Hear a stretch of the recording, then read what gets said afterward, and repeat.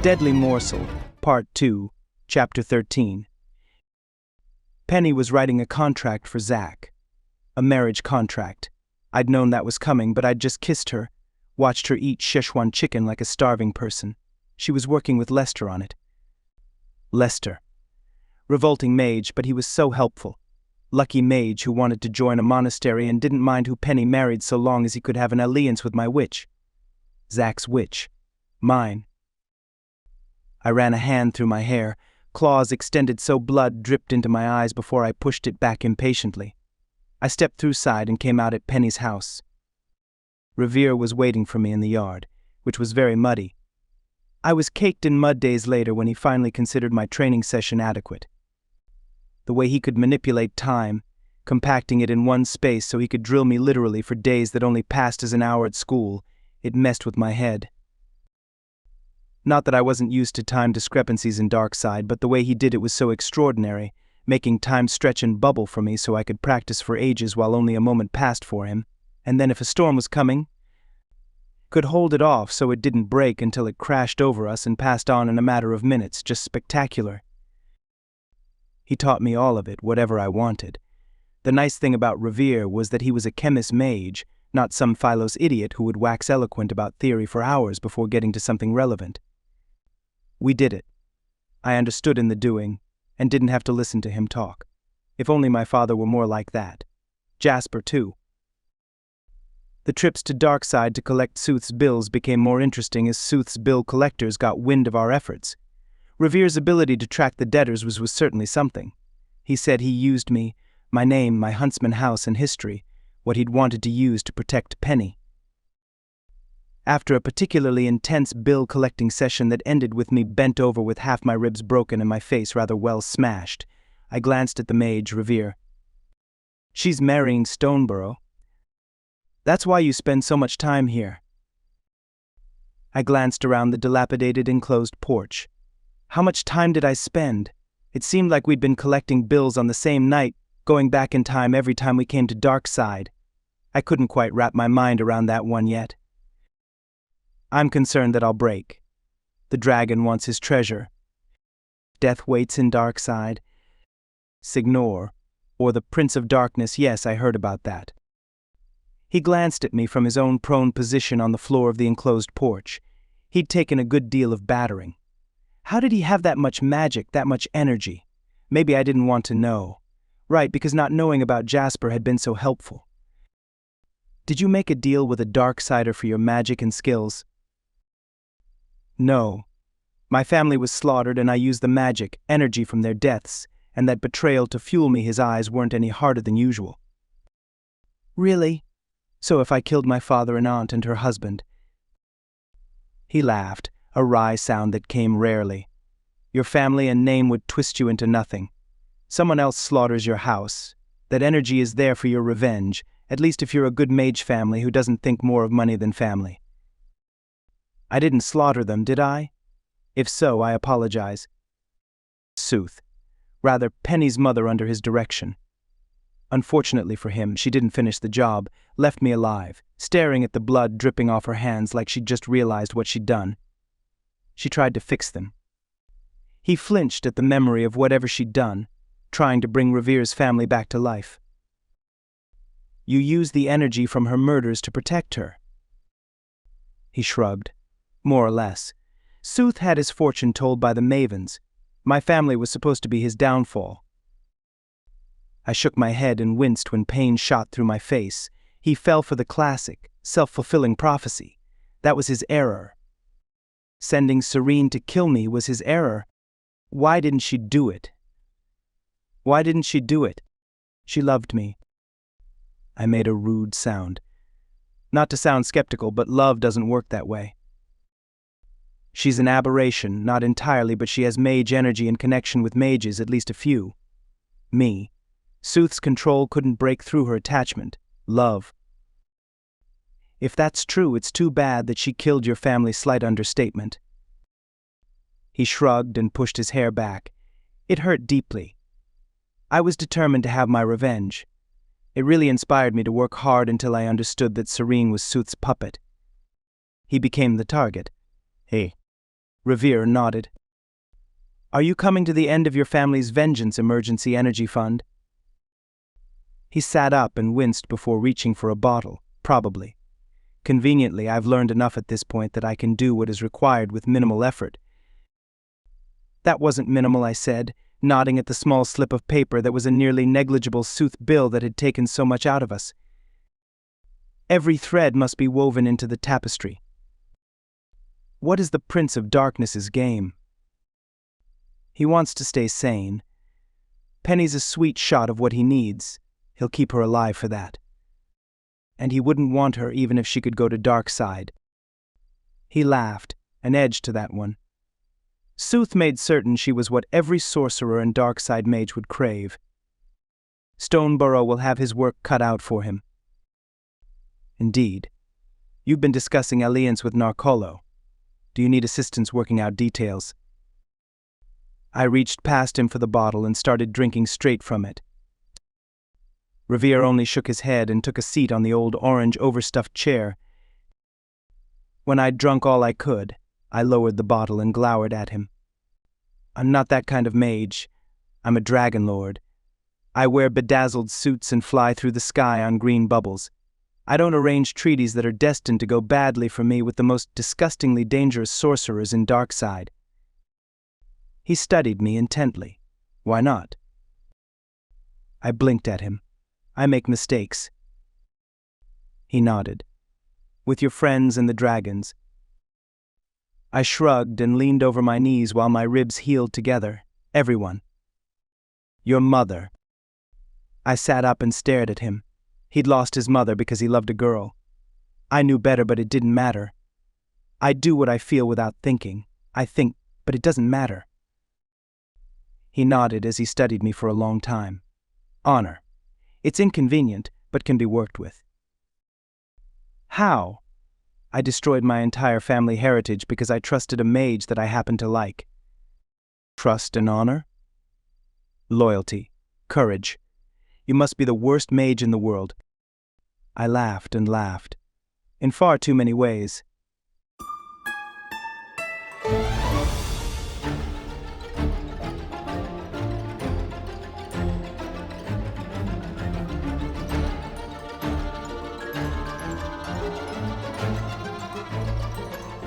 Deadly Morsel, Chapter 14. I had my contract, more or less, but it just didn't seem complete. Of course not. There were 3 signatures I needed. I rolled out some tiny, insignificant herders with some interesting fuses while I put off contacting Signor. I felt stupid calling him for deliveries when I now knew exactly what he used me for, and it wasn't brisk business of the incendiary kind. It left a bad taste in my mouth. Me trading sanity for him not killing me, like I'd asked him to kill me. Also a bad taste in my mouth from... Never mind.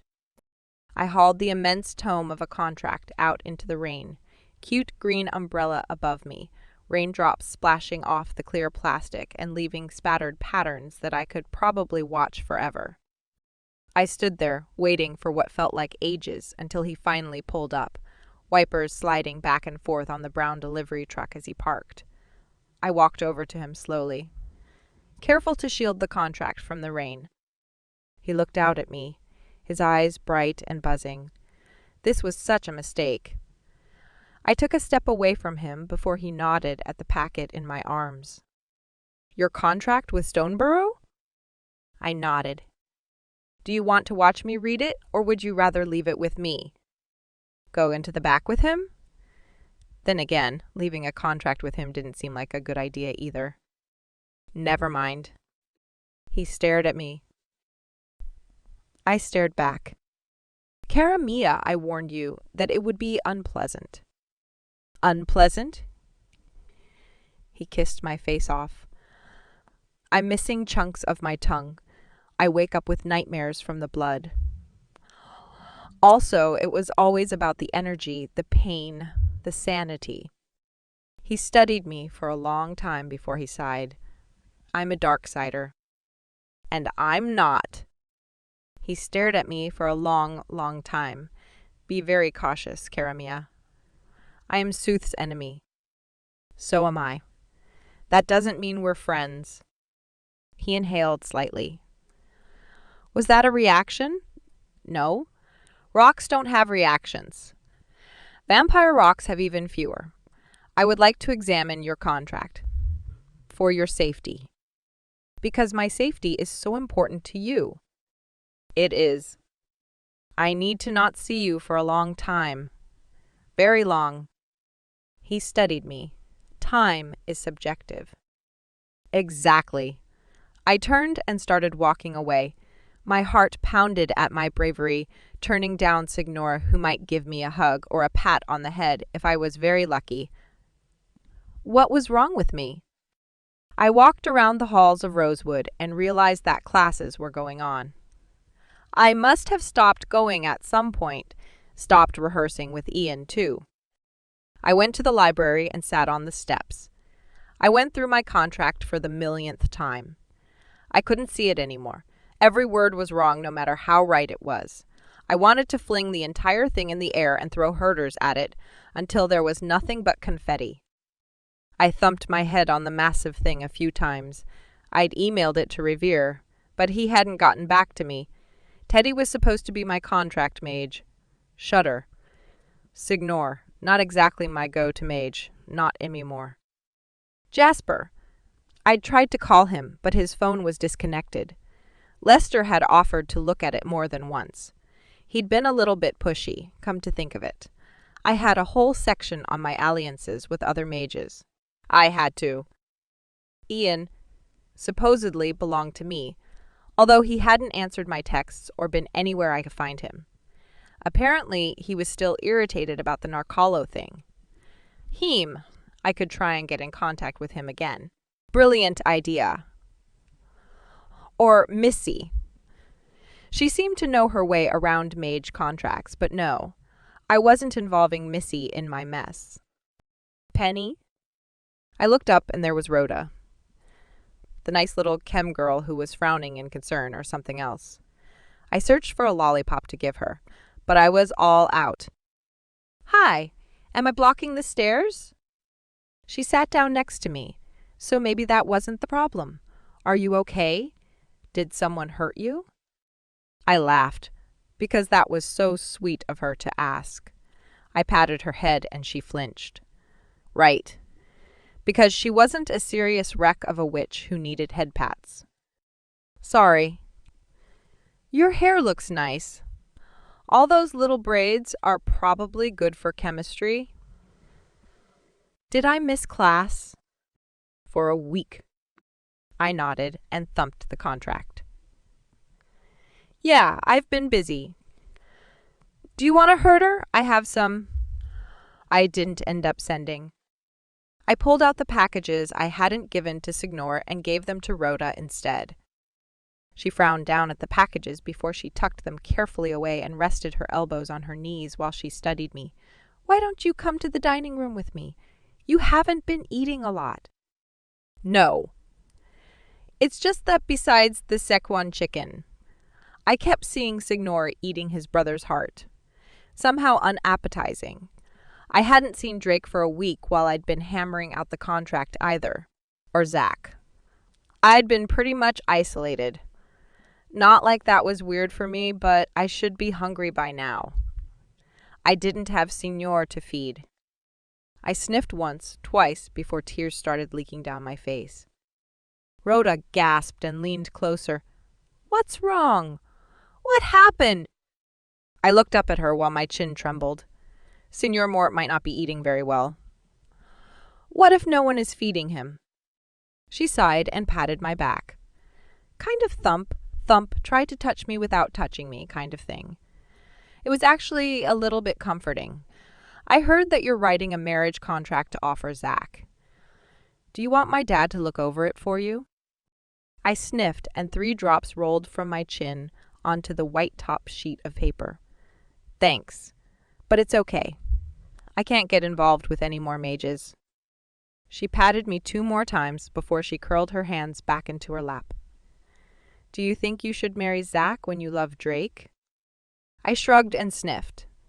probably better to marry a mage you don't love, but I still feel sick about it. Poor Zach. She snorted. He's out partying every night, getting into fights with Ian, trashing things, living it up. Yeah, poor Zach. I turned to stare at her. He's getting into fights and breaking chairs over people's heads. She shrugged. He's also killing it in tourneys. Drake's been owl and Zach's been fierce. He's kind of.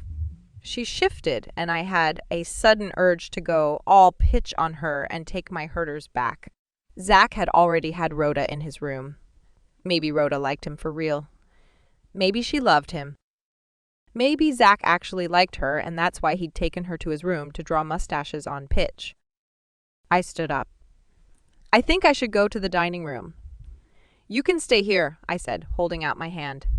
She stayed, frowning at me like she was trying to figure out what was going on in my head.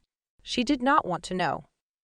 Zach belonged to me, and no one else could like him, love him, or anything else him.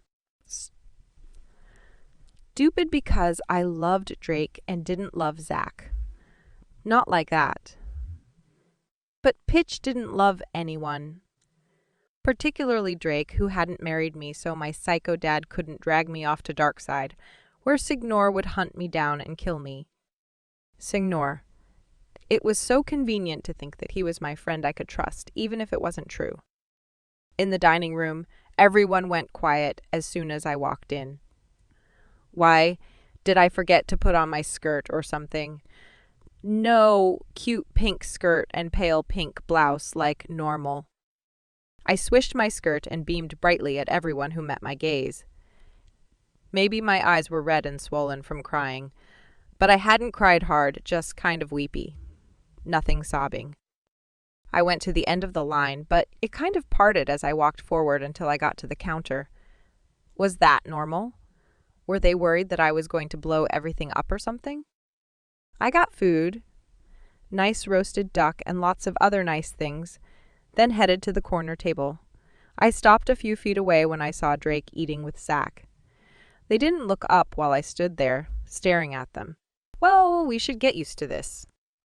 I walked over, pulled out the chair next to Zach with my foot and sat down, thumping my tray on the table next to his.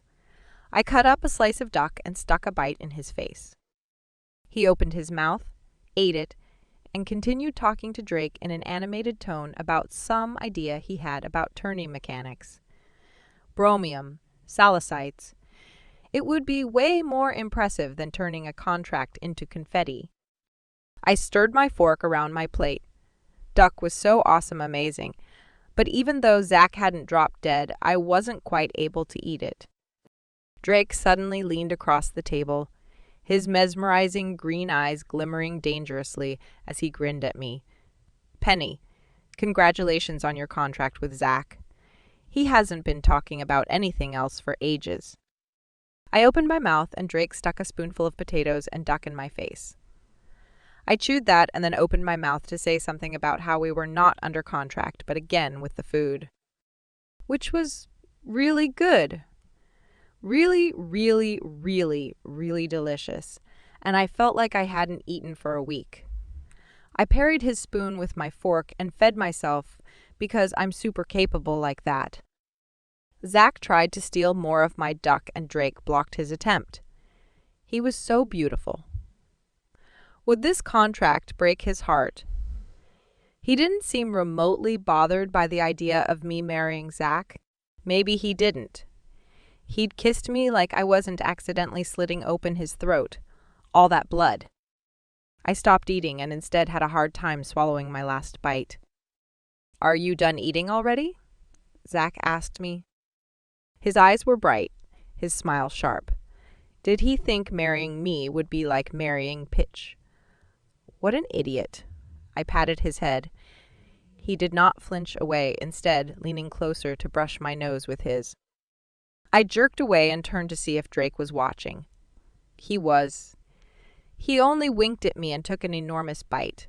I wanted him to take a bite out of me, something. He loved me. Didn't that mean he cared? Maybe it meant he cared more about me than himself. My chest ached and I pushed away from the table. Maybe I couldn't do it. I went into the garden. It was mostly bare, but here and there, daffodils and crocuses were poking their heads out of the ground. Daffodils were poisonous. So pretty. Pretty poison like all the witches and mages at this school.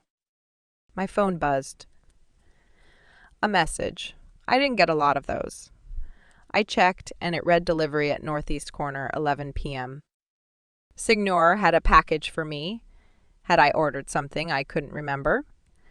Maybe he'd found Revere or Jasper to check the contract for me. That would be kind of nice of him, nicer than poisoning me and blaming Poppy. Poppy. I still hadn't found and skinned the mage who ruined her, Mitch. I couldn't even think about that. Not with the contract hanging over my head. I had to get this done. First thing in the morning, I was going to drop it on Zach's head. He'd either accept it, reject it, or die on impact. 11 o'clock, I turned the corner to the northeast alley, and there was Signor at the base of a staircase that hadn't been there earlier. No truck. I hesitated before I walked faster. He moved away from the stairs and gestured up, giving me space to show that he didn't intend to eat me. His eyes were so dark in the shadowy alley. Wind brushed my knees with fingers of doom. The wind seemed to whisper death and dismemberment, but I only gave Signore a smile and climbed the stairs. It was extremely doubtful that Signor would try to kill me with stairs. At the top of the building, I stood there, clinging to the railing and staring at the tea party, waiting for me along with its surprise guest. A woman sat in her iron-back chair with perfect posture, pouring tea. The feathers in her bow twitched in the breeze, but she didn't act like she noticed. "Sit down, Penny. I understand you have a contract for me to examine." "Grandmama." No one else sounded quite like that. Somehow gentle, yet as immovable as a mountain. I walked over the rooftop towards the tea table and the woman who looked a great deal like me. She nodded and smiled encouragingly as I held back. "Is that the contract?" I glanced down at the sheaf I still had in my arms. I looked up at her and felt like bursting into tears or something else that would be a waste of time. "Grandmama, aren't you a captive in Darkside?" She raised her eyebrows. "Yes. I seem to have been momentarily kidnapped by a notorious Darksider, however. I have 2 hours before I must return in time for dinner. You can't hug me or I'll have your energy and scent. It will have to do for me to assist you in your marriage contract." I leaned over her to put down the contract and smelled lilacs and that indefinable grandmother scent. I inhaled for a long time before I sat across from her. She sighed and shook her head. "So much self-control. You've become a very charming and adept young lady. When you were younger, you'd be in my lap, bursting into tears. I cried yesterday." She laughed, and I felt like I was going to cry. How cool was I? Not very. She focused on the contract, murmuring and making notes in the margins. She cocked her head a few times and then hesitated, frowning. It was page 27, 6th paragraph. She made a few more notes, then continued on. By the time she'd finished, her time was nearly over. I'd just stared at her and remembered all the times I'd watched her frowning over a contract. She was exactly the same, even if she'd aged weirdly in Darkside. What if Poppy was alive in Darkside too? That would be difficult since she was buried in my backyard. Maybe I should dig her up to make sure. Again. She leaned over the table and gripped my fingers. "Excellent contract. You've clearly put a great deal of effort into it. You need to watch your tone. You need to watch your tone. Your willingness for additional clauses makes you look desperate. I suppose you are. Your birthday is coming." I sighed and held onto her fingers. "I miss you." She smiled slightly and brushed my curls away from my face. "I miss you. I'm so glad that you found a mage or two." Her eyes twinkled, and I sniffed a little bit, but didn't cry. I must go. Stay safe, smart, and most of all, true to yourself. Heavens, stay away from that Darksider. All of them, really. I really must. 1 minute she was sitting there, gripping my fingers. The next, poof, nothing but the scent of lilac. I inhaled deeply, wrapping that scent around me like a psychological cloak before I stood and went to the stairs, carrying the contract. I walked down, and there was Signore, waiting in the shadows. I walked over to him and handed him the contract to hold while I put my hands on his head to take his pain. He pulled away and shook his head, smiling slightly. No, cara mia, you won't take my pain. I took too much from you. I owe you a great debt that I will try to repay. I walked into his chest and he gave me a hug. The nice kind of hug only a Darksider can give you. A rock vampire Darksider. Still, I felt better when I pulled away from him, sniffing. Thank you for bringing me my grandmama. That was a good gift. She examined your contract. Then, I am satisfied you will not sell yourself for nothing. I gave him a bright smile even though I felt like weeping. No, not for nothing. I went to my room and worked on my contract again with my grandmama's additional notes until it was hopefully watertight and utterly unbreachable. The next part would hurt. I was pitch. I could do pain.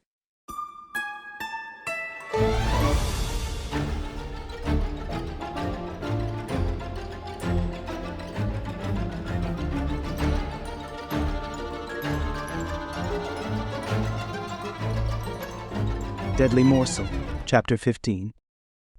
I came back from Darkside and found Penny in my bed. Not just Penny, an enormous contract that she was cuddling instead of my suits or me. She was sleeping but stirred when I leaned over to smell her. I pulled back right as she opened her eyes. Her eyes went big before she narrowed them at me. You took forever to come to bed. Where were you? For a second I let her words mean that we were together and I owed her some explanation before I grinned at her wickedly. Are you looking for seduction? I'm afraid I'm fresh out, but if you cornered Ian. She wrinkled her nose and shoved the contract at me. Read it. I carried it down the steps into the couch. My heart wasn't pounding or my nails trying to change into claws so I could shred the papers to ribbons. No, not at all. This would be pleasant. The kind of pleasure I'd been waiting for my whole life. I sat down with my pen and began to go through it. First of all, it wasn't nearly creative enough. She'd obviously put a great deal of effort into being sensible. No wonder she looked exhausted. Secondly, this was not your generic marriage contract. The form was something new while the content was as dry and repetitive as possible. So creative, but not fun. HM. I looked over at Penny where she sat curled up as far away from me as she could be on the couch. You want to marry both of us? She wrinkled her nose. No, I want to marry Zach while you act as second in case of emergencies. So I'd be the backup husband. If Zach went nuts and tried to eat our children or something, you'd have to kill him and take care of me. I leered at her. That does sound intriguing. If he doesn't go mad, we'd still be bound together, Stoneborough and Huntsman with you in the middle. Penny glue. I can be quite sticky. No. From the lollipops, no doubt I refocused on the contract. It was actually quite brilliant. It would require an alliance with Stoneborough, but Zach had already offered me one. It's almost as though he'd known that Penny would come up with something like this. Not something like this. Something, though. I'd thought she'd wanted me to go over it for another set of eyes, but she was after my signature.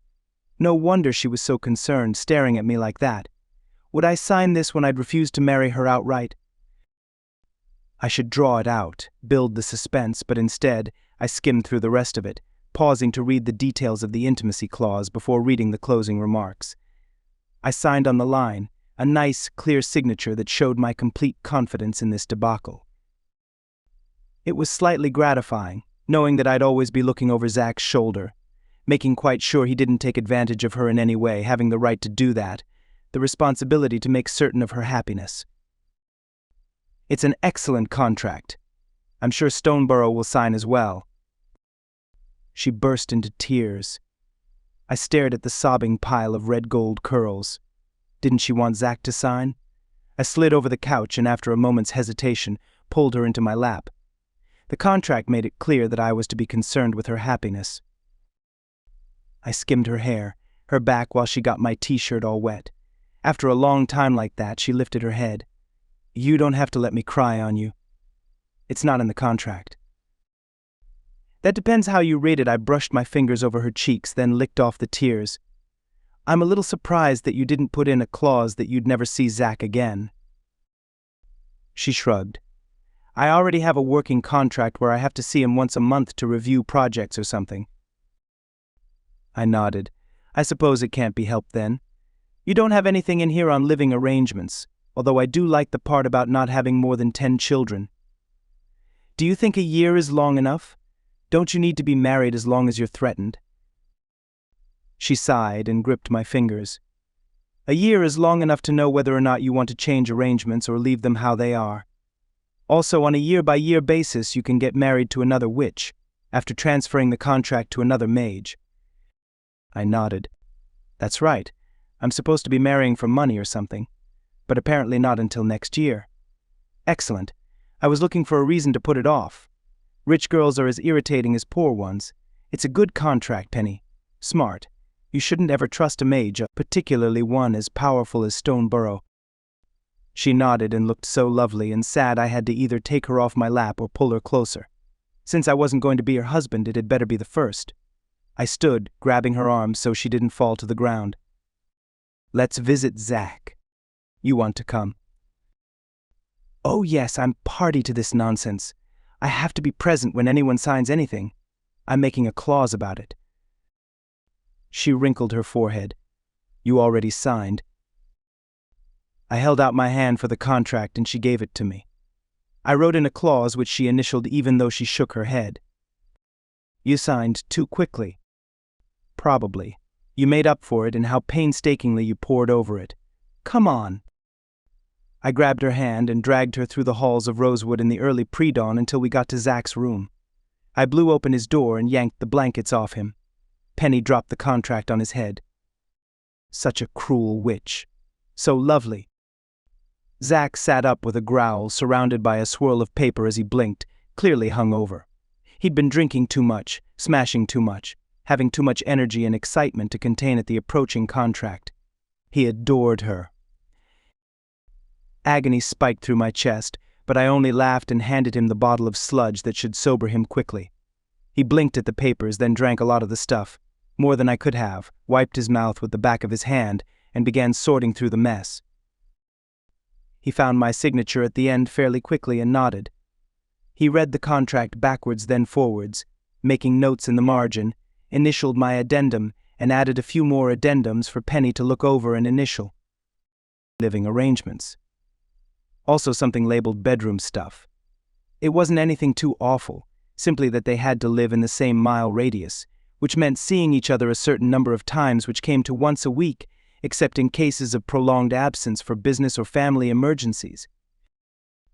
The bedroom clause was clearly about her not being in other men's bedrooms, particularly Lester's. Odd that he'd specified that so clearly. He didn't mention me. Why was that? He didn't specify what was to go on in bedrooms except that Penny would direct such goings-on and her husband would comply with her desires. He had no idea how dangerous it was to give her an open clause like that. He knew she was pitch. Maybe he did know the danger and was looking forward to seeing what madness she came up with. How much of his skin would she burn off? At least I could watch, even if it wasn't my skin. He signed, as I predicted, and I initialed the clauses he'd added. Then it was Penny's turn. She went through, carefully going through all the clauses which she made notes on before initialing, then signing, glancing at me before she pressed her pen into the paper, hard enough to cut into my skin. And that was that. Boosh! Penny exhaled and flopped across his bed, putting an arm over her eyes. That was exhausting. You'll both probably regret this. Zach poked her in the side. I'm sure we will. Come on. You've missed tech class for a week. My mech suit needs you. Drake will talk.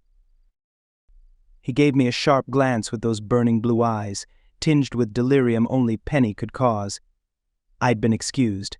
I caught Penny's hand, squeezed it instead of biting her knuckles, and left.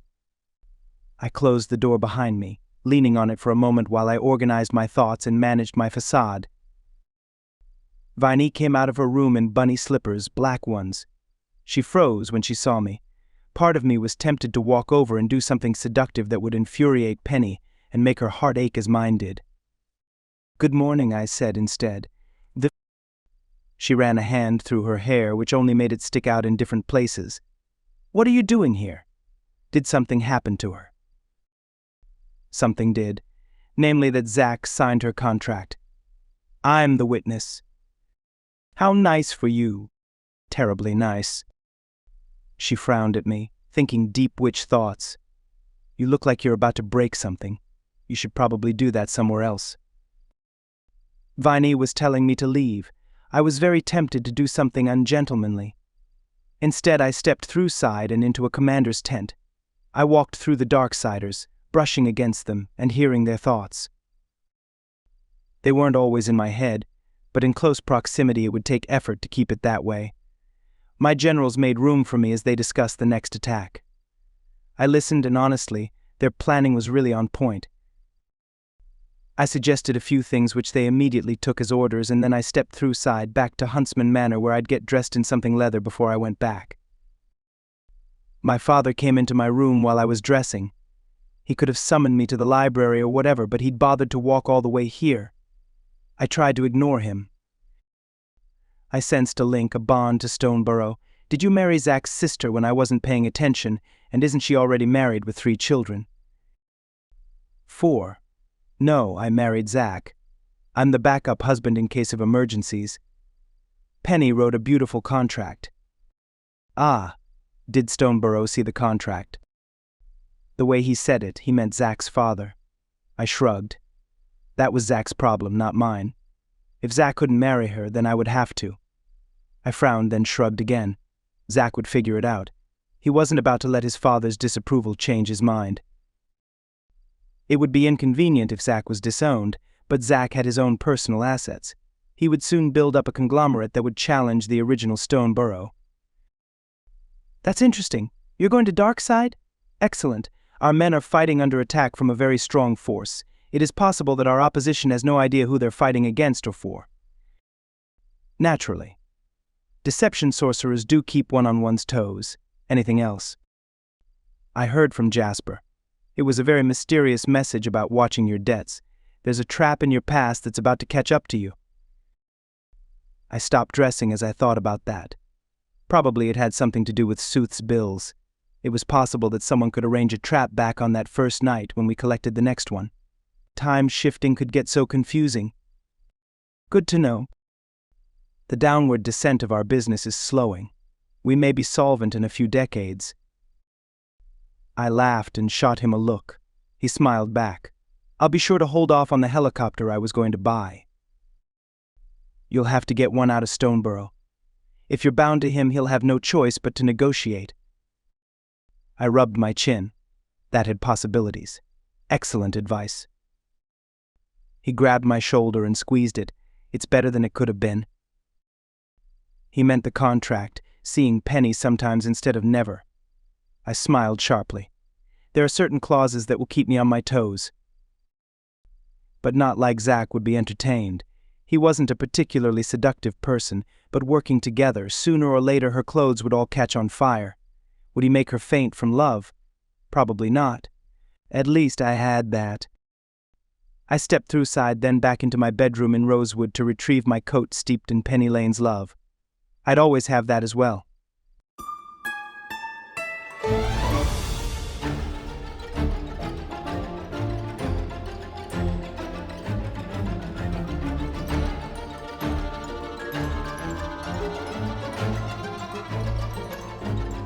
Deadly Morsel, Chapter 16. I went to my classes and fell into life as usual. After class, Ian was in the rehearsal room waiting for me. I hesitated before I approached him, then held out a range of lollips so he could choose his flavor. He didn't even look at them, just stared at me, eyes golden and sparking dangerously. Congratulations on your contract. I smiled and put away the unwanted lollipops. Thanks. He stepped closer to me, took my bag off my shoulder, and led me to the center of the stage, as though I wouldn't understand basic spoken instructions. Sorry about Narcolo, I said as he put his hands on my shoulders, pushing down before he slid between my shoulder blades, the other hand over my front ribs, adjusting my arch. I would appreciate it if you removed the compulsion spell. Compulsion? He smiled slightly, a horrible smile that I never wanted to see again. I am so heavily bound by you that I can't say much of anything to anyone. I didn't know that a witch could do that to a mage. Neither did I. I frowned in deep thought. I had bound him to silence about Narcolo, but it must have bled into everything else. That's so strange. He slid his hands down to my hips, tugging slightly on my turnout. A rush of something went through me as he whispered in my ear, I don't believe you want to play a game with me, Penny Lane. Or maybe you do. His hands were suddenly all the things I'd automatically shied away from. The scent of something far headier than citrus wafted around me and him. Every brush was like sparkling golden light that flickered over my skin and filled me with aching. I should have stepped away from him, but I had absolutely no desire to do anything other than bury my face in his neck and taste him. He tasted like honey, like gold, like dragon, and utter uninhibited delight. He grabbed my chin with his palm and pushed me away. He held me at arm's length and glowered at me. You could at least try to resist. I shrugged helplessly. You should see me when Drake gets angry. Completely pathetic. And Teddy, when he offers me death and pain, completely helpless. I really didn't intend to bind you to anything other than a day or two of silence about Missy's mage. He scowled at me for a long time, before it softened, and he stopped pushing me, crossing his arms instead. Break it, and I won't seduce you. I bit my lip. I'd have to touch you. I'm not sure that's a good idea. You still smell like citrus, sandalwood, and bacon. His lips twitched. Bacon. I promise that I won't let you bite me. He held out his hand. The one I'd scraped my name into, and I took it, swaying in his direction before I got it together. I focused on his energy. The swirling pulse of him. So much pulsing. He was still angry, and that came out in seduction. I pulled out his anger while I was at it. Also some of that seduction energy. He didn't need it. The mark I'd put on him had been twisted and mangled completely out of shape by someone else. Narcolo, probably. How irritating. It took me a very long time to unravel the mess of bindings, and by the time our practice was over, I was exhausted. I shook my head once it released with a snap. I shoved my hair off my sweaty forehead while he rubbed his hand, massaging it. Those fingers. Massaging. I took a step away from him. Narcolo must have twisted it, unless there was someone else you saw on Darkside. He studied me. Interesting. Would it be too much to ask you to touch my bond? I held out my hand, and he put his forearm in it.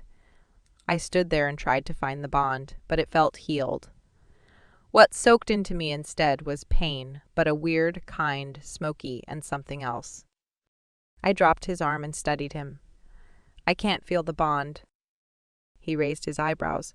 No? You mean I'm not bound to you anymore? I shrugged. I don't feel connected. Do you? He stared at me for a long time. No.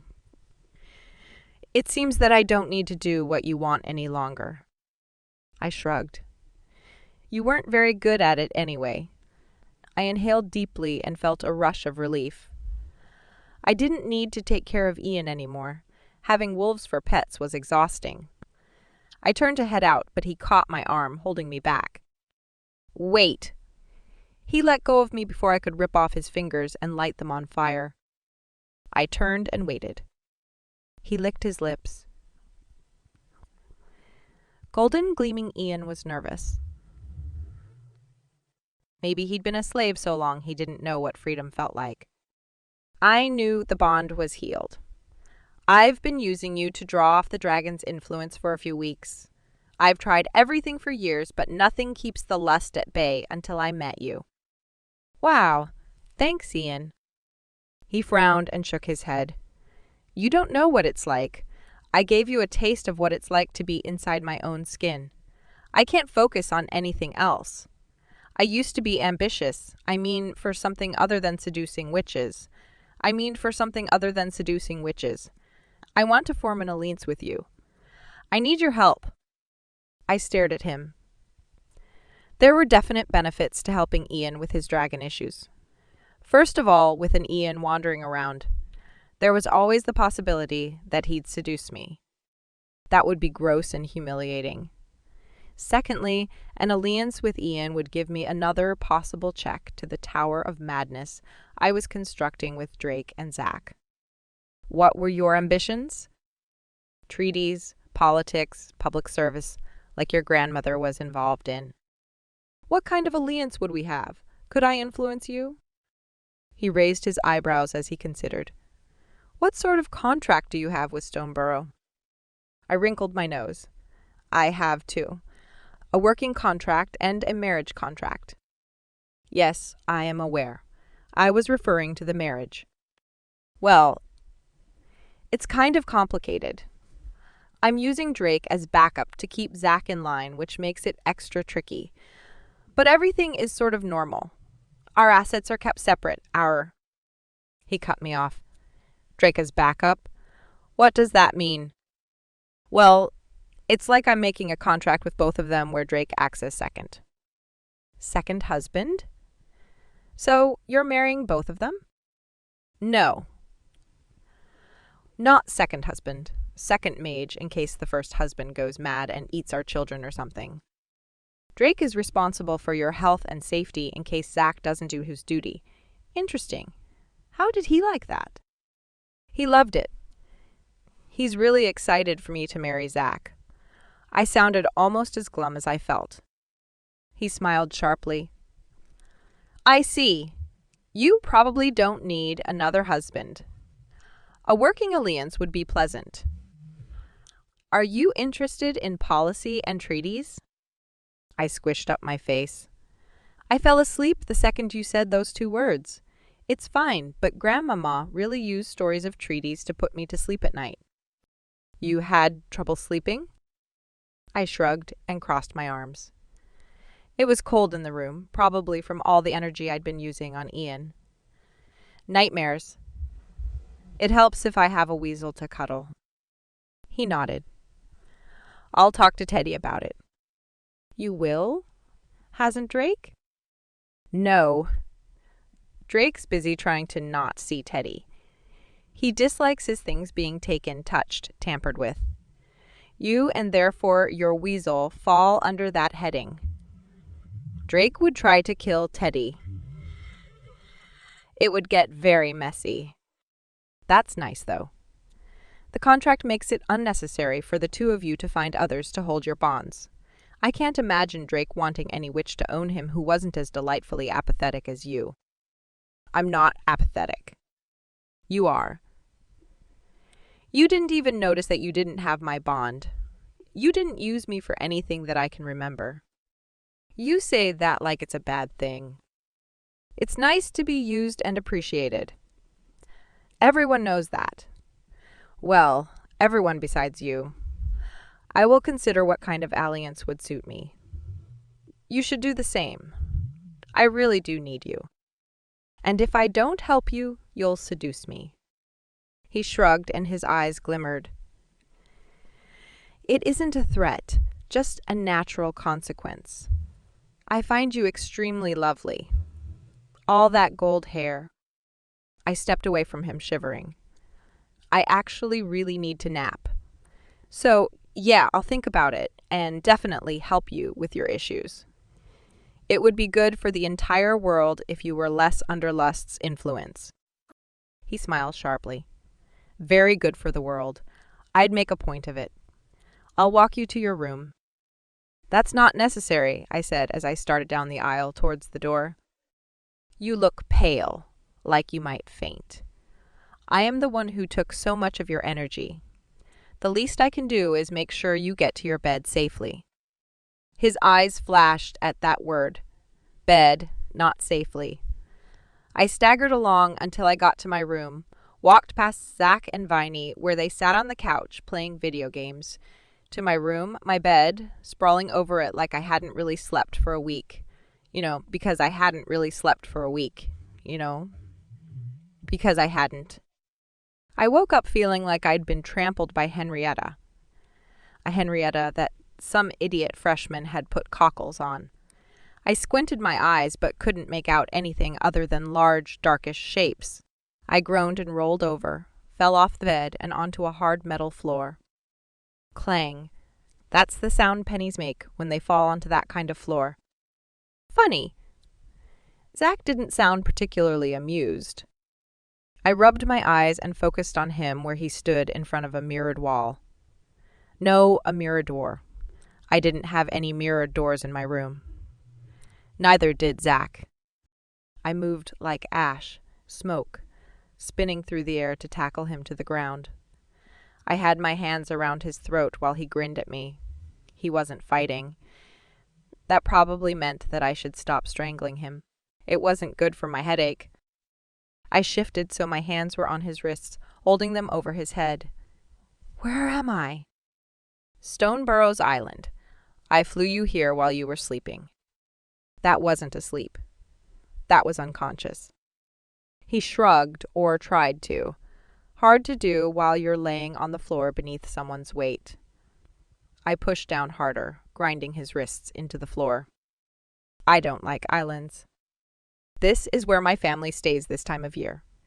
It's in the contract that you need to meet them. You think we need another cray attack here? Or a scratcher? I shivered and felt suddenly nauseous.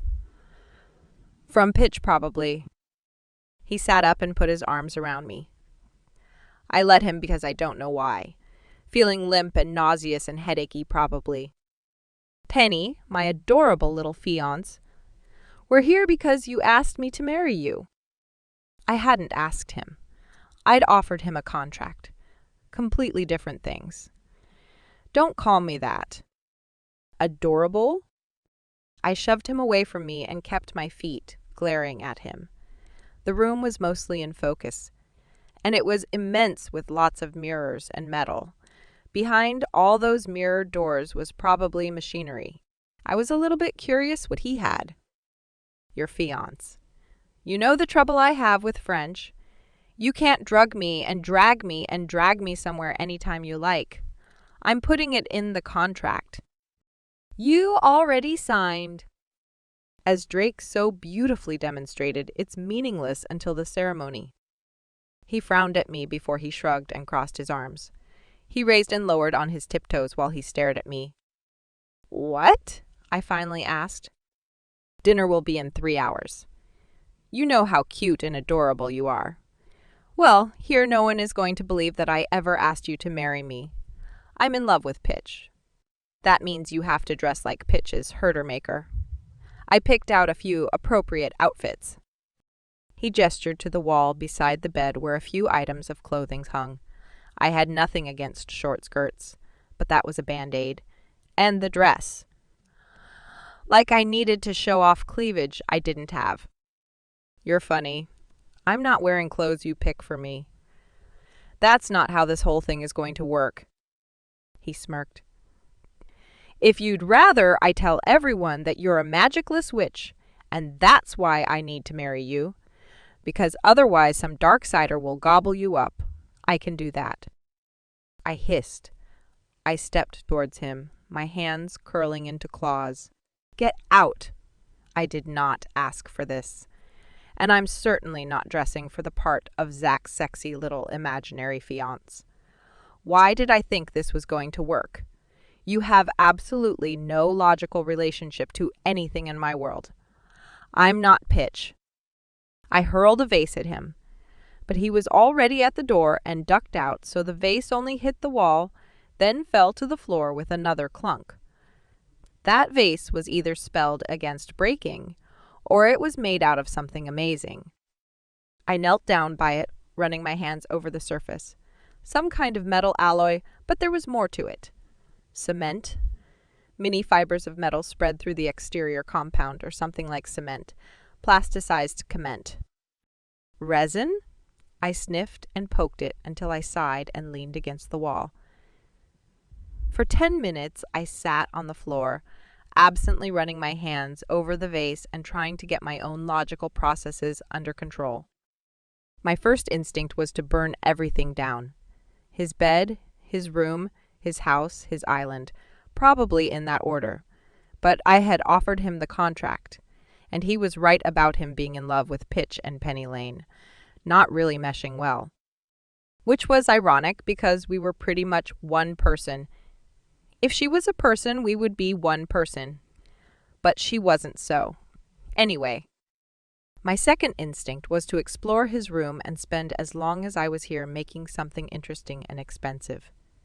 That instinct was pretty good.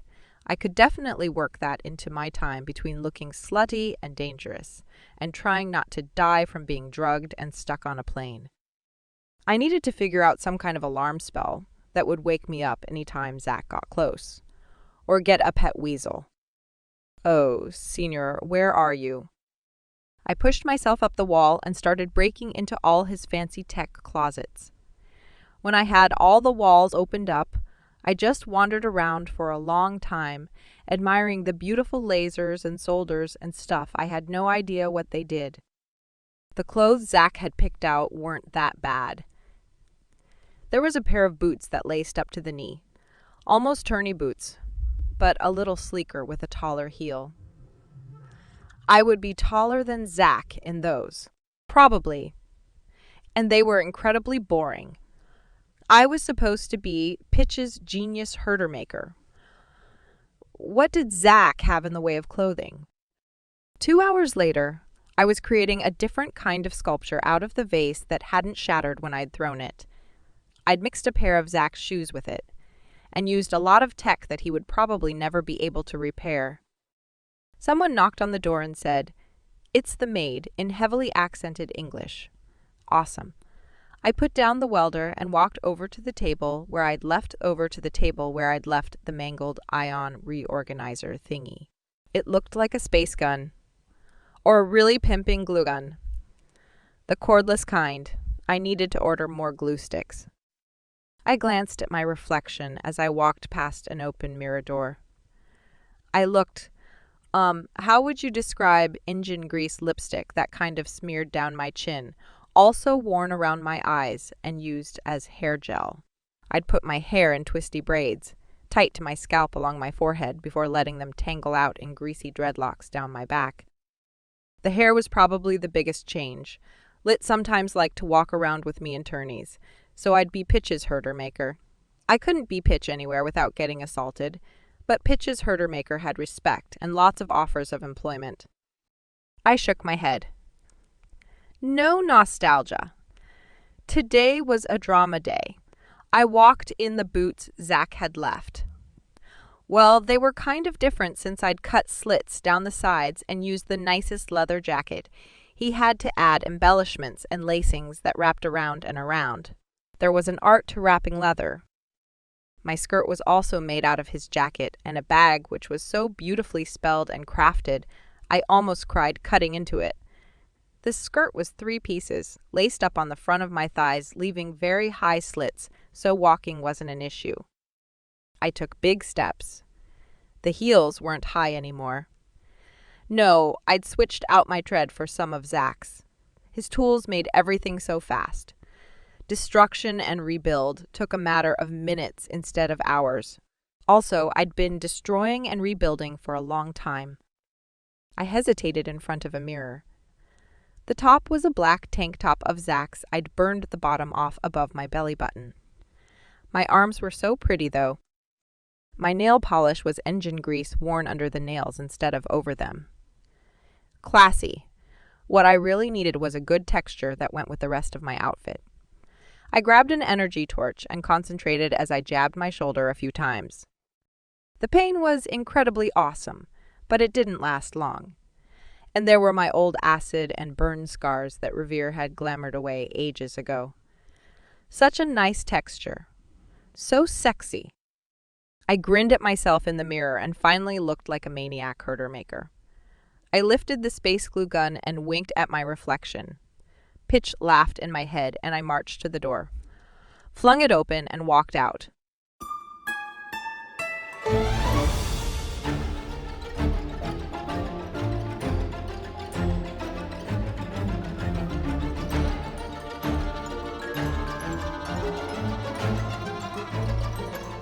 Deadly Morsel, Chapter 17. I spent hours locked in that smoky study with Zack, his dad and mine. Stoneborough the Elder had issues with allergies and sensitivities, and what that meant was he ran a dehumidifier, and an air purifier at the same time. It's not like we were in Darkside or anything, but the result was a steamy, foggy atmosphere that I had a hard time breathing through. I don't understand why you would sign this contract without first getting my approval. He sounded so puzzled and looked so sweetly bewildered. Zack had gotten his fake sweet persona from his father. It helped to have a bald head and spectacles, also to wear a bathrobe with polka dots. Penny would like that bathrobe. I still needed to get her a wedding present. It would have to be as big as the coat I couldn't seem to take off. That was extraordinarily huge. Getting Sinner Mort back would be a start. Ian had cornered me, told me that Teddy was taking very good care of Sinner Mort, and how did I feel being married to Zack? That reminded me I should listen to him. She's Pitch's herder maker. You know the tech she's capable of. You've seen samples. You should congratulate me on my ability to get a contract of any kind with her, much less two. But marriage, Zachary.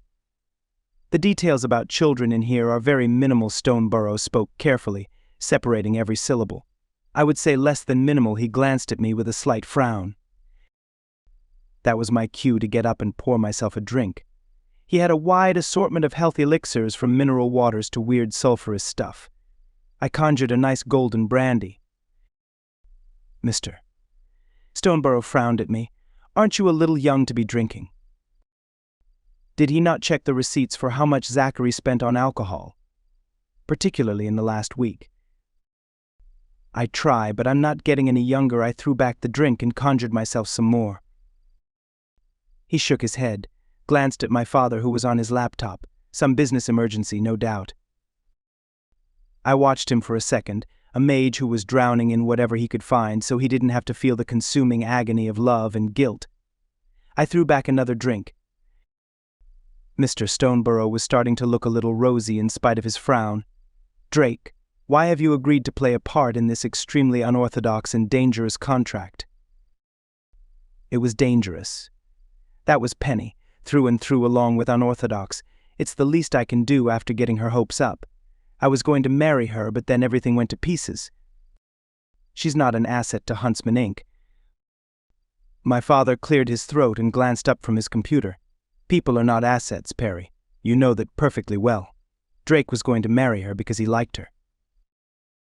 That's what I'm concerned about, the lack of details in the bedroom clause. It won't do for Stoneborough and Huntsman to go to war over a woman they can't share. We won't be sharing, Zack said, scowling at me for some reason. Oh, because I could drink and he could not. He was trying to prove he was a reasonable and responsible adult who could make this kind of decision. I raised my glass to him, then drained it. If that's your intention, why haven't you written anything more detailed in the bedroom clause section? Also, why couldn't you have named it a little more elegantly? Zack licked his lips, eyeing my drink. I didn't specify because I think it's probable that at some point, probably early in our marriage, she'll have lapses with Drake. You know how females are with him. I want it made perfectly clear that whatever she does with him, she still belongs to me. He sounded so odiously content at the idea of owning Penny Lane. Mr. Stoneborough adjusted his glasses and peered at another line on the contract. There's a lot of repetition. With slight changes of meaning, Zack said, defending her nobly. I was going to throw up. No, I'd drink something stronger. Are you going to object to the marriage? My dad asked, voice no nonsense and direct. We might finally be getting somewhere. Mr. Stoneborough frowned for a few seconds before he shook his head. The girl's tech is more valuable than any ordinary dowry. No, I will not object, but the wife. Mrs. Stoneborough would be at the party later where we'd all get to see Zack walk around with his new fiancée. Zack went a little bit pale and eyed my drink with longing. I gave him a sharp smile and winked at him. Witches adore Penny. I'm sure they'll get along famously. Mr. Stoneborough waved his hand. It's almost time for the party. You should have consulted me, had our team go over the contract before signing it. Zack shrugged. You know that the chance of me actually getting married was incredibly small, but with Penny we can spend days and days working and not talking about anything other than how to perfectly charge something. She's the most restful person I've ever met. Restful, mister. Stoneborough's eyebrows rose in alarm. Zack shrugged. I couldn't quite get used to Zack without his usual glamour. His father didn't approve of his pretend soft face, but his actual sharp features and devil eyes didn't go with that sheepish expression. He really shouldn't try. In an exhilarating manner, my father said, putting a hand on Stoneborough's shoulder, I met the girl. She's remarkably cool-headed, sensible, clearly not in it for the games.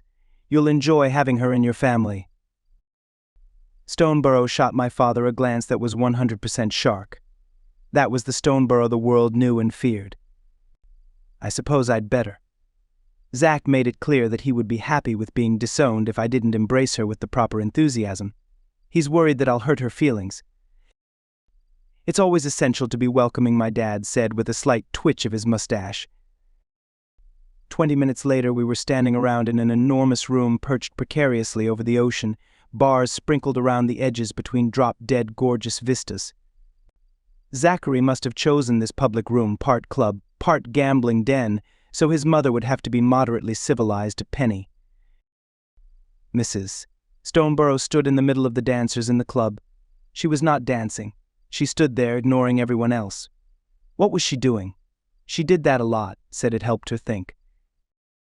Sometimes she supposedly caught a stranger trying to grope a girl and did terrible things to those inappropriate fingers. She was a stickler for all kinds of morality, which made her standing in a dark room with flashing strobe lights slightly incongruous.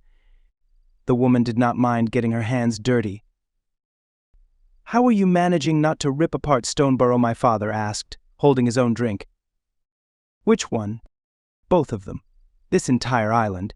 Do you know how many black market arms dealers are here? How come you know so many of them? He laughed. As though you don't know all the up-and-coming criminals in our business. Is that her? I turned to look at the doorway. I blinked twice and then smiled and slumped back against the marble pillar behind me. She'd brought a glue gun. She was probably going to glue gun a mustache to Zack's face. That would show him that she wasn't some Barbie doll he could dress and undress any time he liked. I nodded decisively before I glanced around to see the impression she made on anyone who was paying attention. Everyone was paying attention, and the looks ran the gamut from mystified to lustful. Lustful. Had I missed something? I refocused on Penny and her legs. Her skirt, which seemed to be pieces of leather stuck together and pierced with an assortment of spikes and safety pins, had slits up the front of each thigh. High slits. More loincloth than skirt, and the fact that it looked entirely held together by glue, yes, lustful was probably the correct reaction. Such exquisitely long legs. Those legs could strangle a man in the woods, and would always have the perfect uncocked knee. Her boots were more of the same, slashed leather and strips that wound around each exquisite calf, while her top. Forget her clothes, what was going on with her shoulder and arm. Those were scars, deep scars, layers and layers and layers and layers of scars. I took 2 steps towards her before my father jerked me back, his fingers digging into my shoulder. The entire purpose of this is to show that she belongs to him. His growl was harsh enough to sink through the rising mindless green. He was right. I had to be Zack's best man, Penny's emergency backup. I leaned heavily on the pillar and assumed my nonchalant and bored facade as I watched the show. Penny walked to the first table filled with mages and tossed her glue gun into the center. It made a slight blue lightning flare at contact, which several of the mages quickly harnessed and diffused. She took a seat and spoke to the mage who had worked quickest. I spelled so I could hear their conversation. Seemed to have broken it. You can fix it. He was older, maybe 10 years my senior, one of Stoneburrow's best. He worked on the glue gun that apparently didn't have any glue at all, and disassembled it in record time. He examined one part after another, then replaced a little glowing blobby thing with a part he took out of his jacket pocket. When he went to reassemble it, Penny put her hand over his, making him freeze up in shock, horror, and something else. She smiled brightly and cocked her head. "You don't mind if I take over, do you? I have some ideas about modifications." She spun pieces and parts, sticking some in her mouth which might have been toxic, but she liked putting dangerous pieces of equipment into her mouth. She was like a 2-year-old. 5. Something. A few minutes later she had something resembling an egg-beater canoe. Some swirly thing came out the front and the rest was sleek and metallic. "Shall we test it?" Not in the club.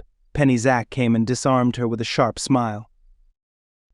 She reacted to him without his glamour in an interesting way. At first she jerked away, then she leaned closer like she was smelling him. Or maybe she'd bite his face off. "You're going to make me think that tech mages aren't any fun," she smiled sharp and dangerous before she leaned over the table, revealing so much leg I almost had a heart attack. "Thanks so much for the demo." "Apparently you boys live up to your reputation." She straightened and turned towards Zack, slipping her hand in his arm and pulling him close. "Interrupt me again and I'll burn this place to the ground." Her smile was so bright, so sharp, so delicious. She let go of him and walked off, swinging her hips in the ridiculously low-slung skirt loincloth. The back of her spine was remarkably smooth and perfect considering the curse that lived there. The curse. That's what all of this was about. Penny needed to marry a mage, and that meant not melting down here. What could I do to calm her down? Food. I could steal her away and kiss her until she forgot about everything, but I wouldn't want to stop. Ever. I wouldn't be able to let her go. I exhaled and forced myself to stay exactly where I was. Zack was up. He watched her go, his eyes thoughtful before he circled around in the opposite direction she was headed. He was going to let her be Pitch's herder-maker. Hopefully that didn't mean burning us all to ashes. No, actually, hopefully it did. Penny went onto the dance floor where Mrs. Stoneburrow stood, an isolated spot of serenity in spite of the chaos. Penny didn't dance. She just walked around, openly staring at the dancers like they were animals in a zoo. A few guys asked her to dance and she just ignored them. "Are you having fun yet?" I turned to glance at Zack. "So much." "Wear a glamour of me. You're too ugly." Tell her that you're wearing a glamour. Smell like black cherries." Why would I do that? She's not the only one who wants to burn this entire place to the ground. I wouldn't mind. I turned to look at him. "Zack, playing penny games can get very strange very quickly. I don't think you're ready for this." "She needs to dance with me like she wants me. That means you." "She can't dance." "Ballet, yes. Anything else, no. Besides that, your mother could tell it was me in a glamour. She knows all, sees even more." "Have your father flirt with her?" I laughed and patted his shoulder. "The answer is no. Do you know why? If I touch her here, I will not stop. I will not let her go. I will sink my claws into her arms until blood streams to the ground, and I will take her somewhere very dark and very cold, and I will never come back." Steam curled from my nostrils. He stared at me for a moment before he took a step back and nodded. "You seem fine." I gripped my glass and smiled at him. "Oh, I am fine. Ask any witch at Rosewood. What I am going to do is go to the bar and stay there until I can't walk." "Then you'll probably stay there longer than that." I shot him a hard smile and headed to the bar. I'd almost agreed to his imbecilic idea. He had no idea the kinds of games he played. Did I? I sat down and ordered 5 glasses of rum. It was a rum kind of island. Each drink had an umbrella. I spun the orange papery thing in my fingers. Penny would love drinks with umbrellas. Someone put her hand on my shoulder. Nails dug in. This was her traditional greeting. I wasn't really in the mood for killer, but it didn't matter. It was rude to have a shield in such a crowded room. Unfortunately, I was on my best behavior today. If you want to keep that hand, I suggest you remove it." She laughed a blood-curdling rumble, then sat down next to me, leaning against the bar, legs stretched out so anyone walking by would have to take the long way around. "Aren't you going to look at me?" I turned my head, and there she was, hair a mixture of reds and golds this time, face coated in exotic makeup while her legs were tightly clad in leather. The corset bustier thing reminded me of Penny's swimming suit. I turned back to face the bar. She elbowed me. "Ow." "Drake, what brings you here? I haven't seen you for years. You're all grown up." "It was last summer. You said the exact same thing. Of course, you were drunk out of your mind and probably said that to everyone before you tried to kill us all. It's a pity you don't remember. It was a great party." She laughed. "Oh, you were at the anniversary party? You must have gotten there after I'd already started drinking. Uncle Stoneborough is too sober. I have to drink to compensate for his sobriety." "Put it that way, and you sound like a saint." She snorted. "I'm just honest about what I am. Tell me about Zach's whore." I swallowed hard, and my hand started trembling. Penny was many things. Whore was not one of them. Watch your mouth, or I will remove it. "How can I watch something on my face?" "It's true, then. You were going to marry her, but then you traded her to Zach for something instead." "That was an interesting rumor. Our engagement was a matter of public record. I don't remember you being a harpy. You used to cause gossip, not repeat it." She laughed. "I'm getting old." "You did know that I retired last season, didn't you?" Had I known that? I didn't exactly keep up with tourney news these days. I glanced at her then at the dance floor where Penny was examining a particularly well-crafted pair of pants. A girl happened to be wearing them. "I did not. I thought you were determined to die on the fields with your partner. What was her name? Something destroyed." "Hope destroyed. She married a mage. It wasn't the same without her. She sounded so sad. Probably like Penny felt after she'd lost Lit. It was still mind-boggling to think of Penny as Pitch. I couldn't help but look at Penny again. She was talking to the girl about her pants. I didn't have to hear her with the way she gestured, and then the girl started talking animatedly until they were probably best friends forever. Killer stood up and walked over to Penny, pushing through the crowd like she enjoyed the conflict, which she did. I itched to head her off, but instead I watched. Penny was Pitch. She could hold her ground against a second-tier tourney player like Killer. Killer shoved the girl Penny had been chatting with so pleasantly. Penny moved fast, kicking out Killer's feet out from under her while grabbing the other girl and keeping her on her feet. After that movement, a spin of extraordinary grace that belied how horrible of a dancer she was, she landed with one boot sole on Killer's chest, staring down at her. I used a spell to listen to this conversation. Zach's marrying Pitch's herder maker. Never mind. I didn't need a spell. Killer's voice was loud enough to cut through the music and chatter.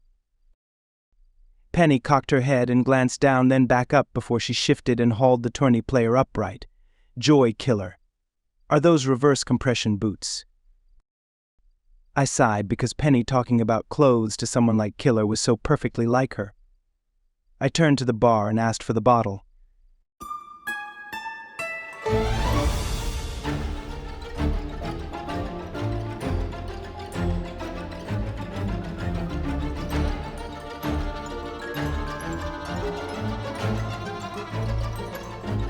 Deadly Morsel, Chapter 18.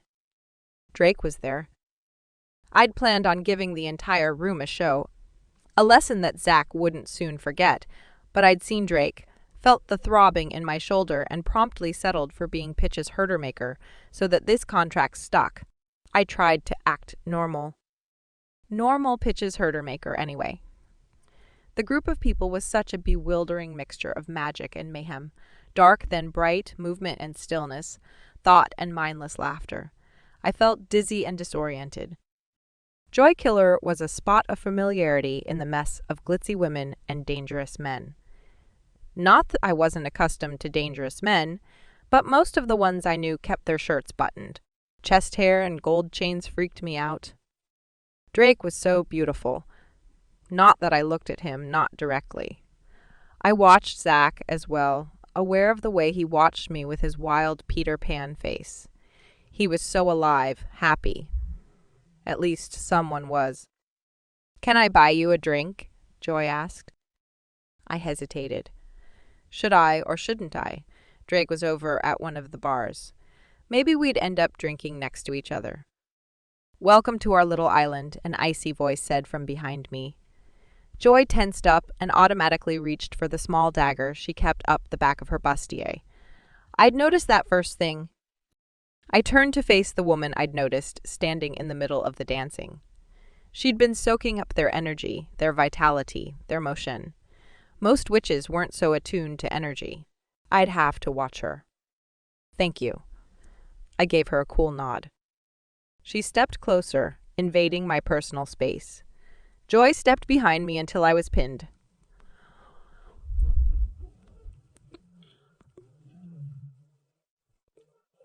Was this going to go sideways? I glanced over at Zach, and he stared at me openly, drinking his bottle of water, and gave me a small smile that only looked like a smirk. He was much more the kind of mage who belonged to that face than the other one. The pretend face, than the other one, the pretend face. I never would have thought he was nice. "You offered my son a contract without first applying to me or my husband." I stared at the woman, her sharp nose, chin, and cheekbones, strangely soft curls framing her face, and clothing of all shades of brown and orange, and none of it modern or stylish. She had an orange fuzzy sweater that reminded me of the cat, Peanut. And why a sweater in the club? It was warm enough that I was barely chilly in my tank. "You're very good with energy." She lifted her chin slightly. "Am I?" I gestured towards the dance floor. "I could see you soaking it up." I thought some of their tech had a woman's touch. She smiled slightly. "It isn't common knowledge that I'm involved in any of the technological aspects." "Your secret is safe with me."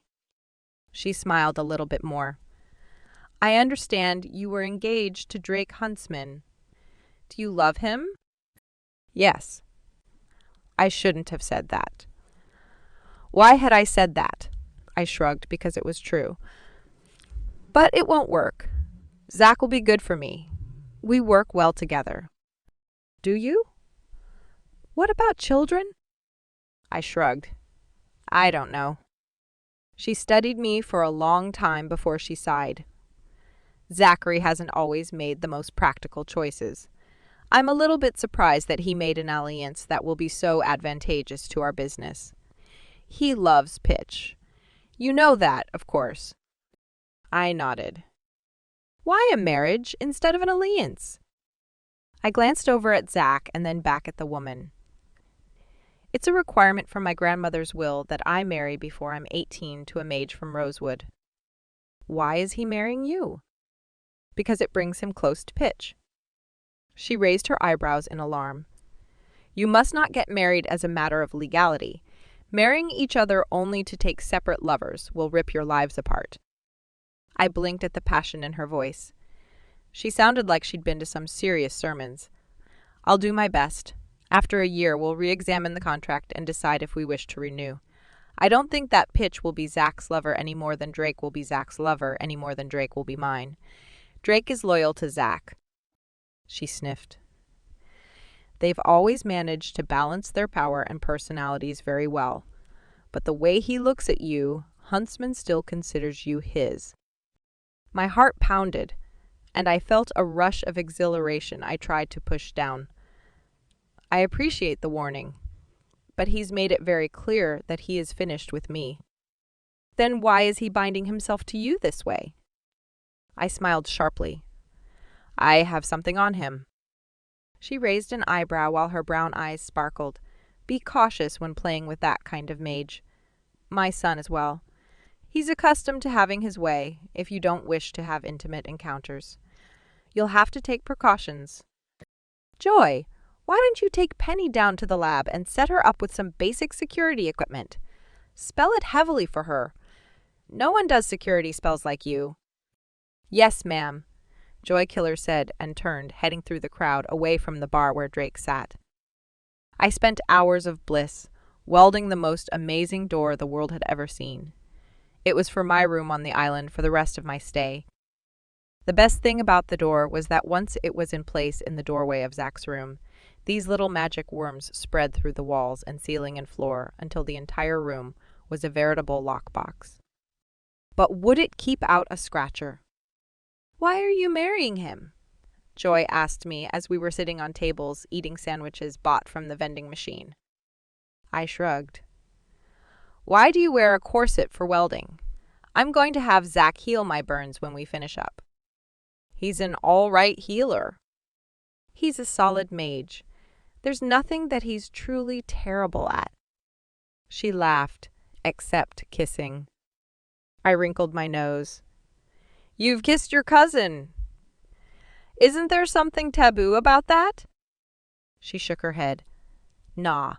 Who else are you going to experiment on?" I leaned closer to her. "You've actually kissed him." "What was it like?" "You haven't kissed him. You should. Stoneborough will want children. Zach's sister was fierce, didn't want any kids, but they tied her down to a silver-tongued mage who talked her into one more and one more until they have 4. I don't think they're done." I rubbed my arms. Children were so sweet. Zach was good with animals. Did that translate to children? I should see him with his sister's kids. Drake, he was incredible with my princesses. I shook my head. "That's not an issue. Either we do or we don't, but I'm not making any promises. What about you? Did you really retire from the tourney? You were such a great performer?" She inhaled deeply. "It's just my tech work that was so high quality, mostly because I have access to the world of Stoneborough. I wasn't ever on Pitch's level. You don't ever play in tourneys, do you?" I shook my head and took a big bite out of the slightly soggy chicken salad sandwich. For a vending sandwich, it was seriously top quality. She didn't say anything else, didn't push me for herders or pitch, just let me head out of the lab and into Zach where he leaned against the wall opposite the door, arms over his chest. I walked past him, but he fell in beside me. "What did you do to my door? I can't get in my room." "It's not your room. It's mine. Drop dead." He grabbed my arm and I didn't dislocate his fingers and light them on fire. "I'm sorry about dragging you here without telling you." "And the skanky clothes?" He smiled slightly. "You do realize that everything I gave you was less revealing than what you made for yourself. I only had the materials on hand to work with." "Did you really kiss Joy?" He laughed and let go of my arm, walking ahead like we were going to my room together. "We weren't jealous." "Definitely. I want to kiss her. She's pretty open-minded. I'm sure she'd do that for a dare or a herder." "She thinks that I should kiss you." "We kissed. Cheeks, remember. That's all we need to know about that." I grabbed his arm and pulled him to a stop until he was facing me. "Zach, maybe this is a mistake. Your mother is right. Us being in love with different people is asking for heartache." He studied me for a very long time before he leaned close and kissed my forehead. It was a slow kiss, solid, steady. "Now we know?" "Know what?" His lips twisted into a sort of smile. It was better than Joy's kiss. Viennese, too. "Joy is a terrible kisser. That's what she said about you." He snorted and started walking again. Drake went back to Rosewood. "You won't run into him again here. You should do the whole bondage thing when we get back." "Excuse me?" "Don't get so excited, Penny. I'm talking about his chest and your shoulder. I should be there, so it's really awkward." "Yeah, because the whole marriage contract thing isn't nearly awkward enough. You need to go through all that effort to keep me out of my room. I'm shipping one to Rosewood. They're so beautiful. I think it would keep the window from being blown off, too. I shivered. Zach took my hand and squeezed it. His hand was so warm, and he didn't take it and drag me somewhere. Just held it, kind of loose and sturdy. Nothing is going to get you here. I don't have Drake's vulnerabilities. Are you sure about that? Don't tell me that you didn't do your research. I'd done my research. Stoneborough was first defense, second defense. If I wasn't safe here, I wasn't safe here. I wasn't safe anywhere. When I got to the room, a red-haired man was sitting cross-legged on the floor, poring over a laptop. Drake? My heart stopped, and I yanked my hand out of Zach's. The man raised his head and smiled beneath his mustache. Drake's dad. I sighed as Zach nudged me and headed over to the man who rose gracefully to his feet. Huntsman, what can I do for you? I have a few words for Miss Lane. Zach glanced at me. I shrugged. He took a few steps away and leaned against the wall, arms crossed, while he watched us like a hawk. Or a fox, something wild and feral. Drake's dad lifted his hand, rubbed his nose, and then it became a little quieter. He must have spelled a sound shield and scratched his nose at the same time. Tricky. I saw the contract. You don't have to do that. I stared at him. I have to get married before I turn 18. You're binding Stoneborough to Huntsman to protect Drake. It's very clear to all of us, except Drake, I think. I looked over at Zach, then looked into Drake's dad's dark eyes. He nodded. He knows. I shrugged, rubbing my cold arms. It's like you, scratching and spelling at the same time. 2 birds with 1 stone. Is that right? Are you certain you wouldn't rather marry Lester Creighton? Lester is great. He's going to join a monastery brotherhood, so he'd be an extremely easy husband, but I'd have to marry him without a contract, since Zach and Drake wouldn't let me sign one with him. A monastic brotherhood? That explains his appeal. It doesn't explain why Zach is so paranoid about him. I didn't begin to understand Zach.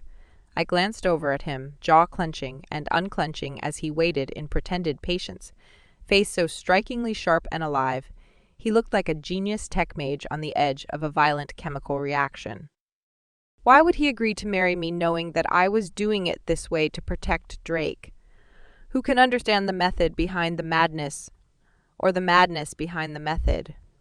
I'm glad you're back. Drake needs you. He raised his eyebrows, dark eyes specked with green, that glowed for a moment. I could say the same about you, Miss Lane. A difficult reality of life is that you cannot always have what it is you need. He tilted his head at me and walked out of the soundproof bubble, towards Zach. He held out his hand, holding the laptop with one strong arm, fingers more sinewy, larger and worn than Drake's hands. I turned and ran into the bedroom, slamming the door behind me with a clang and a bright purple light as the entire room engaged. I flung myself across the bed and screamed for Zach, Drake, and Signor Mort. Also, for me. When I woke up in the night with a clawing scream in my throat, as memories of my father ripping out my ribs filled me with pain and fear, I stumbled out of bed out the door and over the mage sleeping in the hall. I landed on top of his body and for a moment gripped his wrist and inhaled the skin of his neck. Zach. He put his hand on my hip, and the circuit connected us. The fear slowly leached away, leaving me shaking against him. I thought you'd have a nightmare and come looking for your weasel. You thought I'd settle for a fox? He laughed, sharp. Is that what I am? Clever mage. What else would you be? Teddy has Senior. Let's go kill him. He ruffled my hair, then made a sound. What you did to your hair is incredibly unethical. How are you going to get out all the knots and engine grease? It's not as bad as pitch. I guess that's true. I felt him press his face against my hair and inhale, his chest rising against mine in that inhale until I sat away from him, heart pounding.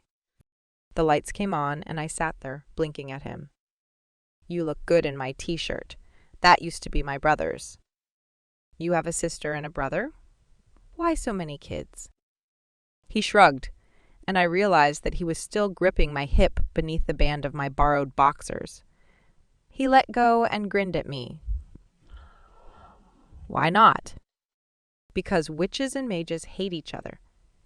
Your parents are different? He studied me for a long time. They go through cycles of amicability. They don't usually lie on top of one another in hallways. As far as I know, I could be wrong. I rolled my eyes and got off him. He used my momentum to roll on top of me, on the floor which was much less comfortable than the cool portable bed he'd set up. No, that wasn't a portable bed. Not with the 4 bedposts. I stared at the massiveness of it above us. Zach, haven't you heard of sleeping bags and air mattresses? No. What are they? I elbowed him, and he sort of shifted, but not off me. It's massive. How did you get it there? Did you disassemble it and reassemble it last night? You must have been really bored. It's called magic. I can summon beds. I frowned at him. I know. But after the tourney, you just summoned feather mattresses and pillows. And a cat. I pressed my face against his chest and inhaled the scent of Zach. You never smell like chicken noodle soup anymore. Maybe you've given up the possibility of eating me. I gnawed on his ribs, doubtful. He got to his feet. He smoothed down his t-shirt and jeans like he cared how he looked. You smell like engine grease. It's actually really sexy. I snorted. Right. Sexy, that's me. He rolled his eyes. You really did look more shockingly sensual in your outfit with the ripped side panels than what I put you in, although the boots. He sighed. Did you have to ruin the boots?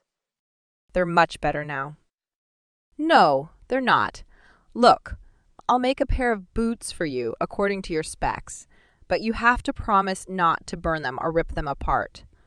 After that, we have breakfast with my parents and you can meet my dad. Then we'll head breakfast with my parents and you can meet my dad. Then we'll head back, unless you want to burn down the island first. He sounded almost hopeful. I stood up and ran my hands over my hair. There was no going through it. Are you going to knock me out again? Only if you ask me to. Promise. He held up a hand in some kind of oath which was not a mage oath. So completely worthless. I slapped his hand. Awesome. I've always wanted to see you craft leather. The simplicity of the finished outfit was a beautiful thing. Zach followed every order I gave him, only grunting when he had a difference of opinion. The boots were embellished with woodland animals, but so subtly it looked like an abstract pattern unless you looked closely. The entire thing was dark brown, not black, and the stretchy leggings were thick, durable, warm, and threaded with reinforced steel mesh magicked for lightness. I couldn't keep my hands off, and I was working with him, weaving the energy and the fibers of the long-fitted vest with hooks and panels for holding various equipment I might need. The top had removable sleeves that were flame-resistant and still as breathable as cotton. So nice. Zach paused as he tugged on my sleeve, checking for fit. He stared at the scars like he was memorizing them. It's a good texture, I offered. He nodded, still staring. Not that good. I pulled away and he blinked at me, then smiled. I'm just trying to figure out what compounds caused that. It's a good practice to identify damage. You can trace different chemical compounds by scar patterns? Fascinating. There are so many layers to my scars. I'd think it was impossible, at least for anything other than the acid. Those are the fine divots spread evenly on top of everything. What kind of acid? Sulfuric. Maybe you should weave a glamour for me. It doesn't go with Penny Macaroon Lane. I'll do it on the plane. I nodded and my stomach twisted. The plane. That was going to be miserable. Maybe I'd have him knock me out after all. Breakfast with Zach's parents was lovely. We sat on the large patio overlooking the pristine golf course. Zach's dad wore a suit with a polka dot tie and Zach's mother that orange sweater. I sat down on the fancy glass and metal chair, Zach pulling it out for me like he was a gentleman. He shot me a sharp smile when I raised my eyebrow at him. Whatever. Breakfast was lobster. I smiled at Zach and started eating. On my third lobster, Mr. Stoneborough cleared his throat and wiped his mouth with his napkin. He had delicate lips, soft like Zach's. You want to have the wedding in Fairfield? I nodded and kept chewing, while he stared at me like nodding wasn't enough. I finished that bite and wiped my own mouth primly before folding my napkin on my lap. Yes, I want it in Fairfield, which is warded for protection, and I want it at the church. Mrs. Stoneborough made a sound like a scalded cat. A church. Why on earth? Darksiders have a difficult time in human churches. Isn't that true? Everyone stared at me until Zach sighed. Yes. That's why Daysiders have a hard time in churches. But you won't combust or anything. Probably. I shot him a grin. He sighed. It will be a very short ceremony. That's fine with me. You wish to have a traditional wedding when you're in love with another mage? Mr. Stoneborough asked with his eyebrows lowered, making his eyes a bit stonier. Stony eyes that burrowed into you.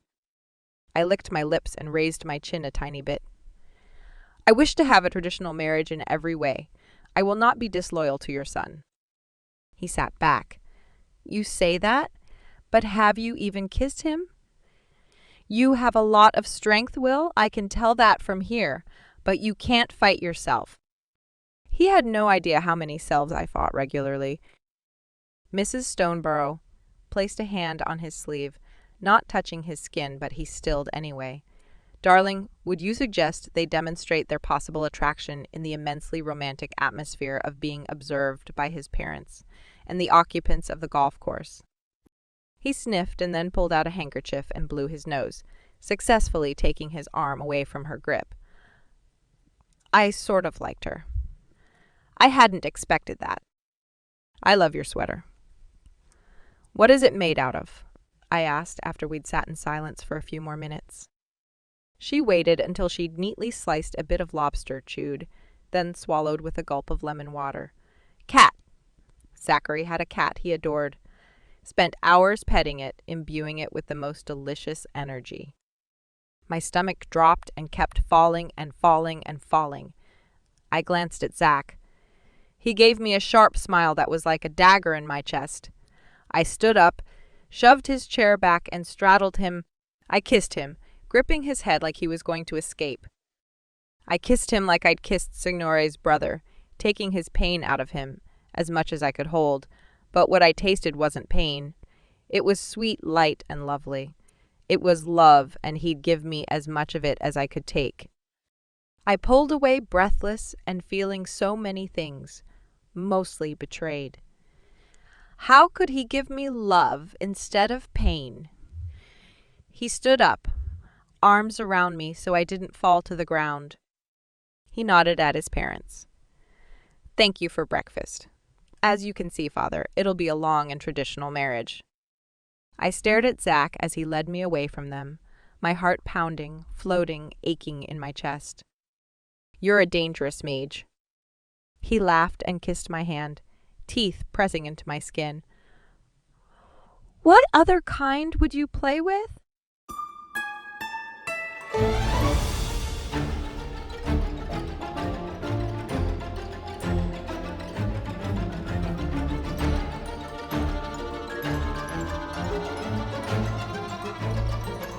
Deadly Morsel, Chapter 19. When I stepped through side to visit Revere and do something mysterious in spellmastery, he nodded at me, shoved a bucket of golf balls at me, and started walking out into the yard surrounding Penny's mother's ragged house, carrying a bag of clubs. I followed him feeling sick and angry and sick and more angry. I had a warning from Jasper about the next time we go into the past. They're setting a trap. Naturally, how did Stoneborough take the double marriage contract? I shrugged and looped the bucket handle over my arm so I could juggle golf balls. He didn't seem particularly upset at the idea of an alliance with Huntsman and a marriage with Pitch's herder-maker. She makes an impression.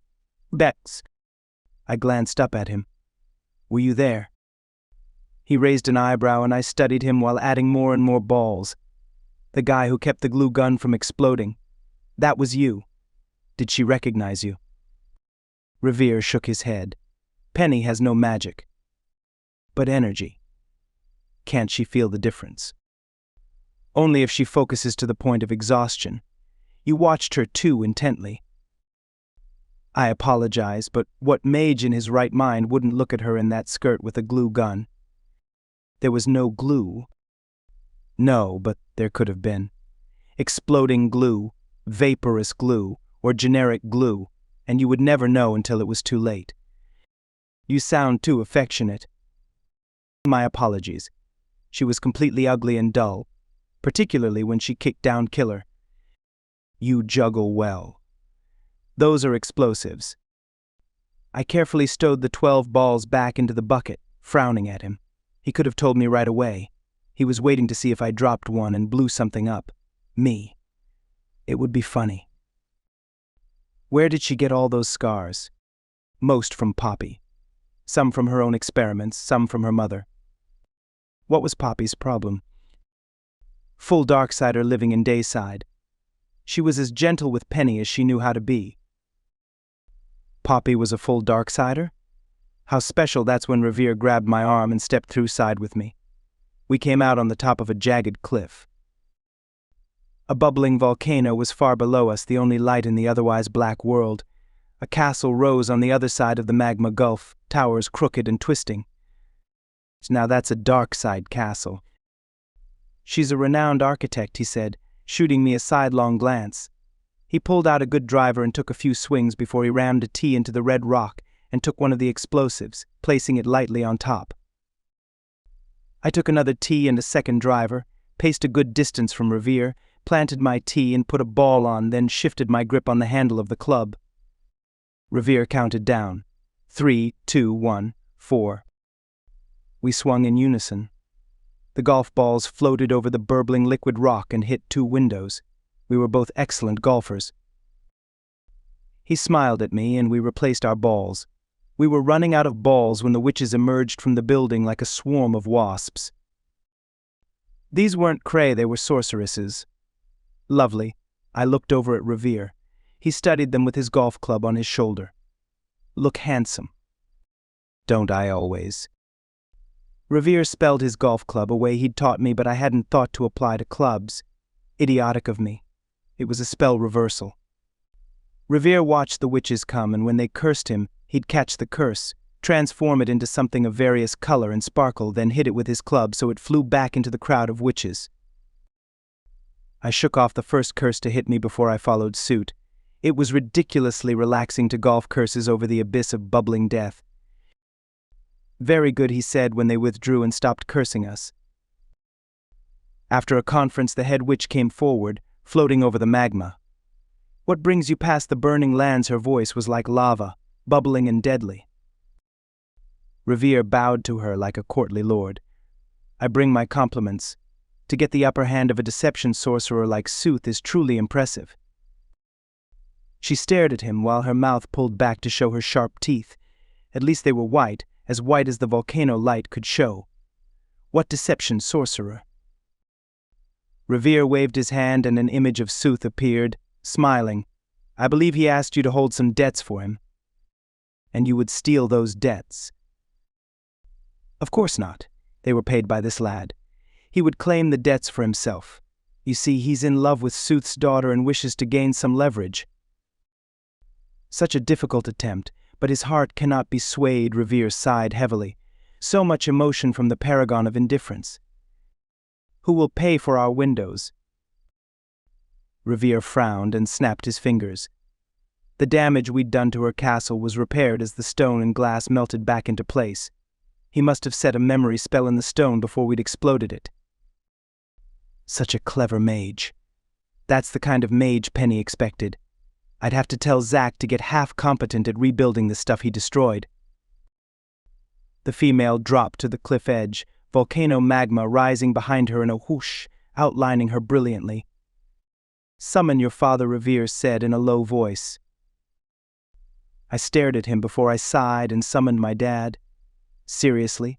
He appeared in a swirl of green with golden sparkles, holding a book in one hand and a glass of brandy in the other. He raised an eyebrow at me, then from Revere to the woman threatening us with a lava bath. "I'm so sorry. I seemed to be interrupting something." He turned as if to go, and the woman tittered. I shuddered, then glared at Revere. This entire thing was so nonsensical, the sort of thing that made sense to Penny. Revere was as mad as her mother, and now my father was here. "I didn't realize we would have such distinguished company," the woman said, raising her hand so a nice flow of lava cut off my father's escape. He turned and frowned at the woman. "No, I apologize. Have we met? Surely I would remember a woman of your exquisite grace and charm." I rolled my eyes. The witch batted her eyelashes at him. "Would you care to stay in the dungeon for a spell?" She tittered again. His mustache twitched. Her reaction was immediate, big eyes and big sighs. The mustache was a work of seduction when it came to Darkside witches. How terrifying. I would have to tell Ian. "This gentleman is the mage that the deception sorcerer used to pay off the debts you held," Revere said, gesturing at my father. My father nodded soberly like, wasn't that a shame? He was wearing a smoking jacket. Who wears that kind of thing? I needed one. 10. Penny would love them. Would she like being kissed by a mustache? My chest ached and I growled at no one in particular. "No, my father. If you'd come in for a bite, I'm certain we could come to terms over this misunderstanding," she purred while the magma popped. Revere stepped between her and my father. "I suggest a very fine French restaurant," and with that he was setting my father up with a Darkside sorceress. That was exactly what he needed. After they agreed to a time and place to discuss things in Dayside, we all stepped through side, Revere disappearing and me accompanying my father back to Huntsman Manor. I still had a few explosives in my bucket. I put them down on the fine hall table and glanced at my reflection in the mirror. A bit sooty. "That's what you've been doing." I take it that was her stepfather. I nodded and glanced at my father's reflection where he stood at my shoulder. The picture of a broken mage pretending to be whole. "You're going to have an enchanting evening." He brushed lint off his smoking jacket. "I have an appointment the next evening with Madame Penmore. I will prefer the sorceress." I shuddered at the thought of Wit's mom. "If you marry her, I'll disown you." He laughed, sharp and rich. "I'll disown me? I suggest you go back into Darkside tonight and spend some time with your troops. They seem to be getting a little unruly." "Details?" He shrugged. "If they don't have a specific paid battle to fight, which we don't have a great deal of right now with all of the fighting on the wrong side we were doing, they go for conquest." "Conquest?" "Huntsman armies overthrowing mages without any provocation." He shrugged. "There's always provocation, but yes, you have to babysit your minions more closely." I cursed, but I lacked energy for it. That's what you get when you have Darksiders swear fealty to you. "You should take Zachary with you. As your ally, this is exactly the sort of thing you should involve him in. He makes a mess. He needs to learn to make the right kinds of messes." I ran a hand through my hair and turned to face him. "I don't hate you as much as I did last week." He raised an eyebrow. I must be slipping. He turned and headed to the study while I stepped through side, then back into my bedroom. I texted Zach, then someone knocked on my door.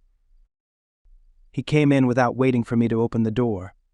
Ian wore black, had his hair spiked slightly, and looked moderately clear-eyed. He didn't look very golden and seductive. What had I been going to tell him? Right. Darksider witches can't resist mustaches. I'll make a point not to grow one. Did you see the feed on the Penny Lane channel? She'd just barely gotten back to Rosewood. How much could I have missed? With her, it could be anything. Let's see. He frowned and shook his head. I'm not sure you want to. Why is that? She kissed Zach. My chest ached, and for a moment everything went very dim and very green before Ian grabbed my shoulder and dug his claws into my skin until the pain brought me back. Everyone is waiting to see your reaction. I was going to tear out his throat. Zach's, Ian's, anyone who stood between myself and my witch. I took a deep, shaky breath that tasted like ashes. Perhaps I will withdraw my invitation to tonight's festivities. Just then Zach walked in the door. I had texted him. I stared at him. He stared back, face emotionless. He circled around me, watching me as he went to my cabinet and poured 2 drinks. He walked to me, handed me a glass, then threw back his own, somehow keeping his eyes on me. Did you see it? He asked, holding the empty glass. See what I sipped my drink, studying him while I struggled not to rip him limb from limb from limb. I intended our first kiss to be romantic, but she thought it would be better if she climbed on top of me and kissed me in front of my parents by the golf course. I blinked at him. That does sound like Penny. I exhaled a little bit. Zach nodded decisively. She'd just heard my mother explain how she'd made her sweater out of my favorite cat. You know how she is about her pets. I inhaled and exhaled like I could breathe. Could I? Maybe. You're her pet. He almost smiled, then stopped himself. It wasn't a real kiss. She was trying to suck the pain out of me. You know how she does that. I stared at him. She took your pain in front of your parents in the golf course. He nodded, then hesitated. She tried. I resisted. I ran a hand through my hair. I should go and kill something, but first. Zach, Ian. Meet me here. I drew a quick map in the air for them of where the Darkside battle was that I was supposed to stop. 20 minutes. I stepped through side and came back at the bottom of the library steps. I took them 2 at a time. Penny was in the library, probably gazing adoringly at Lester again. The witch was completely reckless. I entered the study hall and nodded at Oscar where he stood behind the counter. He straightened and nodded towards the end of the room where I couldn't see Penny for the stacks of books in front of her bent head. Lester glanced at me and raised his eyebrows before saying something to Penny. She looked up at me, and for a second there was shock and limitless delight before I grabbed her arm and hauled her into the stacks. I pushed her against a shelf and breathed in and out, the scent of her like roses and vanilla with a hint of dusty books. I was gripping her arm where she'd had the scars. They weren't visible anymore. I wanted to chew through the glamour to her skin beneath. Drake, what are you doing? Trying not to strangle you. Do you have any idea how valuable aberrations are? Aberration? Like a weird girl, she sort of frowned, but she sounded breathless. I was pressed against her and she wasn't struggling.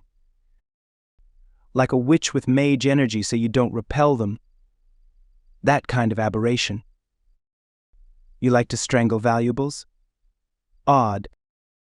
I smoothed my hand over her cheek and tangled my hand in her hair, tugging on her scalp, but gently. I wanted to chew on her scalp. Zach's mouth had touched hers.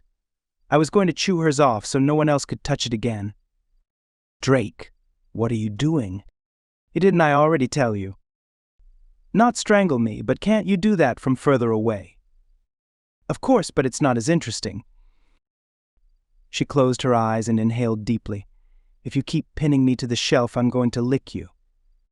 Why? You smell so delicious. Maybe nibble on your chin. I have a very edible chin. It's notoriously edible. So, I'm an aberration? What does that have to do with shelves? I slid my nose over her silky cheek. She gasped and I felt her chest rise against mine. I pushed harder against her. You taking Zach's pain in front of his parents was a visible manifestation of your weirdness. She turned her head and her lips brushed my ear. Drake, I'm not sure that you're communicating disapproval very effectively. I'm going to want to display my weirdness in all sorts of public ways. I growled and put my teeth on her jawbone. She dug her fingers into my shoulders, and for a moment the world went far away, and the only thing important or otherwise was there, pressed against me. The deception sorcerer didn't matter. Nothing could break through the aching need I had just to hold this witch and never let her go. Then the shelf vanished. We fell back and I barely rolled in time for her to land on top of me. Viney dragged her off, glaring at me with those bright black eyes. "She's engaged to someone else," she hissed, digging her nails into Penny's arm, the one with all the scars. I stayed on the floor, digging my claws into the marble until I could stand without killing Viney and stealing away Penny. Which is why I find her so fun to pin to bookshelves. I winked at Penny and dusted myself off, taking my time with my jacket front. She stared at me, chewing on her bottom lip. We were just doing the bonding thing. She rubbed her shoulder and gazed at me longingly for a moment before she dropped her eyes. Guilt. She actually felt guilty for wanting me when she was engaged to Zach. Such a strange witch. My mouth watered as I ached to lick all her guilt away until she felt nothing but delight. I stepped through side, back to the battle where Zachary and Ian were standing, talking to my Darkside generals and looking confused. No, we weren't here to fight, but to stop the fighting. Had I not made myself clear? Stopping fighting is so much more exhausting than simply winning. Finally, the fighting had more or less ceased, and I was able to convene with the opposing mage. I walked into his tent and then frowned at Narcolo, where he leaned against the camp table reading a book. "What are the odds?" He raised his eyes to mine. "Are you here with a treaty, an alliance?" I shuddered while Ian said, "What sort of treaty?" I glanced at Ian. He looked so focused, like he wasn't distracted by how many females in the world he hadn't touched. I said, "Against Sooth, with the Devil of Darkside and the Prince of Darkness along with Narcolo here. We would reorganize the Devil's Law, give humans an option to stay in Darkside if certain requirements are met." Narcolo smiled thinly. "Also protection of humans, not the simple removal of them." Ian narrowed his eyes. "You want to protect human rights in Darkside? How peculiar and extraordinarily difficult. Would you like me to spearhead it?" he asked me. I blinked at him. Ian offering to do something at that level of difficulty and involvement? I half shrugged. Narcolo frowned. It would be best if the Green Mage were the one pushing this new treaty. Ian laughed and slapped my shoulder. "They want to put you under contract. I think you would definitely better have me look into it." I nodded. "You would do better at that than me. If you could focus, can you?" Ian smiled sharp and icy. "The idea intrigues me." I nodded because that was enough for me. And a relief. Finally, Ian doing something productive that gave me a sliver of breathing room. I hadn't spent enough time planning the upcoming swamp battle with Blackheart. Seigneur Mort. Teddy. What was he thinking? He was the smartest mage I knew. Playing with Penny seemed incredibly stupid no matter how you looked at it, which is why it made so much sense for me. Even after hours in Darkside, her scent was in my nostrils, the feel of her skin between my teeth.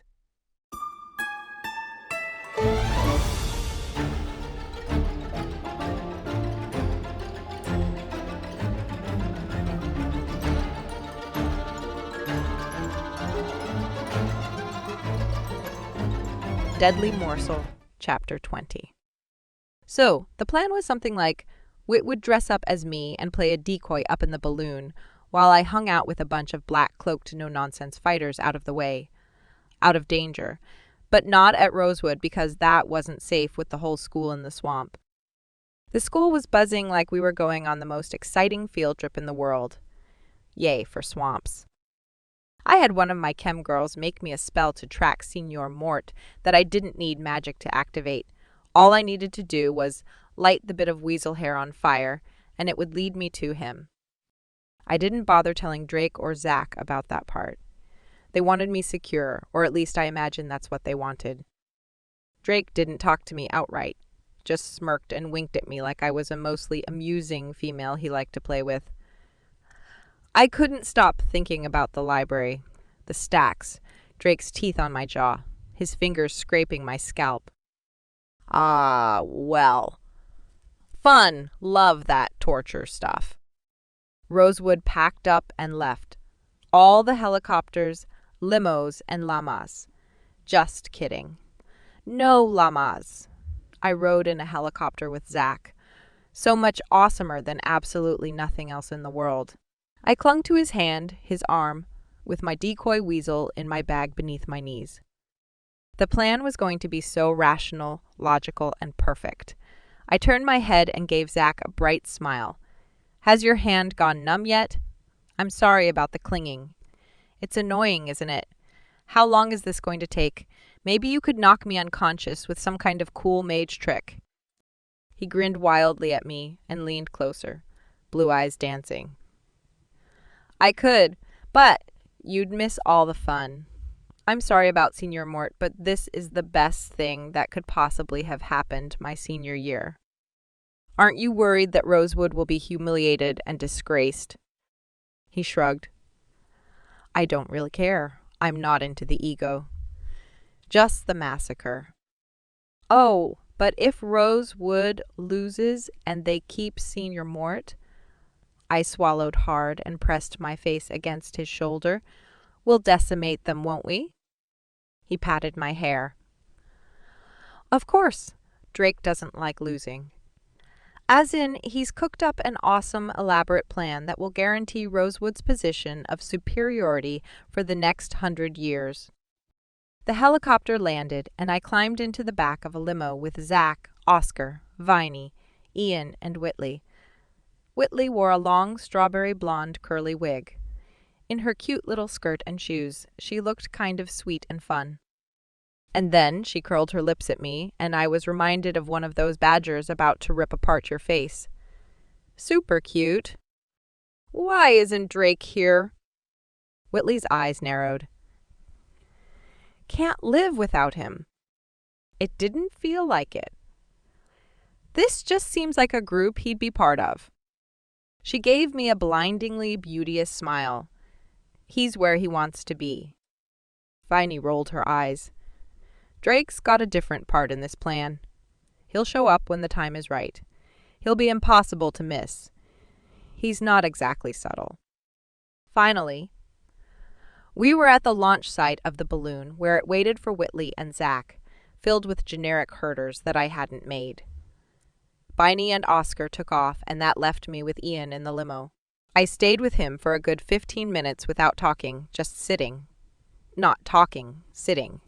Not talking. I need to pee. He smiled seductively at me, the golden sparks in his eyes coming to life. How exciting. Let's go. I frowned at him. You think that you're coming with me? He shrugged. There's nothing about the body to be ashamed of. How many guards are waiting around the limo? A lot. I studied him intently. Does Drake think I'm helpless? His lips twisted. I can't tell you exactly what Drake thinks about you, but I would say invaluable, not helpless. You're Pitch's supplier. You can manipulate energy in ways I've never seen before. You aced the CHIM exam. You are the prize, Penny, even. You are the prize, Penny. Even if you weren't all those things, you're Zach's fiance. So I'm like a big bag of diamonds or lithium. Not lithium. I threw a herder at him that popped in a very small, very cute puff of pink. He slumped over and would stay that way for at least 20 minutes. I pulled out the weasel hair, lit it on fire, and let it burn on my palm. It twisted as it burned, leaving a scorch mark in my hand. Ouch, but nothing like catching Ferris flames. I pulled on my black dress. Whit's old dress, ironically enough, because once more she was dressing as me, and I was trying on her. I put on my black cherry lipstick, covered my face with a ninja mask, slipped the cloak around my shoulders, and opened up the sunroof. Why did I need to wear lipstick and a ninja mask? No idea, but it felt right. I took a deep breath, clutching the small cage in my hand, and harnessed a little bit of that wonderful pitch pain. I was the knight, and I had errands to run. I leapt up to the trees, pulling against them like my ropes in my attic, points of energy that pulled me through the night, a spinning whirl of ash and shadows. I followed the pull in my palm, the burnt hair. I passed above fighting students, their cloaks illuminated in gold or silver as they fought. Gold for Rosewood. Too bad I'd left Ian in the limo. I ran lightly along branches, ducking and dodging low-hanging greenery, slipping through the maze of putrid-scented swamp until I saw a diamond rising from the tangled limbs. It glimmered in the moonlight through a mat of leaves. I circled the glass building and found the 2 entrances. I crouched down, staring at it. I hung the cage on a branch, then opened the door and snatched the weasel before it had a chance to run. I held it by its throat and back, so it didn't get a claw or tooth into me. Its little heart pounded so fast in my hand. "Aw, poor little thing. I'm sorry about all of this. You don't have to worry. I'm not going to eat you." My compassionate emotions dissolved the pitch-lighter-than-air thing, and I went crashing down to the squishy earth around the greenhouse. I managed to hang onto the weasel and not land on it, but my ribs hurt a lot, and it took me a few seconds to be able to breathe again. Gasp. Sit up. Gasp. Roll to my feet. Gasp. Stumble into a low-hanging branch and almost lose an eye. You get the idea. I sighed as I found the door and turned the knob. It opened without me having to so much as pick the lock. Kind of anticlimactic, but inside, after I'd closed the door firmly behind me and bent to release the little weasel into the bushes, was awesomeness that completely blew me away. Not literally. Just when I walked forward through the winding path of close-growing walls of vegetation and stepped into a clearing in the center where the moon shone down freely, shining on a cage that hung at the very top of the greenhouse with only a few spindly branches reaching that high, I also saw the dragon. I dropped to my knees and stared at the glimmering black scales, reflecting light in the moonlight like a pool of black water, glistening, rippling, as it raised its neck and opened its mouth to shoot a dart of black flame at me.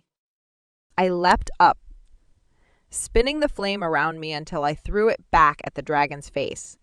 It inhaled the flames and then sneezed, shooting out ashes and smoke with sparks that danced across the stone floor. I stared at the creature from dreams and nightmares. I knew that darkness. Teddy was here. You are beautiful, so sleek and dangerous, lithe and perfect. Can I touch you? I hadn't expected Senior to be guarded by a dragon. Frankly, it seemed like overkill. Overkill. That was appropriate for a death mage. He cleared his throat. Did you come here alone? So much confidence. I glanced quickly over my shoulder at Teddy, where he stood in the shadows. My mouth watered as I remembered his darkness before I turned back to the glorious creature. At the moment, she was the greatest threat. Is she yours? Where do you keep her? What does she eat? Does she let you ride her? She talks. Not your language, probably, but I can translate for you if you'd like. I beamed at him before turning back to the glorious creature. Every time I looked at him, I studied the layout of the greenhouse.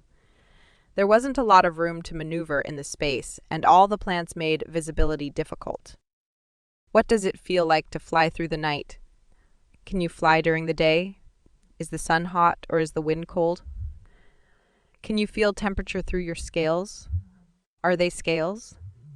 They're so beautiful, shifting like that right before you strike. She did strike, a lightning-fast movement that I barely managed to dodge, avoiding the scrape of her claws through my stomach by a breath. I laughed and clapped my hands. I was only half pretending to be that inane. She really was delicious. And what better way to end the aching for Drake than in the claws of a death dragon? You're so fast. She says that you are fast too. And yes, about the scales, and no, about the temperature.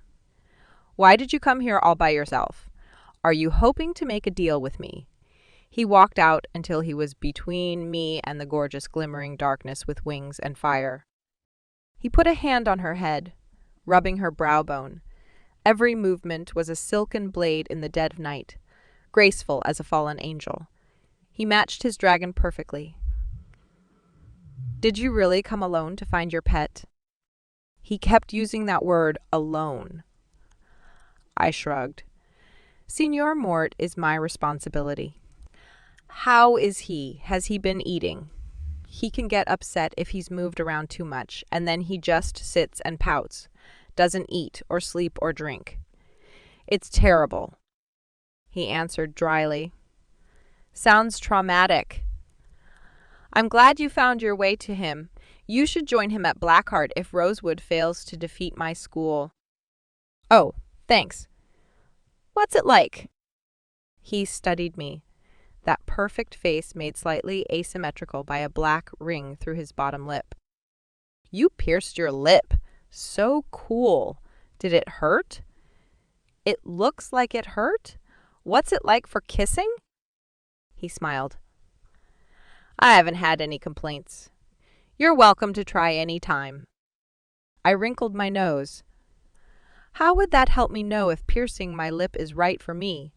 Does it hurt in a good way or bad? Has anyone gotten a little wild and ripped it? You have so many questions and so little fear. Aren't you worried about what I'm going to do to you now that I have you alone? I shrugged. I'm only afraid of irrational things. I mean, mostly. I started backing towards the door. You know what? This is so much fun to catch up. Why don't you ask me out sometime and we can go on a real date? We could pierce something together. He put his hand up to his ear and cocked his head at me before glancing up. Bonbons and macaroons, I'd almost pulled it off. He must have had the cage under surveillance and one of those ear communication things. The cage's door was open and its inhabitant in the trees, coming in my direction. Your weasel can pick locks? He sounded impressed that time. I flashed a smile at him and threw a herder. It erupted in pink smoke and silver sparkles while I turned and ran. I pulled up sharply as teeth snapped in my face. Teddy vaulted over his midnight dragon's nose to land in front of me. I took another step back, away from my targeted exit. She's very fast. Unnaturally so. You're going to stay here until battle is over and the winner declared. You should get comfortable. I scowled at him. I don't want to. You don't want to talk to my dragon? I should tell you the story about how we got our dragons. You like stories, I'm sure. He sounded like silk, and the way he stared at me, the way his dragon stared at me, the way his dragon stared at me. I wouldn't be able to get past them unless I very clearly demonstrated my own mysterious darkness. Even then, I'd been channeling pitch, and my hands were starting to shake. I needed to get back to the limo and break down there, maybe in the trunk where no one would see me. I sat down and put my hands on my knees over the black silk. I'm easily bored. He inclined his head. I'll do my best to keep your attention. Once upon a time. Already bored. He laughed and sat down, leaning languidly against his creature's neck. Drake agreed to help me on my quest to find dragon eggs. I was going through a dragon crazy stage, 10 years old or something, and I read everything I could find about them, about the rock nests in the burning land of Darkside, all the omens lined up. I was spending some time visiting my father in Darkside, bringing him some comforts of home like a dutiful son. Normal food that doesn't talk back to you. Books to read. Blankets that aren't caked in blood and magic. When I saw Drake for the first time. He looked bored, practicing with a slingshot. And when I told him about the dragons, he said that he'd get the supplies and we'd go at midnight. He sighed. Ian came because Ian was always hanging around Drake in those days, like a lost puppy looking for a master. Were we 11 or 12, none of us had our full magic, and none of us had our full magic, and none of us had the slightest idea how to survive in Darkside, much less the burning land. We traveled for days by magic carpet, then foot when the rug caught on fire from the wyvern. Finally, we reached the rock nests. Imagine stacks of stones the size of small houses piled 100 feet high. You guys climbed up the piles of rocks? He gave me a smile so sinfully black I couldn't breathe for a moment. We climbed 50 of them before we found one with a clutch of eggs. They looked like rocks, brown, dull, but when Drake touched the biggest one, it turned green in his hand, and then Ian's gold, and mine black. Why did Drake get to pick first? He's the one who found them. But you're the one who... Biggest doesn't make best. It was Drake's magic carpet, Drake's magic food bag and water skin. Drake, who fought off the wyvern, came up with a plan to defeat the Rock Guardians and, in general, led our sad band of misfits. He sounds awesome. Drake, how was I going to get out of this without succumbing to the darkness Teddy offered me with each glance of his blacker-than-sin eyes? I'm going to blush. I spun around to see a shadow that seemed slightly greener than the rest of the place.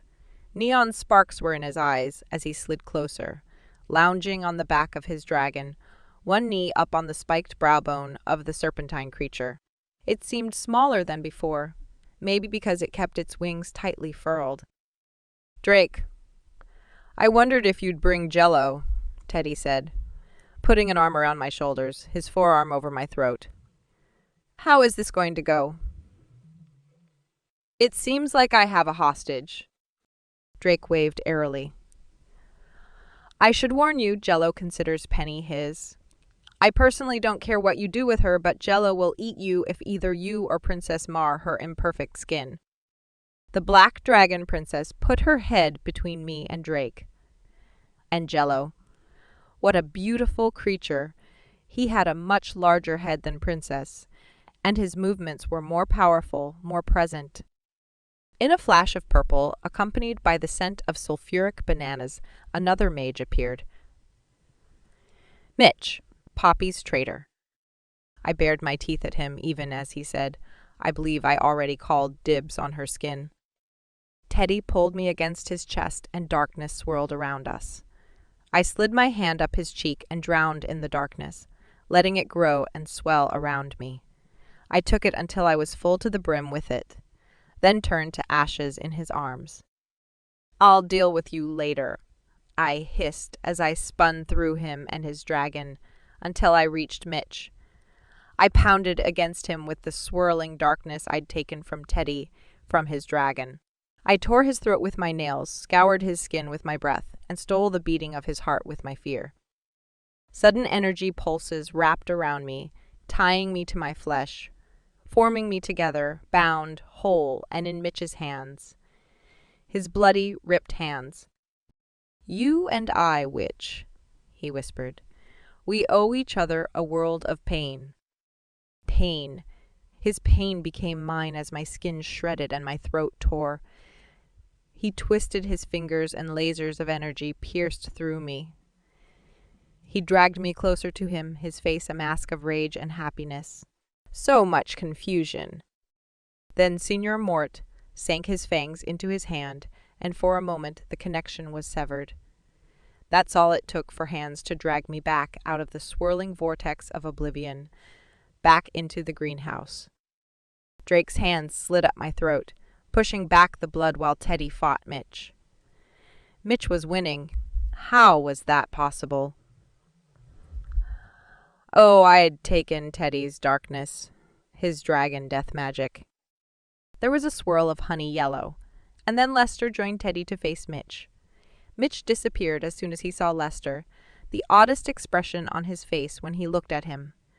Could they possibly know each other? You are an idiot, Drake said, the moment the yellow smoke cleared. I sneezed. Why does he smell so bad? Drake smiled fiercely and brushed my cheek with his thumb. His hand was shaking. Why was that? You were almost gone. He pulled me against his chest, heart pounding a song that made me want to dance and sing and stay there for the rest of forever. Drake, be careful. Signor might bite you. He held me tighter before he pushed me away, gripping my shoulders. Do you hear the screams? He dragged me over to the green dragon. Jello watched me come with a show of teeth in a wide grin. I swallowed as Drake mounted the dragon, holding me firmly on his lap. I felt a wave of strength and calm as I leaned against him. The dragon leapt into the air, and its beating wings pushed us up, while Drake's palm spread over my stomach. He bit my shoulder, his breath warm, before he pulled away to mutter in Darksider. We didn't hit the glass roof. Instead, it vanished as jello emerged into the night sky and into a flurry of cray, blackheart, and rosewood witches. The sky was lit with herders. A lot of them my signature pink heart shrapnel. The scent of black cherry swirled around us as jello dove and spun, diving between witches. Cold wind bit my cheeks, sweeping my hair back over Drake's shoulder. I felt him in my bones, deep and true, the dragon echoing the raw power and strength I found in him. We were attacked by a body of cray so thick even the dragon's massive jaws couldn't capture them all. I felt something so right and perfect. Like I was back with Poppy, us against the rest of the world, but it wasn't just Drake and his dragon. I saw Viney's pale face as she spun through the night, with sparks at her fingertips as she ripped through witches with a delightful, blood-curdling scream. I laughed and spread my arms, feeling the bite of cray fingers before I twisted my hand and ripped them off. I slipped out of Drake's arms, standing behind him on the dragon's sinewy body, scales slick and sharp beneath my bare feet. They would cut me to ribbons. I laughed and spun as I plucked witches from the sky, impaling on the dragon's spikes or ripping through throats with darkness and death that mingled with pitch. I rode jello like a surfboard, my black silk gown spinning around me as I traveled the length of the dragon, plucking off cray. The swamp below was lit with explosions and screams. So beautiful. I laughed as I danced up and down the length of the dragon, sometimes crouching to grip the body as it spun. 4 cray gripped me with ropes of energy that I danced with even as they burned into my skin. I dislocated a jaw, broke a knee, and shattered a spine. That would hurt. I should stop, but with Drake's dragon beneath my feet, I couldn't help myself. I felt a particularly vicious thrill at each death. Surrounded by cray, I felt no fear. Only anticipation then, utter delight when Drake joined me with his green fire sword.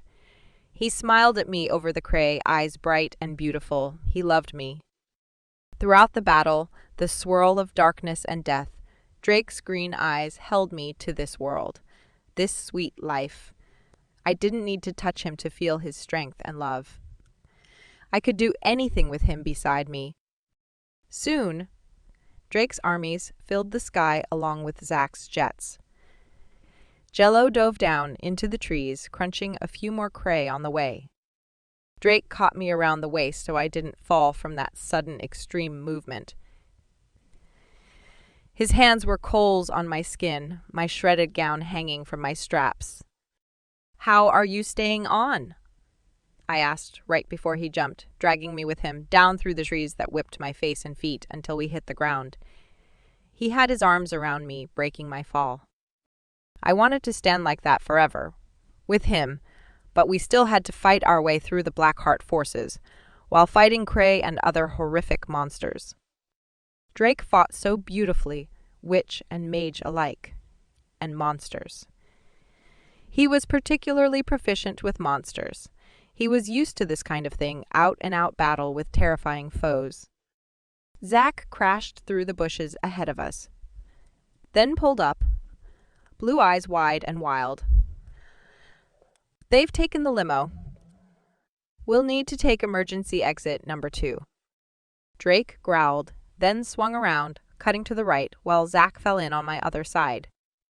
Zack glanced at my clothes and muttered, "It's like you don't have a battle-worthy outfit or something. I don't want to mess it up. It's so much better to rip apart your skin than clothes." "Exactly." Zack sighed as he brought up his gun and lasered a Blackheart girl. She didn't evaporate or anything, just kind of shuddered a few times and fell to the earth. "Drake, tell Penny that I'd rather craft a new shirt than heal a broken penny." Zack would rather craft a new shirt. Drake paused to dive into the arms of this monstrous 2-headed beast, impaling him on his green sword. Then heal a broken penny, but what can you do about sympathy pains? He asked. Empathy, I corrected, smiling at him. He was so beautiful and his death would taste so sweet. I paused because that had been the wrong thought. Others joined us, Whitley, Oscar, Rhoda, until we were a serious band of chaos and destruction. With every step, I felt this thing grow in my chest while darkness clouded my vision. I finally brought Drake into focus. He winked at me while my blood drained from my extremities. For a second, the world flickered, and I saw my father's face above me, his hand dripping with my blood while he held my little infant ribs in his palm. I gasped and dropped to my knees in the mud, head between my knees, trying not to throw up. "What's wrong with her?" Whitley demanded. Viney's glare was audible. "Shut up, Whit." "Penny, are you okay?"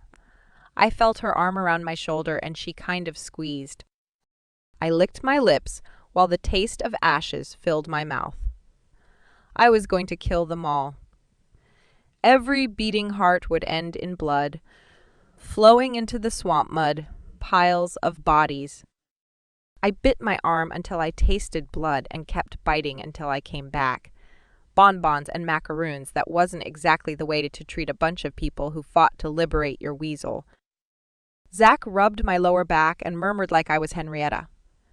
I gasped and trembled while he stopped moving his hand, just resting it on my spine.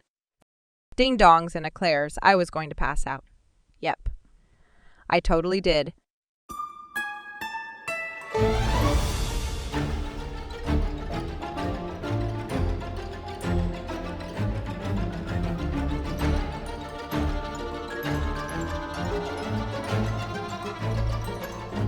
Deadly Morsel, Chapter 21. Teddy and Ian were in my room by the time the swamp rumble was finished. Rosewood was declared winner mostly because we got the weasel. It was hard to decide who had actually won after the Cray joined the fun. What was up with them? What you say?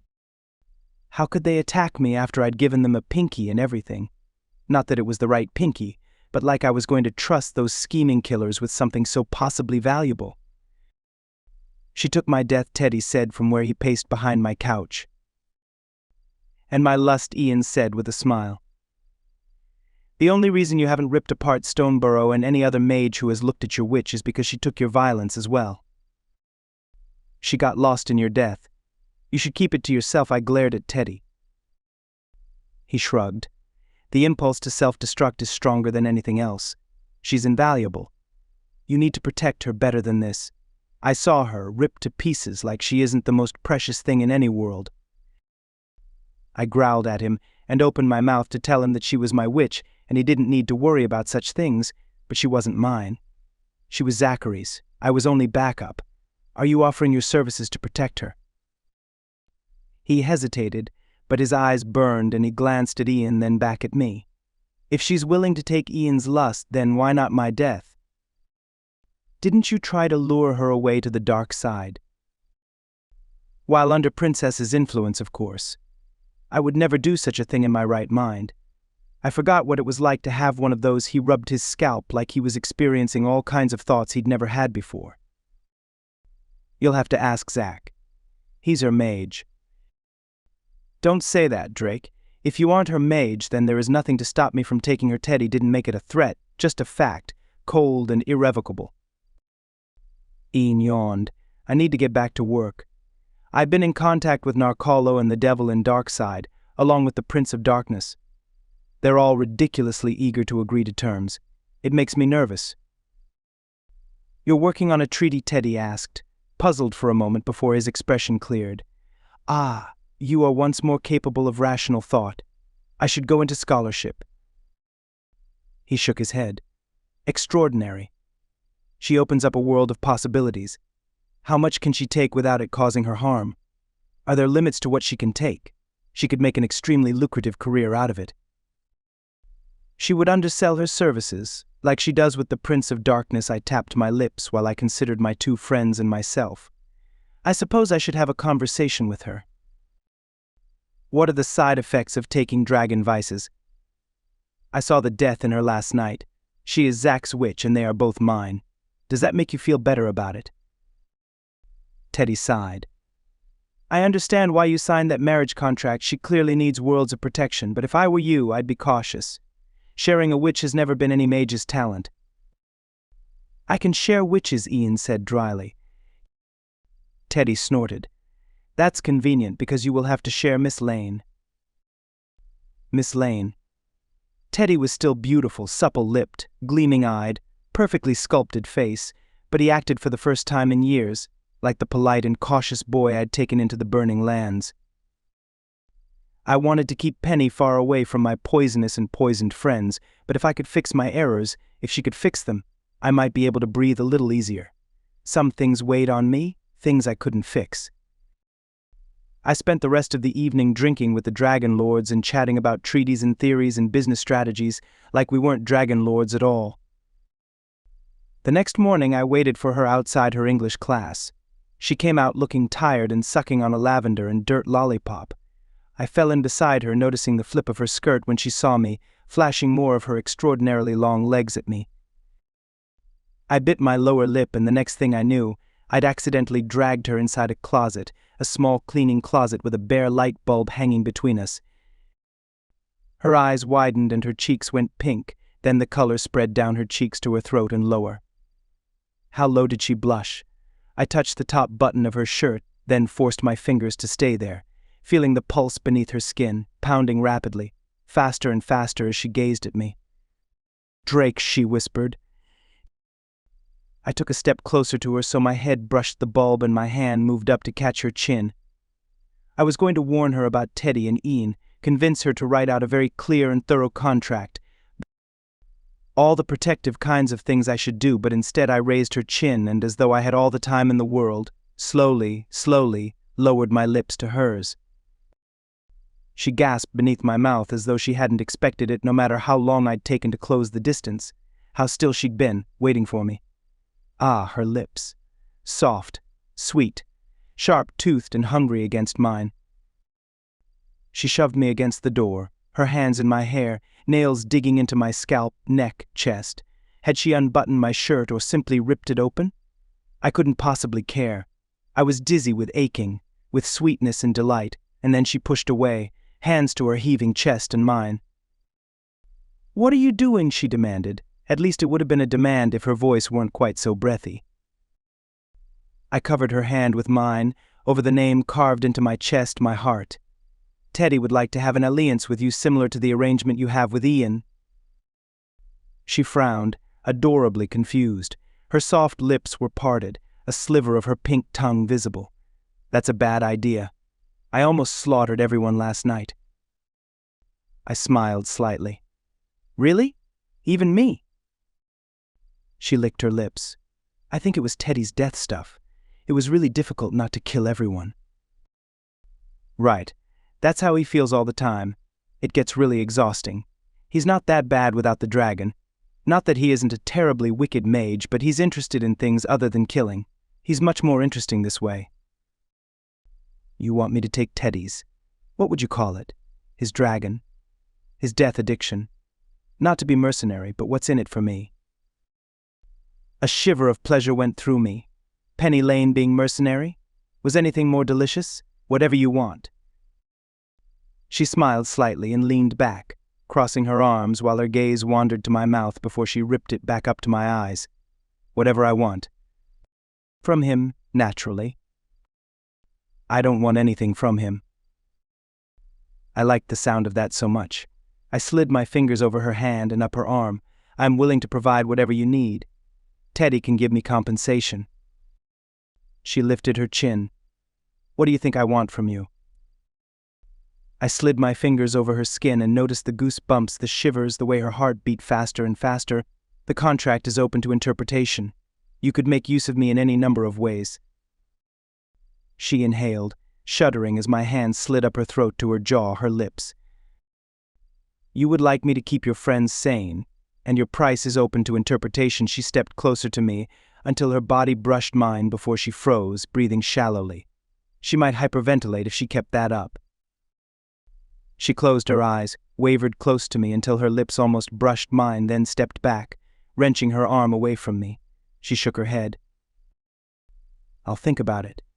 You have a lot of assets. I seem to need an army from time to time. I'm sure an arrangement could be made. I pulled her into my arms and kissed her, drowning in her taste, her skin, her hair. Oh, her hair, acres of tangled curls that bound my fingers and my heart. She held back for a split second before her arms were around me, holding me tighter and tighter and tighter until I couldn't breathe. It would be a good end. Death by closet. I don't know how long it lasted, not long enough, but finally she pulled away and slapped me. I blinked at her while numbness, then pain shot through my face. Then she back-fisted me from the opposite direction so both cheeks stung. I blinked green out of my eyes while the gold sparked in hers. I'm engaged to Zach. I don't care how flexible the contract is, I'm not going to run around kissing you. If you wanted to kiss me, you should have married me. I'm not getting married to Zach for pretend. It's real. My hands curled into claws while the delicious aching in my face faded too quickly. My apologies, I sighed dramatically. It's so much more enticing to kiss an engaged girl than a single one. How about I promise not to kiss you if you take my friend's dragon madness? Her eyes shone suddenly with unshed tears. I told you I'd think about it. You aren't going to kiss me again. It hurts too much. I winked at her. I like the pain. If you don't now, you would eventually. How is Senor Mort adjusting? She shook her head. He's fine. Thank you for your help in the swamp. My pleasure. What does a real marriage to Zachary Stoneborough look like to you? She closed her eyes tight, and a tear rolled down her cheek, paused on her jaw, then dripped to her white blouse, spreading in a darker circle. There will be a dungeon full of tech. We'll work together every day. Every night he'll tuck me into bed. I licked my lips while a roar grew inside my chest. I'd tucked her in bed in her attic while her body curved against mine. Did she remember that? How delightful. It sounds a touch dull, but my tastes are more eclectic. Her eyes opened and the gold was so tempting, glowing behind her unshed tears. It will be perfect. I love him, you know, not like you, but still I care about him. I nodded soberly. Of course you do. You care about everyone. It's kind of idiotic, but also adorable. Do you want to ride to the hospital on Tuesday? She blinked at me. What? You missed last week. I've been going a different day, but since we're going to not kiss in closets, we should have other things to do together, friend-type things that lack any of the romance a closet with a mop bucket has. I'll be in the parking lot at the usual time if you feel like showing up. I left the closet, left her, because if I looked at her with a mop handle behind her just waiting to fall over on her head for one more second, I would be kissing her again. More than kissing. Whether she beat me black and blue, I would kiss her. It would be well worth the price. I went to find Zach. He was in linguistics, having a three-way conversation with multiple languages. He was very good, precise, and clever, and he was going to tuck Penny into bed every night. I slapped him, with claws. His head whipped to the side while his blood sprayed the neatly dressed girl beside him, Marilyn. He barely recovered before I back-fisted him, sending his head in the opposite direction. No blood that time, but his cheekbone cracked and shattered. What's going on? The teacher demanded, moving towards us cautiously. We were two mages and a witch shouldn't ever step between mages. Zach smiled at me, teeth pink from blood. I think that this is a contractual issue. He touched my cheek, first one then the other. Do you need to discuss things now, or can you wait until my class is finished? I growled and grabbed his throat. I dragged him through side into a dark alley that reeked of rotting onions and potatoes, not to mention the smoke from a tannery nearby. He smiled at me even as his face turned blue.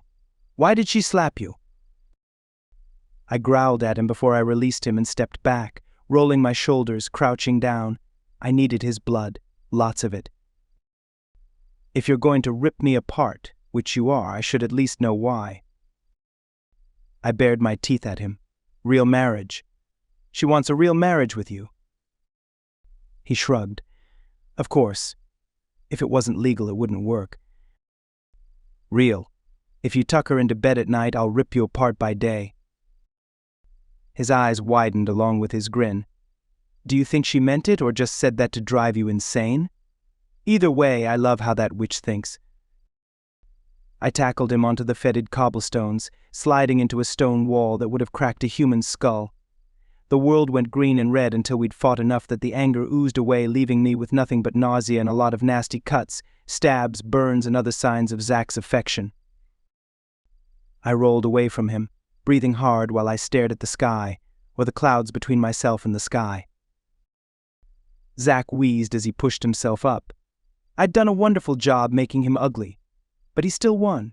He got Penny and I got. Well, I actually still got quite a lot. I got to be sane, because she'd keep the dragon from taking over. I got to save my friends, including Zach, who had been a shadow before Penny Lane hacked her way into his life. If I could control myself, I'd have her friendship as well. She was an aberration.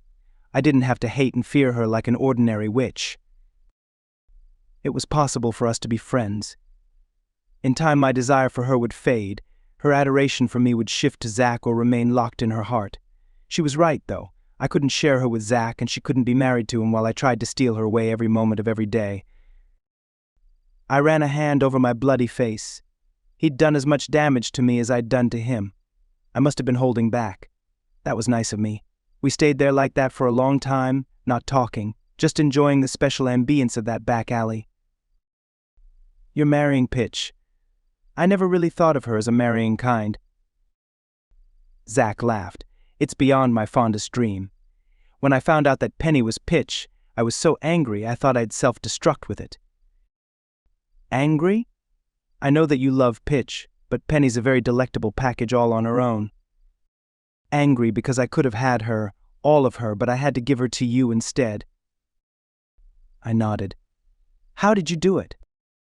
He shrugged and ran his hand over his misshapen nose, pushing it back into place. She broke my glamour, remember? She was screaming about how I ruined everything and how I could have had it all, but I'd messed it up. That always bothered me, but I didn't really understand until the tourney and her empathy shredded her up. Pitch. Penny. The perfect package of light and dark, filled with a center of bizarre brilliance. I always fantasized about seeing her naked, but not like that. I held back the snarl. Zach would tuck her into bed at night. He would hold her and taste her and make her scream. His name would be on her tongue, his skin beneath her nails. I exhaled and flashed a smile at him. You could turn over all the healing to Ian. He's very good, and nudity never affected him, whether bone deep or otherwise. He glared at me. I don't like what she's doing with Ian, but the contract allows alliances with other mages. It allows all sorts of things. Too bad she's such a traditional witch, I rolled my eyes. So traditional. What does tucking her into bed imply? I shook my head. I have no idea. I didn't delve deeper into the psyche of that creature, not after she made it clear that whether the contract allowed it or not, she would not ever be in my bed. He scowled at me. What did you try to do with her? Kiss her in a mop closet. Somehow she resisted. It's kind of depressing. He gripped my shoulder and squeezed until his fingerprints were in my skin. You're going to live longer than me. She's 3/4, so she will too. You can feed her bits of her Darksider friend if you need to prolong her life. I raised an eyebrow. Don't encourage me to fixate on your death. It would be too easy to arrange. He laughed, a bright, clear sound completely alien to Darkside. I'd have to betray her for you to be able to harm me. That's the clearest part of the contract. It's a terrible contract. She really should have had Jasper's help. Jasper's still a wall. It's all right. Pretty tight. But such a mess and completely inelegant. For all her mage energy, she's no contract mage. I laughed. Are you complaining? Thanks for letting me have her last night. He shrugged. Killing a dragon in Dayside wouldn't be particularly subtle. That's your kind of match. Besides, Penny thinks your dragon is cute. I nodded and frowned at him. What about Lester? He scowled and looked deadly angry. What about him? As far as I know, they haven't officially arranged an alliance yet. I have to sign off on it, you too, probably. He was there last night. Mitch knew him. Why do you hate Lester? Zach raised his eyebrows. She only likes the wicked mages. She likes him. I rubbed my chest. The raw cuts itched and ached. Maybe I should let them heal. She likes the strange mages and the ones that try to kill themselves on Christmas trees. And you. I pushed myself up the wall. No, she loves me, because I sang badly for her. She would forget her love soon enough. She didn't have magic, obsession madness. Her love would fade as fast as any human's.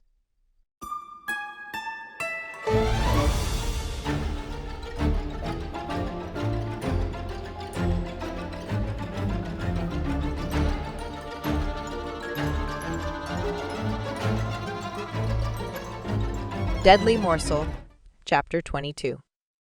It didn't seem possible that I'd actually said no to Drake. I couldn't believe it. In such a state of delirium, there was only one thing to do. Did I mention that cooking is not my forte? When you put too much energy into food, it gets weird. Like a lot of cooking fires. Zach stood behind me with the fire extinguisher while I attempted my fourth batch of petite fours.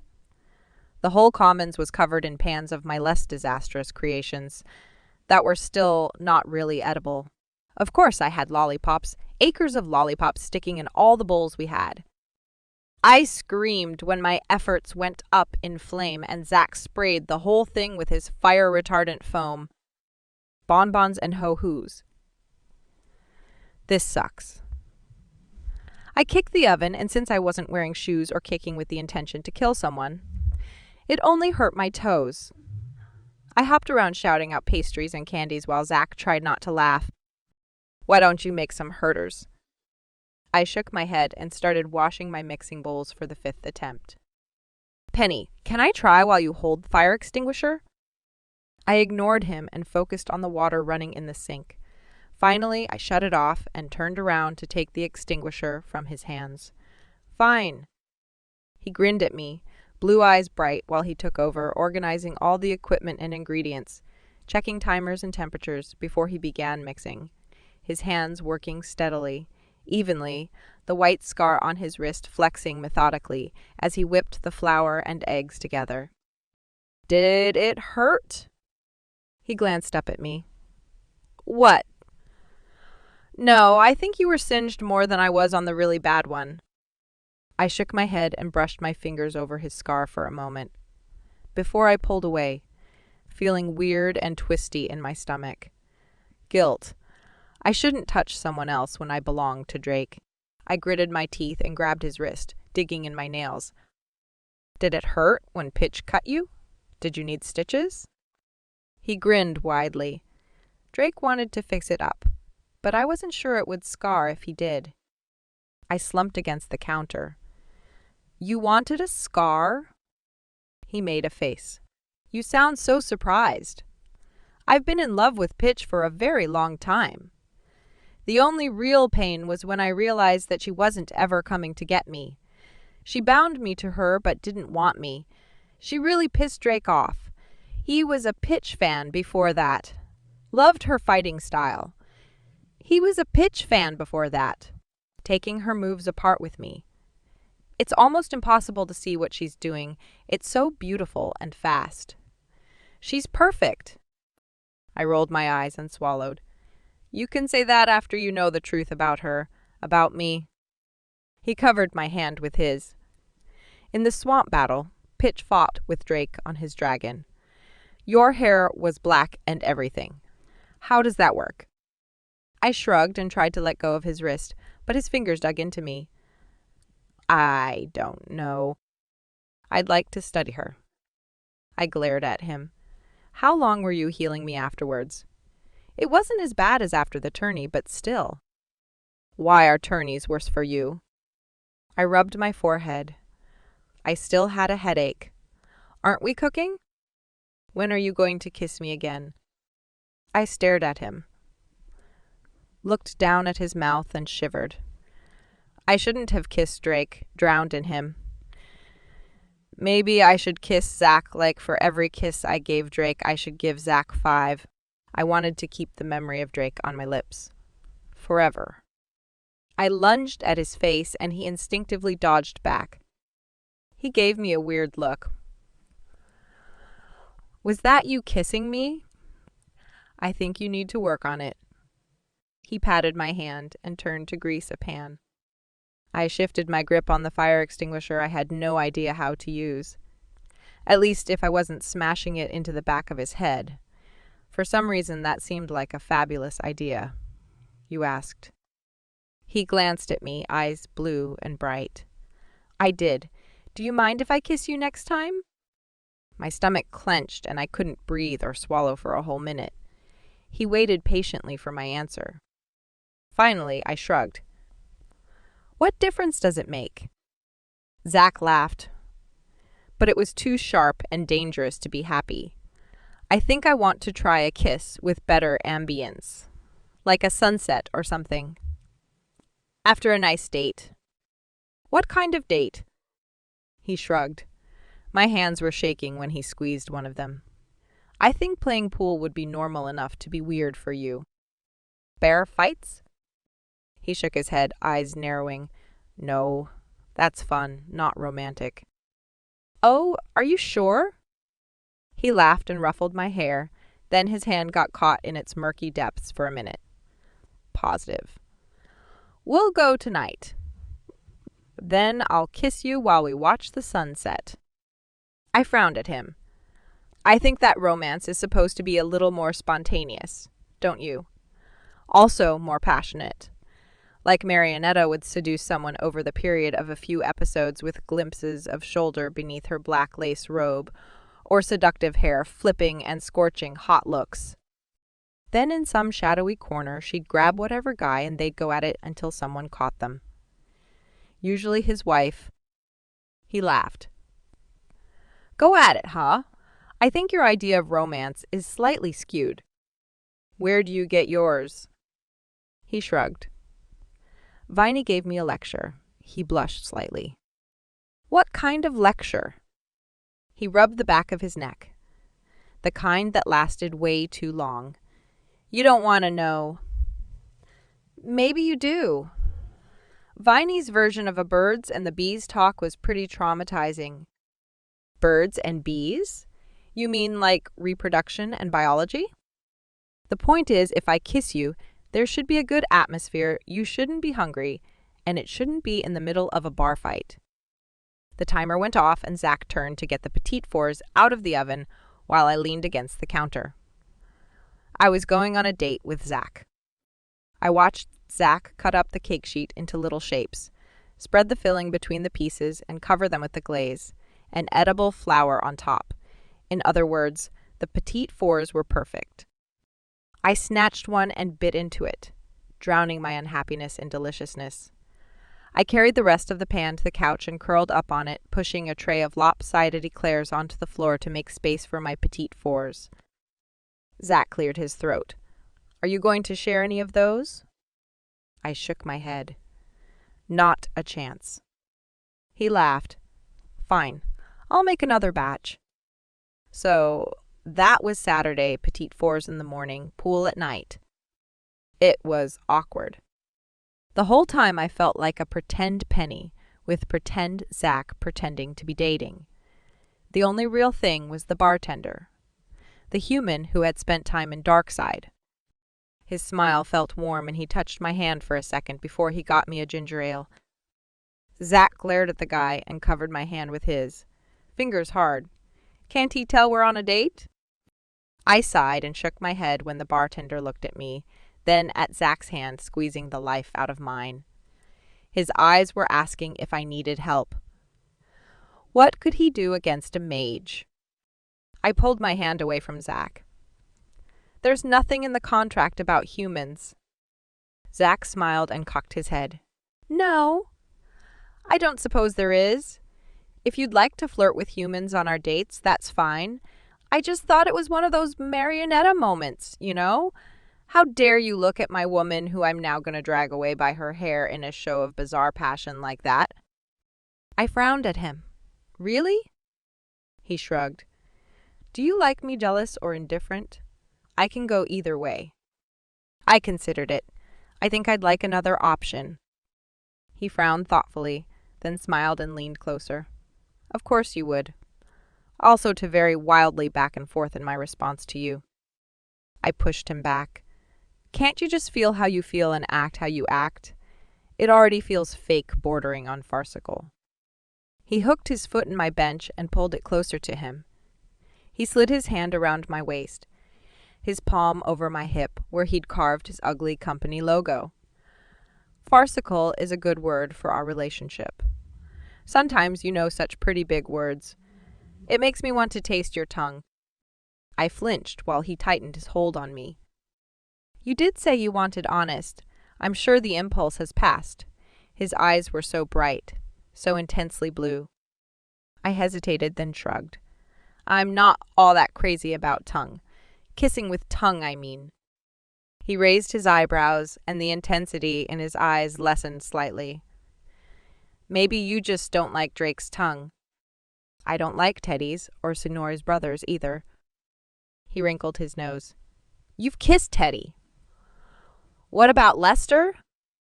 I sighed. I don't get what you have against him. He's very useful. No, I haven't kissed him. He's going to join a brotherhood of monks or whatever. That's one of the things I like about him. He slid his hand up and tickled my ribs. I wriggled around, trying to get away from him and also trying not to laugh. I failed at both. He let me go and leaned on the bar, staring at me with a funny smile on his mouth. No tongue. Got it. Anything else you dislike? Being tickled. I poked his stomach. His stomach was hard, muscular, and not at all squishy like bellies should be. Why was he all flexed and tense? I looked around the pool hall and didn't notice anything weird. There were a couple students from Rosewood, and a lot of people I'd never seen before who I assumed were human. Zach caught my hand and kissed it. I blinked at him, because where had that come from? Does that bother you? It's weird. But does it bother you? I shrugged. Not really. You. I like the taste of chemicals mixed with lollipops. He stood up and stretched.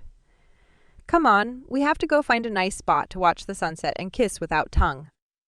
I followed him out of the bar, nodding at the human before I left. My stomach was tied in knots as we walked down the sidewalk, me slightly behind him so I could watch him, make sure he was keeping his distance. How could I kiss Zach? Not that I hadn't sort of kissed him last time, but this was so slow and planned. Maybe he'd kiss me on the hand again like Drake at the circus. I could get used to kissing Zach.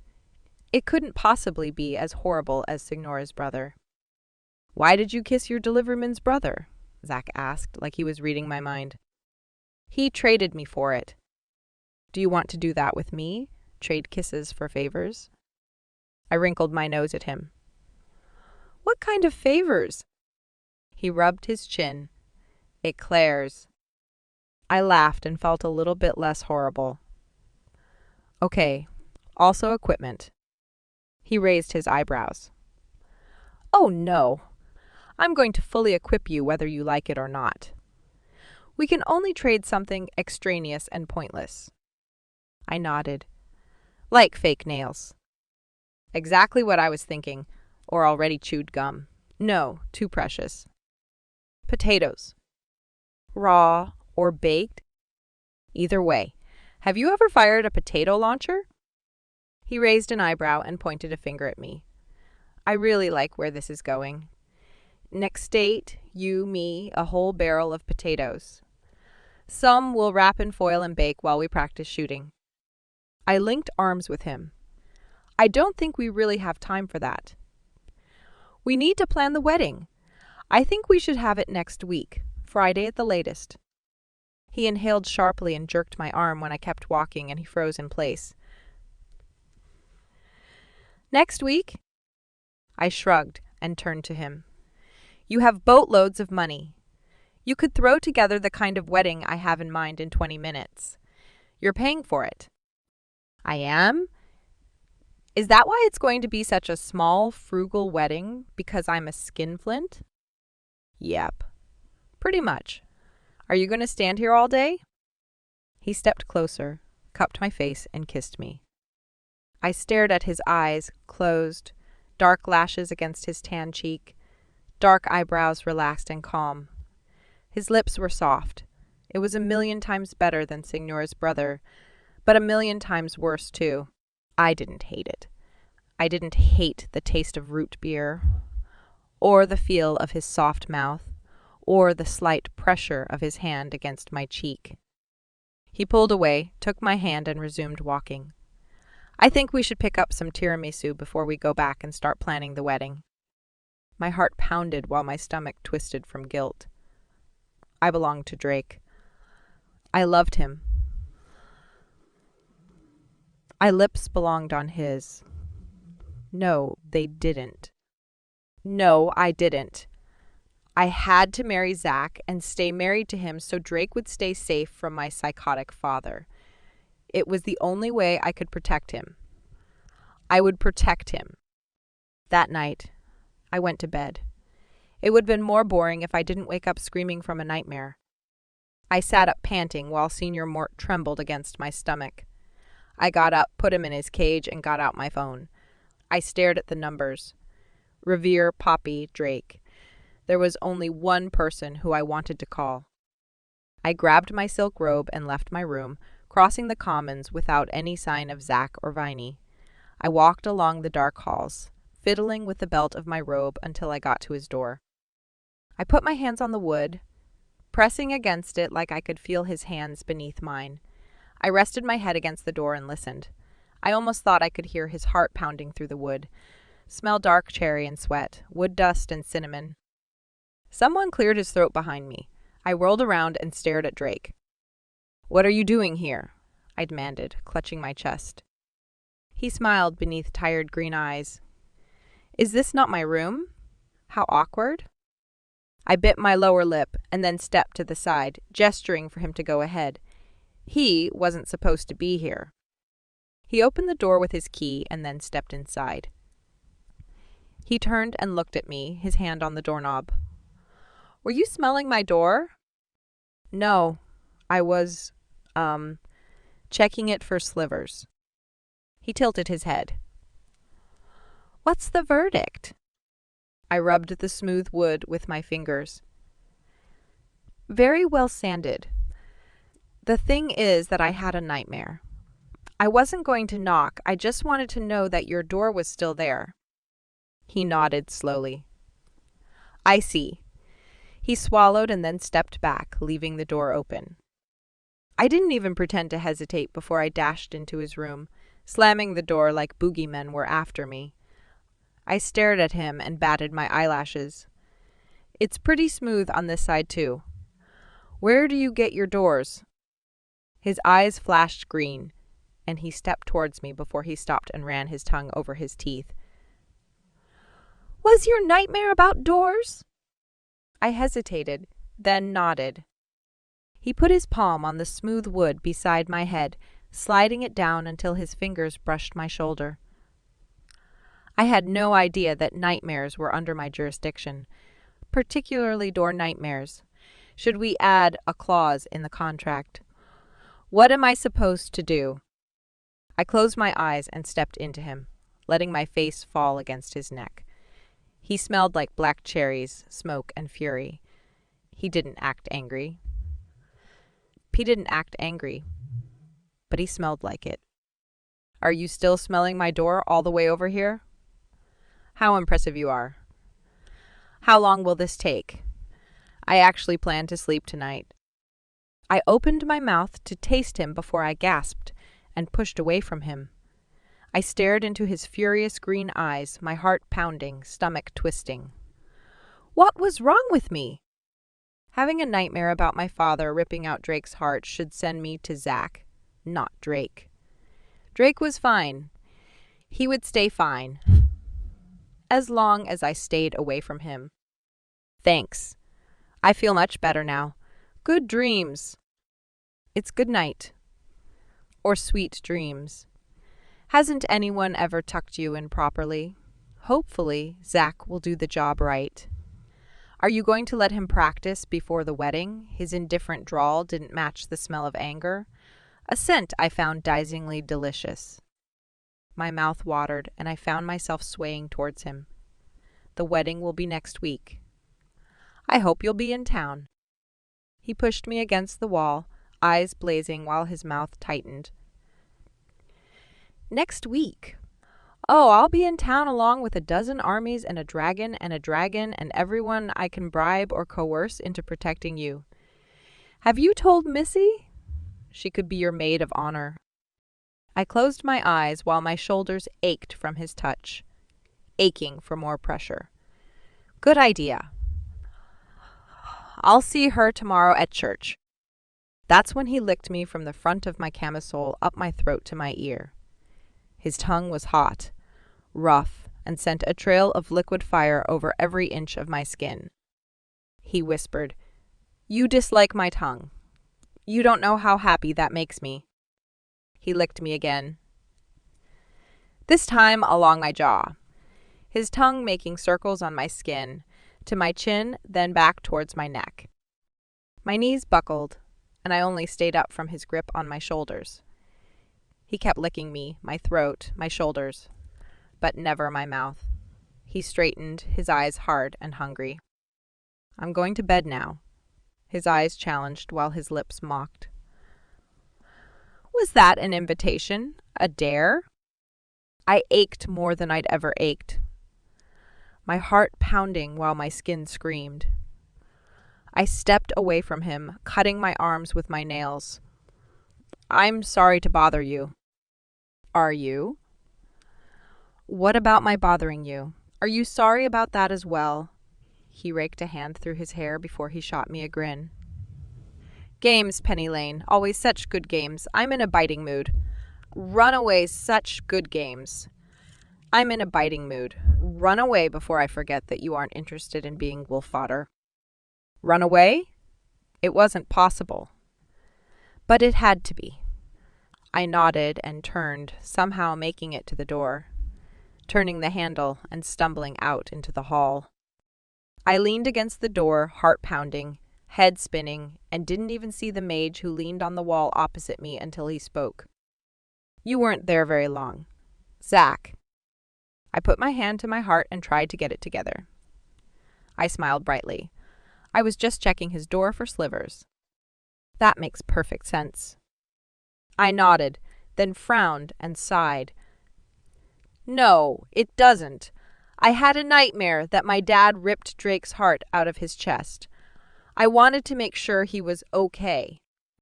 He raised his eyebrows. Do your dreams come true? I shook my head. That's good.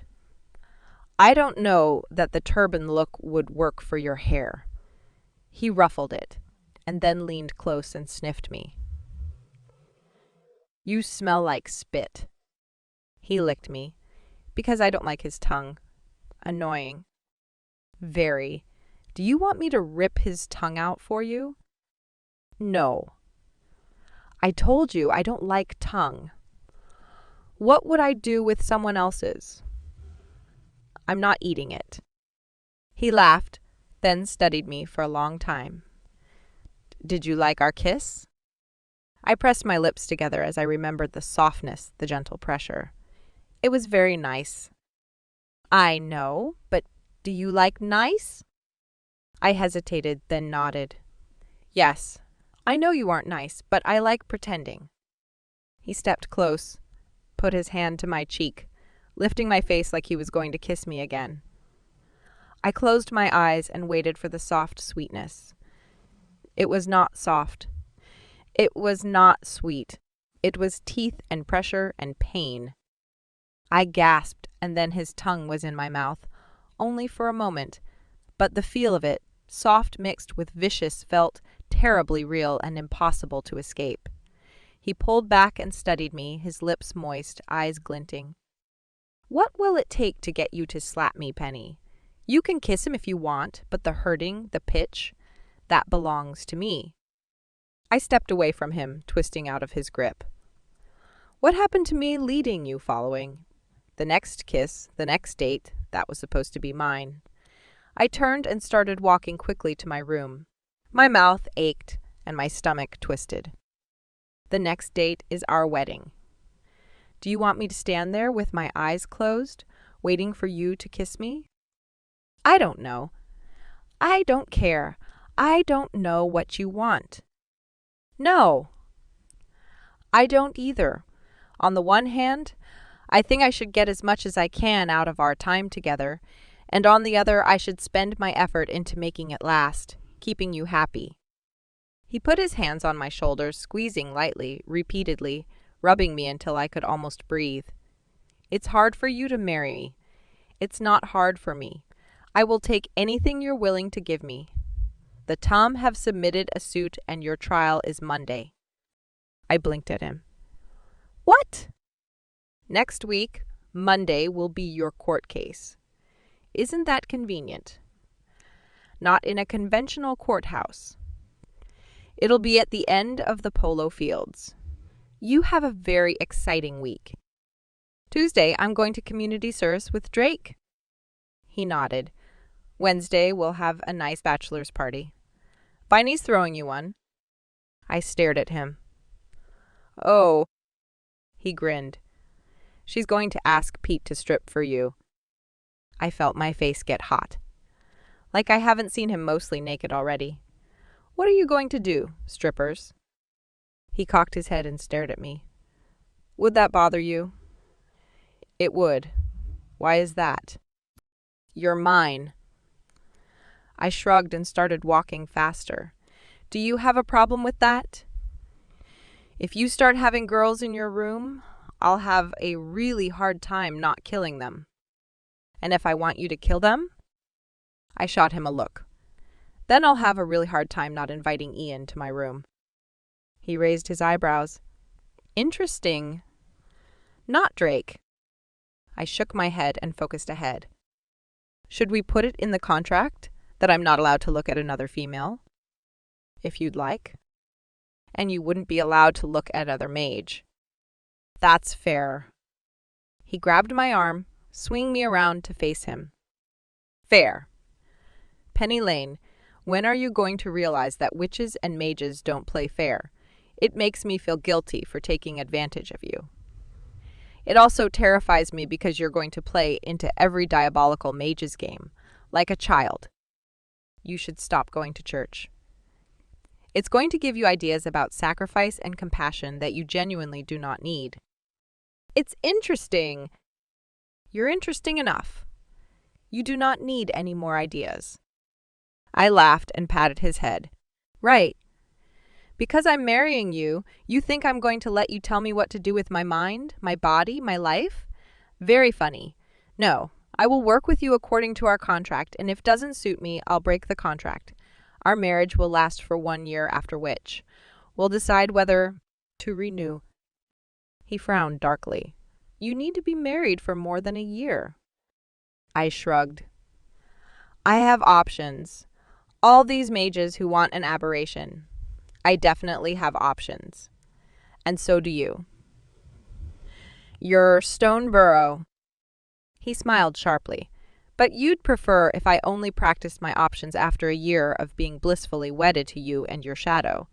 I reciprocate except as far as Drake's concerned. You can have him at any time. I scowled at him. Don't be an idiot. You want him? He wants you? We're rich, powerful, we take what we want. Then why didn't he marry me? He blinked at me. What? If your kind take what you want, why didn't Drake marry me? He studied me for a long time before he shrugged. He stopped wanting you. Then why did he lick me? No, he's the one that's honorable. He gave me up so I could marry you and be safe. And you're marrying me so you can protect him. Yes, the two of you are extraordinarily backwards in your entire approach. Love, probably. I would do anything for Pitch. And for Penny? He smiled sharply. I want you in my bed. I stared at him. What? I want you in my bed tonight. Sleep with me. Why?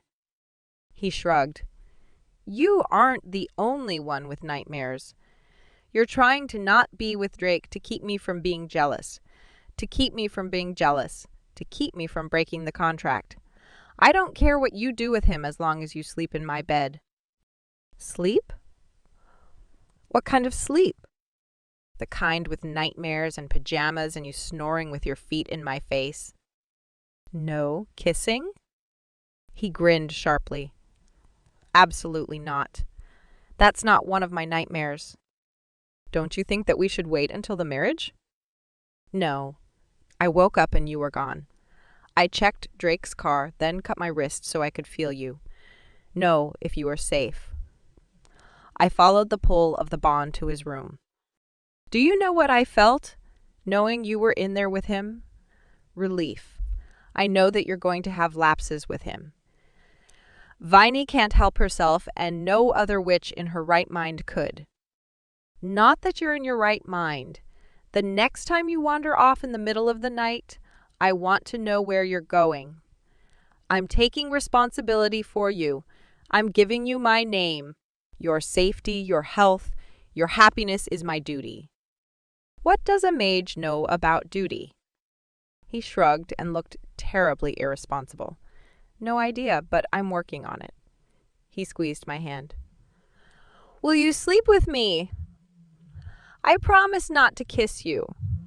I won't even lick you. I'll be your poppy? I sighed and let him lead me back to lilac stories, stomach twisting and nodding. Poppy was the one who lit my hair on fire and betrayed me.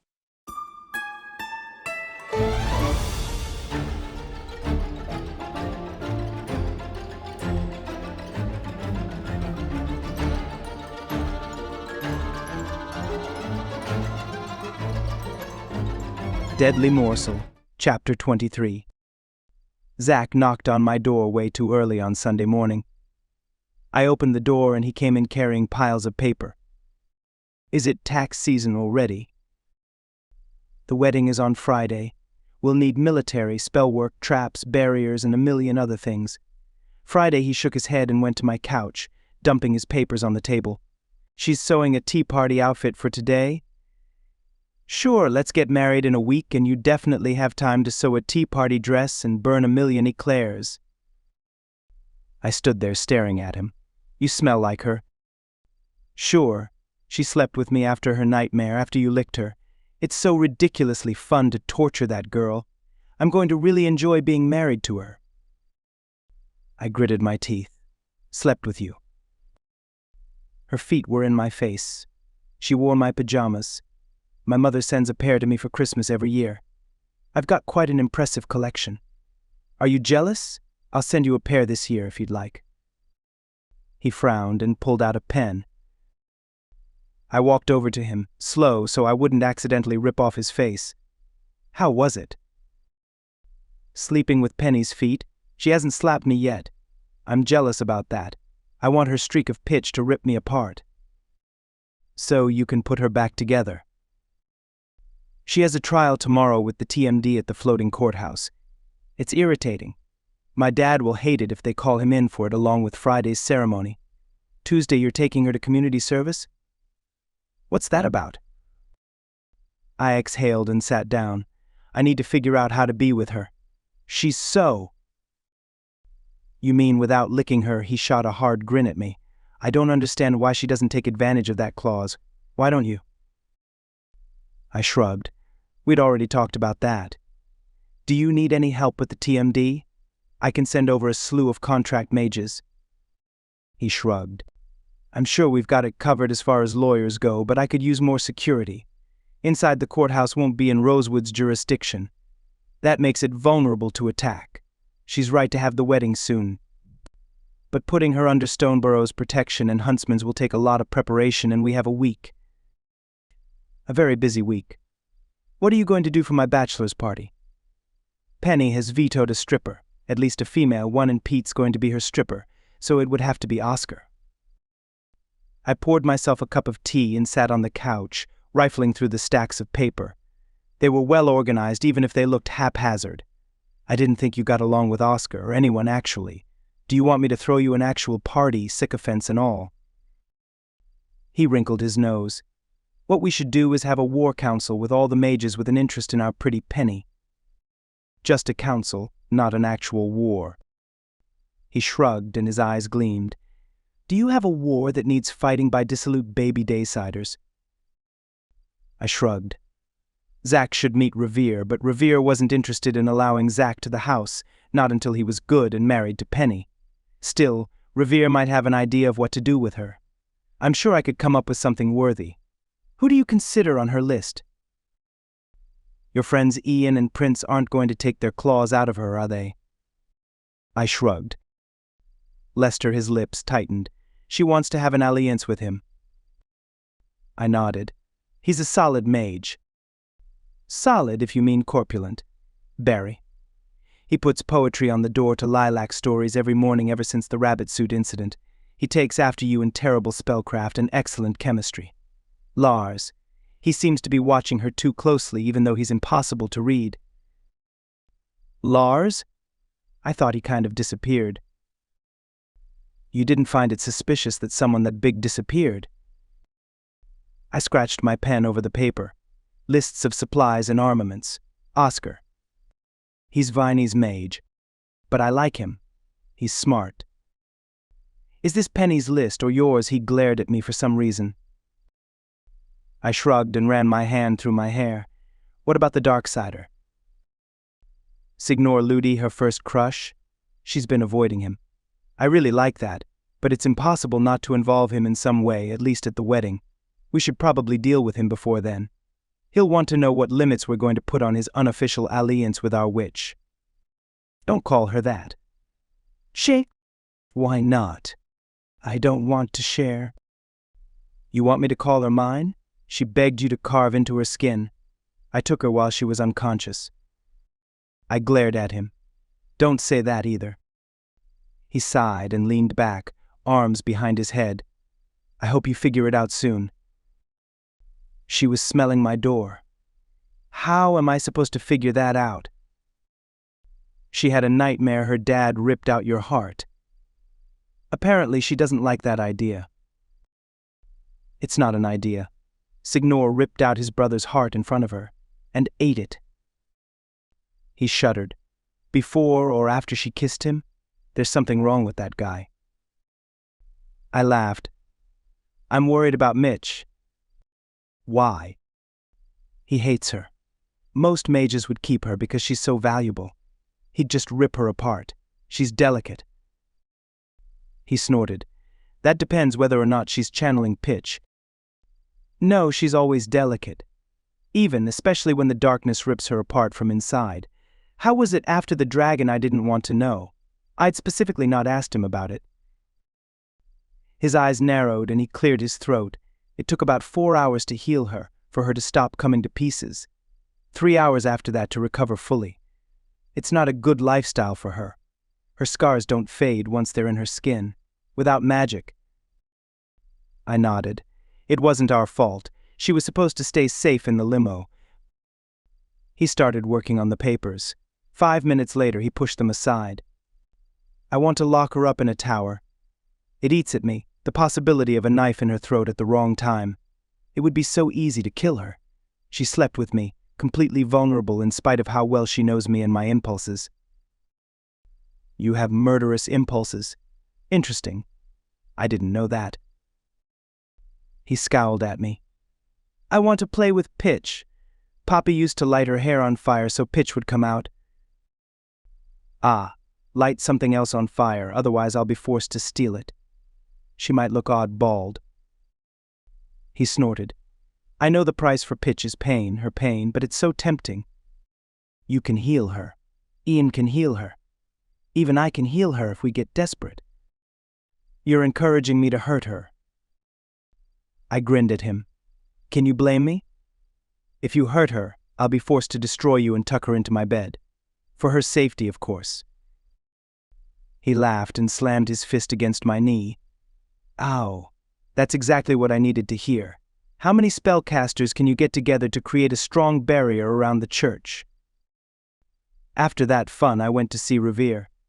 He was pacing out symbols in the dirt in front of the hideously ugly house. He should paint it or something. The wedding is on Friday. On Wednesday night, I'll have Penny's allied mages available. He looked up at me, muttering under his breath. He nodded, then shook his head. I don't deal with undisciplined Daysiders. Are you calling me disciplined? I take that as the deepest insult. Think about it. Otherwise, I'll just take them to Darkside and root our dissolute former mercenaries or something. It's getting boring fighting all those Daysiders who are working with Sooth and the Cray. They were supposed to be on our side. My father's mustache was a practical guarantee. You gave them the wrong pinky. They tried to cast a control spell on him and lost a lot of lives over it. I shrugged. Half of it was his. If it would have worked with the full digit, it would have worked with half. Maybe I'm wrong. My understanding of spellcraft is not the greatest. He stared at me. You've improved vastly in the last few weeks. Don't tell my father. Or Jasper. Have you heard anything from that cowardly wretch? I stay away from mages who sell their souls to sorcerers like Sooth. You're so sensible, Revere. I'm supposed to be Penny's Revere. I'll never be a spellmaster or sensible. He smiled, sharp and vicious, and then began the longest night of my life. Days? Weeks? Years?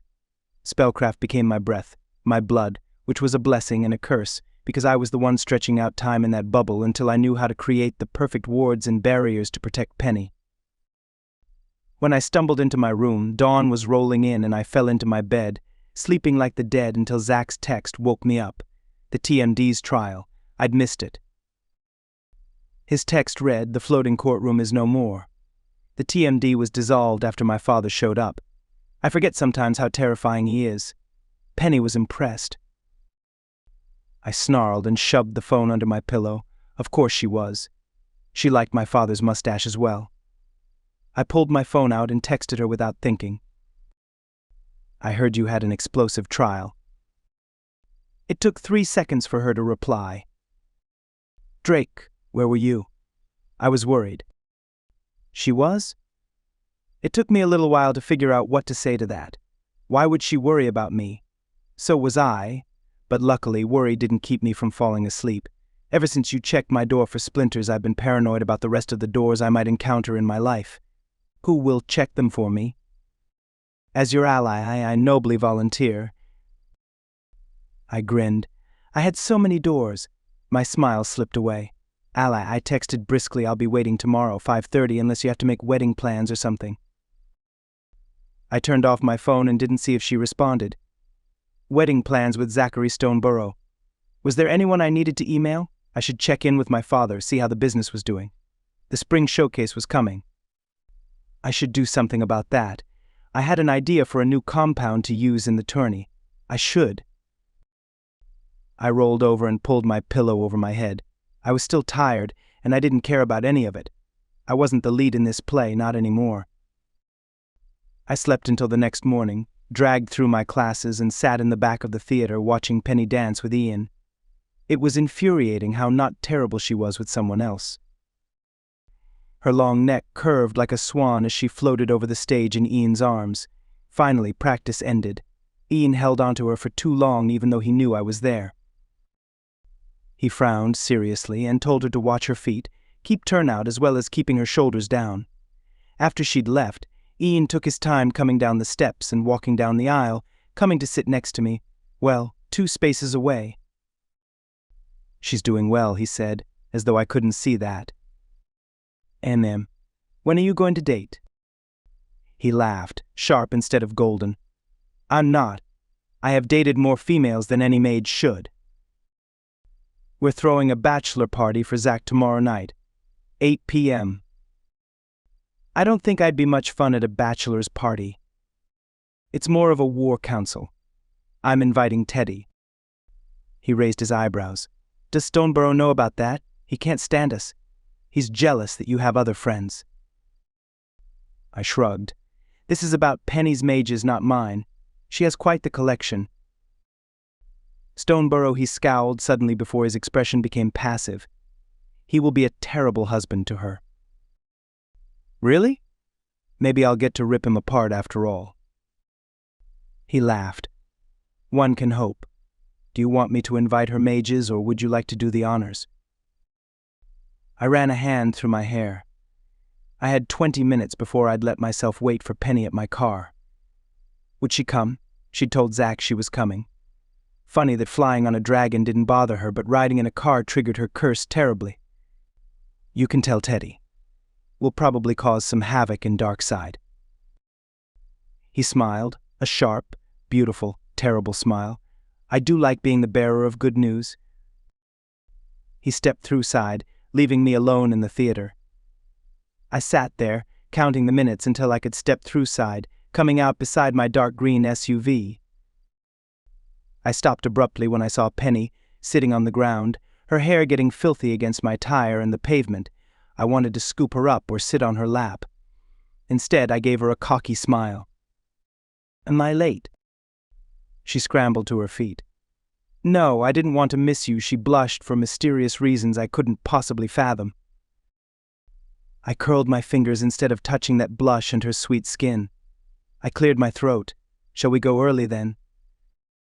She nodded and got into the car as soon as I opened the door. We were 5 minutes down the road from Rosewood when she gripped my hand, pulling it into her lap. I held my breath for a minute, then exhaled. The world was right again. I didn't talk, just listened to her breathe. I drove slowly, very slowly. It was a little rainy with banks of fog at the base of the hills. When we reached the hospital, I parked and sat there with Penny beside me, holding my hand tight enough it hurt. I covered her hand with mine and sat there, trying to breathe, trying to swallow, trying to get out of the car. You drive like an old lady? I grinned at her even though she let go of my hand, like she had the right to live disconnected from me. Why, thank you, Miss Lane. You say the sweetest things. Are old ladies sweeter than young ones? I laughed and very nearly tasted her. I could preserve that taste for 80 years or so and taste her again. It would be an experiment, nothing to do with how much I wanted to taste a 97-year-old Penny Lane. You tempt me, Miss Lane. Miss Lane? And you're Mr. Huntsman? I should have brought a parasol. And I could have brought a mustache. She laughed, then fell over onto my neck, her breath on my skin. I want to see you old. She read my mind. Before I could taste her hair, her ear, her chin, she slid out of the car, landing on her bare knees on the pavement. She gripped the ground and inhaled and exhaled, trying not to throw up. It was the curse. I started weaving a spell over her, feeding it to her as I got out of the car and went around. The spell was better, deeper, put together the right way even if I made it up. That was Revere's doing. She lifted her eyes while I leaned against the fender, watching her, mumbling in Darksider until she got to her feet. She put a hand at the base of her spine and flinched. Such a strange curse. Do you think it was an accident or him showing his paternal streak in fear that you'll die in a car wreck? She shot me a look and started walking faster. That's right. He probably ripped me apart because he was concerned for my health and happiness. I feel like I haven't been here for ages. It felt like another world the last time I'd taken her hand, thinking about how to kiss her without making her faint. Why was I resisting the call of her long legs, her throat, her soft lips? I couldn't remember. No, I could. The base of her spine. The curse that controlled her. The family name I couldn't protect her with. The monster in Darkside whose pinky tip was in a very special place. I exhaled and followed her into the hospital, keeping my hands at my sides. Inside the building, I left her at the door to her princess's room. I walked faster once I'd left her, stalking through the halls like I owned them. Which I did. I'd made certain when I'd started my hospital that not even Jasper had control over it. I'd been worried his conscience would prevent me from doing something interesting with my humans, but it turned out I found positive outcomes more fascinating than furthering their torment. I should go into Darkside and hunt more humans to rehabilitate. I'd walked through the white double doors, nodding at the guards, and was standing in the room, glancing around at the inhabitants who seemed suspiciously quiet and well-behaved, particularly Missy on her couch. The double doors burst open, and in came Penny like a red-gold hurricane. She gripped my shirt front and shook me. Her eyes were unfocused, flecks of black swirling in them, deep and dark, fascinating and terrible. How could you let her die? Her wail pierced my ears, and the sorrow she carried made me sick and weak. I pulled her against me, brushing her hair out of her face. One of your princesses. She pounded her fists against me, like you didn't know. I didn't. I should have checked. The way she loved. That was her greatest vulnerability I needed to protect her from. I'm sorry. Sorry. My skin buzzed where I touched her skin, then she melted into shadows and ashes before she reformed, solid, warm, and broken in my arms. She sobbed against my chest while I held her. I ached with my own anger and helplessness. Why won't you heal them? Her voice was broken, defeated. Because I'm a heartless mage and humans mean nothing to me. She flinched away from me, staring at me with enormous eyes bright with tears. You saved them, she gestured at the very still former inhabitants of Darkside. They saved themselves. Ask them what happens when you use magic on a human, particularly a child. Ask them what kind of a mage does that. I'll be in the car when you're finished. I turned and left her with them. Maybe she'd ask Carl to bring the child back to life. Maybe she'd get Missy to blackmail someone to heal the rest of her princesses and keep them away from death. There were so many things worse than death, particularly a nice human death with their bright souls wending towards heaven. Heaven. My heaven was Penny Lane, and she was also my hell. Holding her while she wept, helpless to stop her pain, that was hell. Hail. I ran a hand through my hair with claws. Ow, how idiotic would it be for me to go visit the sorcerer and his nice human wife? I curled and uncurled my hand, piercing my flesh with my claws. It would be rude to disappear before Zach's bachelor party. I leaned against the car, pulled out my phone, and started texting like anything in the world mattered.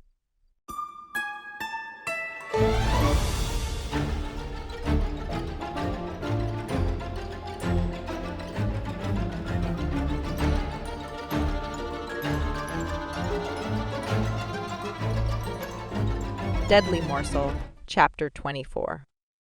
I stood there, sobbing, until Carl took my hand and carefully led me over to the couch. "Missy, get Penny a blanket." I sobbed harder when Missy carefully put the soft, fluffy throw over my shoulders. He's right. Her soft voice pierced my pain while she put her arm over my shoulders. You can't heal humans with magic. It never works right.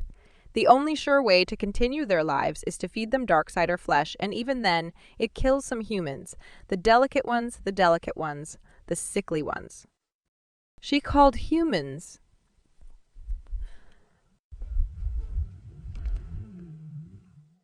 I looked up at her and noticed the human necromancer behind her, his face expressionless, but eyes reflecting my pain. I know. I needed to yell at someone, but he left me. I put my head down on my knees and cried harder. Why had he left me? How interesting could it be to watch me be sad? Poppy hated it when I cried. She wanted me angry, pitchy. I tried to pull myself together, but I couldn't seem to stop crying. I was marrying Zach on Friday, 3 days. I couldn't do anything else to protect Drake. If I had my magic, horrible deception magic like my father had, maybe I could do something else. Sudden rage had my skin coming apart into ashes before the grief brought me back together. What can we do for you? Carl's voice was very calm, very soothing, very much like someone who could face madness and desperation with a smile. I grabbed his hand and gripped it. I blinked at him, trying to stop the stupid tears. My chest hurt and my eyes ached. How can I defeat my father when he has all of my magic, when he gave me a curse that immobilizes me and my mother? What kind of sorcerer? That was Missy. I shrugged. I don't know. Benjamin Sooth. Deception sorcerer, they said in unison. You know him? Missy gave me a sharp smile. Narcolo finds for all the worst mages. When are you marrying your tech mage? My lips trembled. Friday. Did he write a good contract? I shrugged. I wrote it. My grandmother checked it. Your grandmother knows something about contracts? Penelope rose. Have you heard of her too? Missy and Carl exchanged glances. Then Carl smiled at me and patted my head. She cared a great deal for humans. Yes, we have heard of her. Missy sighed before she leaned on her elbows, chin on her fist. I met her once or twice.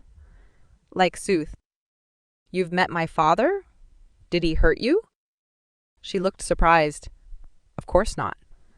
I mean nothing to him. I frowned at her. He doesn't hurt everyone. Why would he? The necromancer's pet asked. It takes effort to harm. Effort indicates interest. Interest indicates emotional attachment.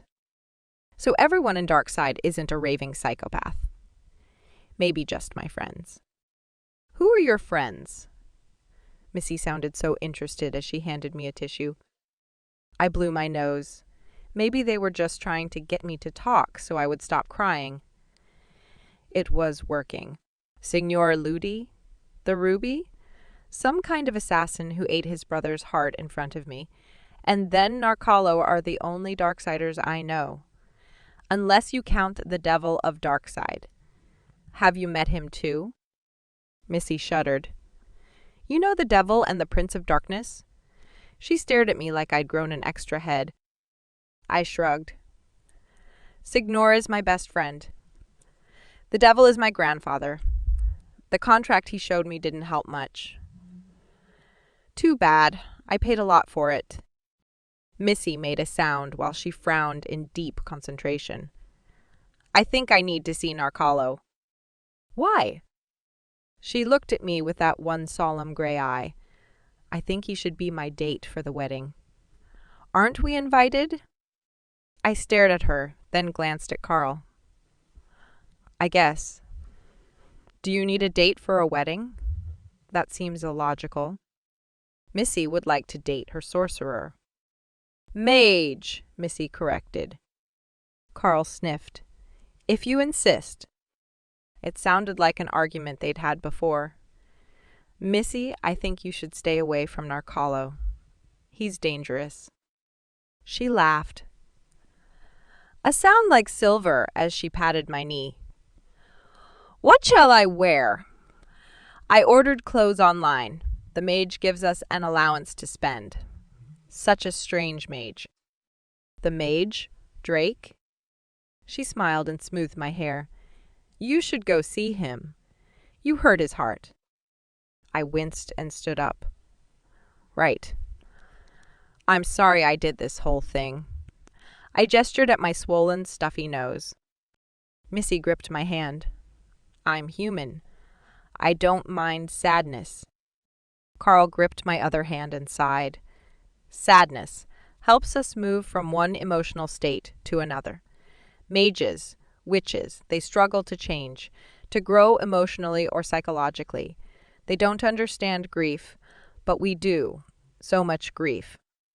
For a moment I tried to smile, but the memory of Anna's empty bed made me curl up sobbing like I was going to shatter. Their arms came around me. Warmth, empathy, sharing my grief like that would make it lighter. Strangely enough, it did. After a little while, I hugged them back, blew my nose again, then started on my way down the hall. I wandered around until I found a back door outside, then stopped suddenly as a man in a black suit materialized out of nowhere. Was he teened? He stared at me while I stared at him. Finally, he smiled. He was not accustomed to smiling. You're behind the hospital. You should go in and come out another exit. I'll show you. He held the door open for me, and since he wasn't talking me into leaving, I went inside. We walked a maze of corridors until he pushed open a door that came out in the parking lot I recognized. I thanked him, then crossed the pavement towards the green SUV and the russet wolf that leaned against it.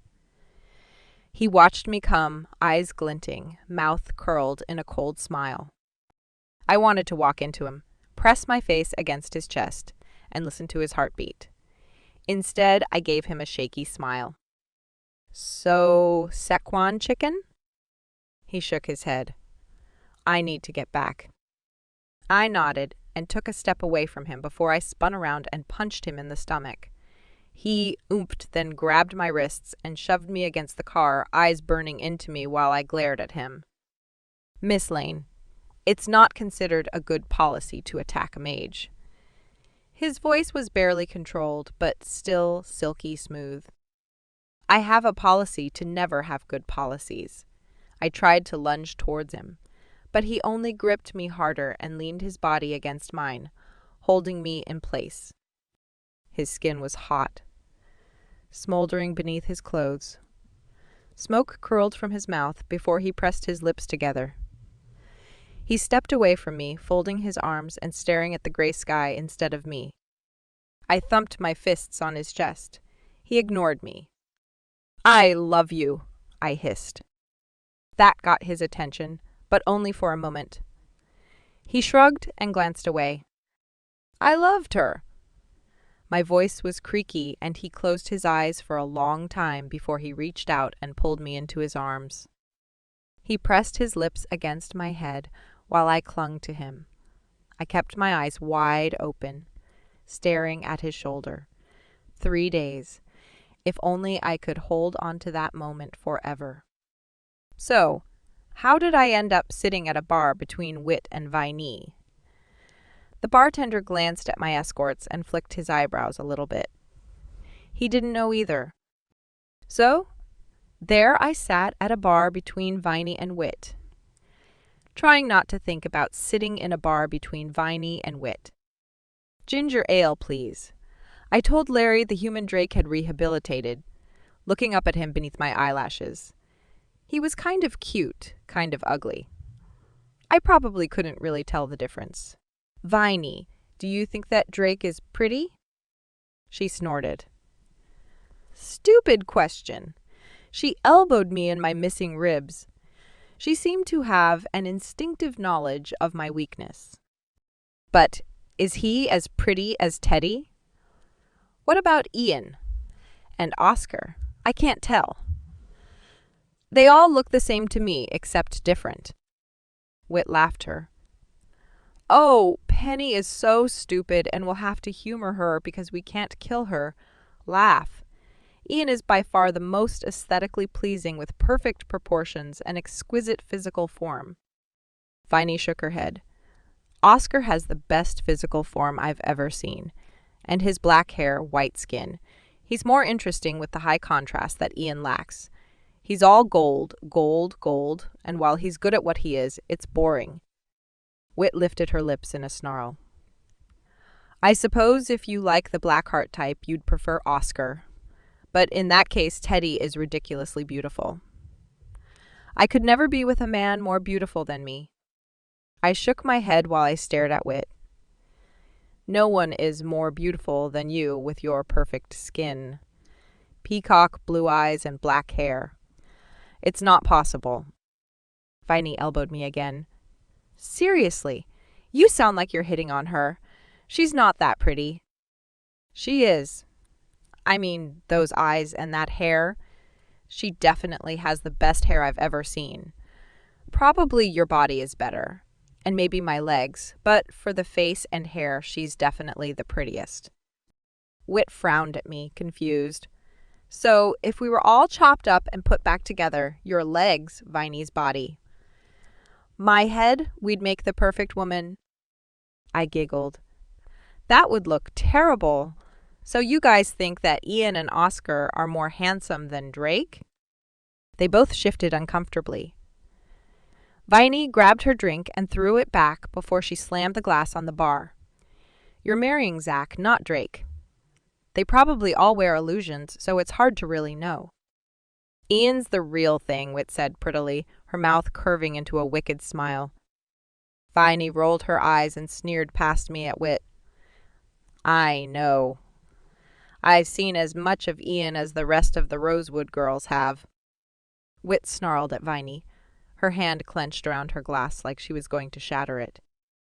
I thought I saw the glass crack and put a hand on Wit's shoulder. You sound a little bit intense about Ian. Are you guys dating? She stared at me with her peacock eyes that seemed to glow before she relaxed her grip on the glass. Ian doesn't date. He should have seduced you by now. Maybe he doesn't think you're worth the effort.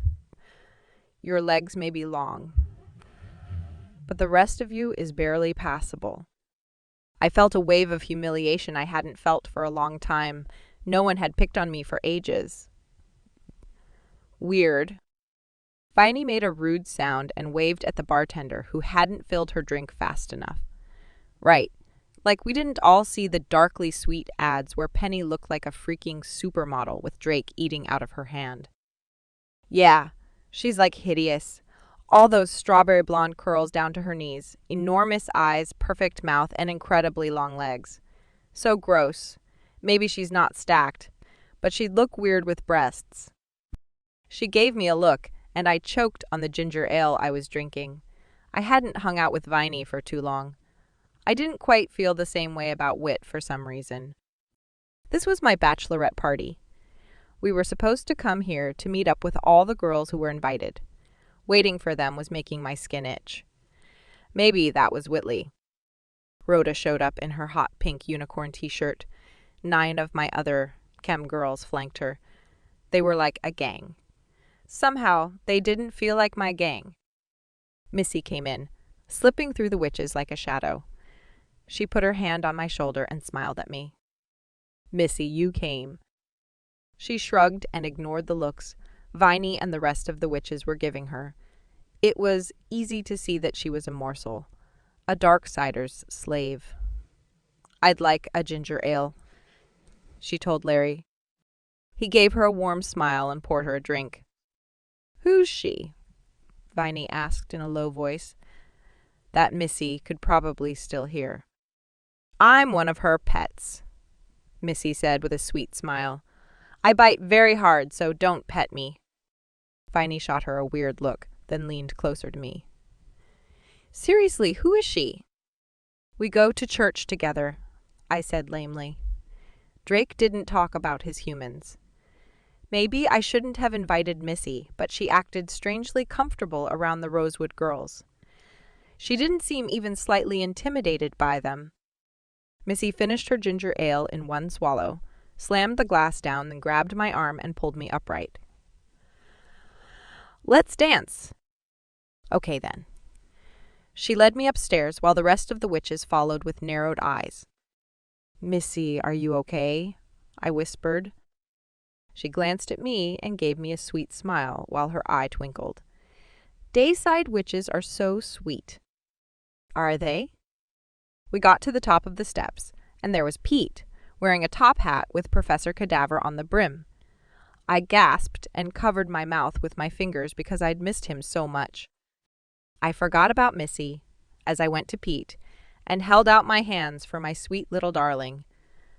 Professor Cadaver stood on his hind legs, tipped his hat, and then threw it at me. I laughed as I caught it. And then Pete gave me his arm and led me through the doors into the dance hall. Not the dance hall. It was a carnival. A misty sky filled with stars rose above us, and dark tents were in the clearing in the woods. It smelled like sausages and pizza. The music started, strings and rumbling thunder like one of Drake's tourneys. Missy and Pete were my escorts, leading me from one ride and game to another. I ate cotton candy and roasted sausages until I was sick, and I won an enormous pink cow stuffed animal from throwing darts at balloons. I rode on the Ferris wheel with Missy. She clung to my hand while fireworks lit the sky above us. This is magic. The mage was right. I stared at her. The mage? Pete? She gave me a slight smile. Your mage heard that you were going to have a stripper. I don't think he liked that idea. I didn't like it either. This is better. You mean Drake. She nodded and stared out over the trees at the explosions of gold and green. He knows the kind of magic you like. Why aren't you marrying him? He left me at the altar. Why? I hesitated. I think that my father did something to him, destroyed his business and other stuff I don't know. Drake doesn't talk to me about it. Otherwise, he really does hate me because I have no magic. She tightened her 3 fingers on my hand. Everything about you is magic. You're made out of magic even if you don't have any extra. He can see that. Her eyes shone brightly and she bit her bottom lip. Narcalo is my magic. Have you sent an invitation to him yet? For the wedding? I'm not sure. I mean, it'll be at church. She sighed. Oh, I'll send a message tonight. Ian owes me. Are you sure you want him? He's so... She gave me a half smile. Are you worried that he won't fight for you if there's an attack? If I'm there, he will. You seem so certain of someone who ate your eye. She pursed her lips. I don't mind so much. You should. I spent too long in Darkside to ever be an ordinary human. I'm tied to him. I don't feel alive without him. Maybe you understand. You must wish I was the mage instead of me. I leaned back and banged my head on the bar behind us. Yeah, this is pretty romantic for friends. It makes me want to do something a little bit stupid. I stood up on my seat, kicked off my flats, and reached up to pull myself onto the metal bar. I swung, arm over arm, my legs dangling over the world until the cars rotated far enough I ended up on my knees as I rose into the sky. As it tilted the other way, I slipped along the metal until a hand gripped mine, and gravity shifted with it. Pete was doing magic tricks. He raised a hand and the music swelled around us, the song I was working on with Ian. I laughed as I slipped around him under his arm and then stretching out before swinging out above the empty sky, wind rushing around me, only his hand in mine holding me onto that world. With a rush, my feet once more found the spokes. We danced. That dance part ballet, part free-falling, and the way he moved was connected to me, the music, the stars, and the sound of Missy clapping and laughing for us. We ran along the metal, dancing in and out of each other's arms, never losing contact until we were in the center of the wheel, dancing in and out of the spokes as we stayed upright. Gravity shifted until I had to hang on, wrapping my legs on the frame while I stared at the brightly lit world from upside down. When the ride was over and Missy was climbing out of our car, I slid down the frame, burning my hands until I landed lightly on the seat and stepped out, beaming at Pete, who landed beside me with a smile. I grabbed his hand and for a moment swayed towards him. He felt like Drake, like the magic. I blinked and stepped away. I didn't need to get lost in the magic of another mage. I laughed and ran to catch up to Missy. It was a beautiful, wonderful party, but not exactly the Speedwit and Viney liked, apparently because they had started fighting. All of my Chem girls cheered for Viney. It was a real brawl, and in a matter of minutes, they'd knocked down half the tents. I rolled my eyes and went towards the tent we'd come out of. I didn't want Missy to get hurt. We came out in the pool hall, the air too full of sweat and humanity. But when I stood at the railing looking down at the pool tables, I saw Drake pulling back his cue. I didn't particularly think, just climbed over the railing. Drake. He looked up, and then I jumped. He caught me like I was as light as a cloud, spinning me around laughing. His teeth were bright like his eyes, green that I would drown in forever. Are you finished with your party already? My floating heart sank when I heard Zach's voice. Drake put me on my feet and took his cue from Ian. He must have tossed it before he'd caught me. I shouldn't have jumped like that. I was too big to play those kinds of games. My brain was still in Wonderland. I stared at the floor while I inhaled and exhaled. I just wanted to say thanks for keeping Pete from stripping. So I said, glancing up at him, "Thanks." He smiled and stepped towards me before he blinked and shook his head. I was doing Zach a favor. No one wants his wife to be corrupted by someone like Pete before the wedding. Oh. Right. I took a step away from him and turned to smile at Zach. He grinned at me, but stayed across the table. Are you guys having fun? He wiggled his eyebrows at me. We've only just started. Isn't Viney going to drive you home? Yeah. Ian, could I talk to you for a second? His eyebrows barely flickered, and I pointedly ignored Teddy standing next to him. Of course. He followed me and Missy outside. I didn't waste any time. I turned and took his hands. Heal my hands, please. Also, can you deliver a message to the mage I sent you to last time? Missy would like him to be her date for the wedding. Friday, 5 p.m. His eyes widened, then narrowed. Are you going to bind me again? No. Do you want me to keep the message from Drake? I glanced at Missy. She was a very steady shadow. No, you'd better not. Then why don't you tell him now? Zach would prefer you to spend time with him than with me. I don't care what Zach thinks. You and I will be allies. He has to deal with that. He laughed softly. I'm glad to be of assistance.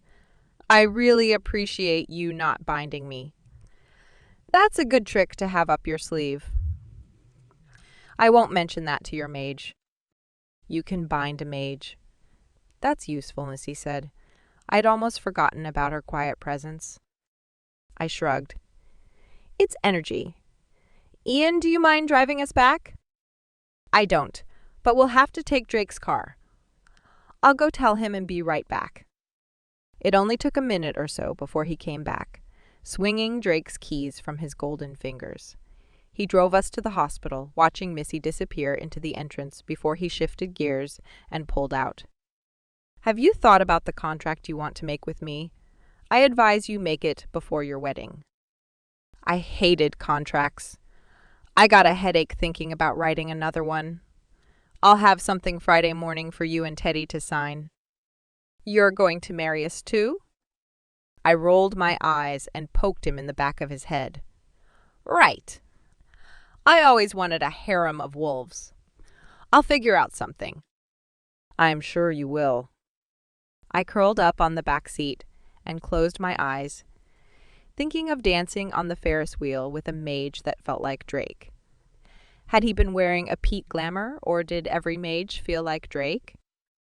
I could pretend that Drake was the one driving me back, humming under his breath. I could pretend for 2 more days.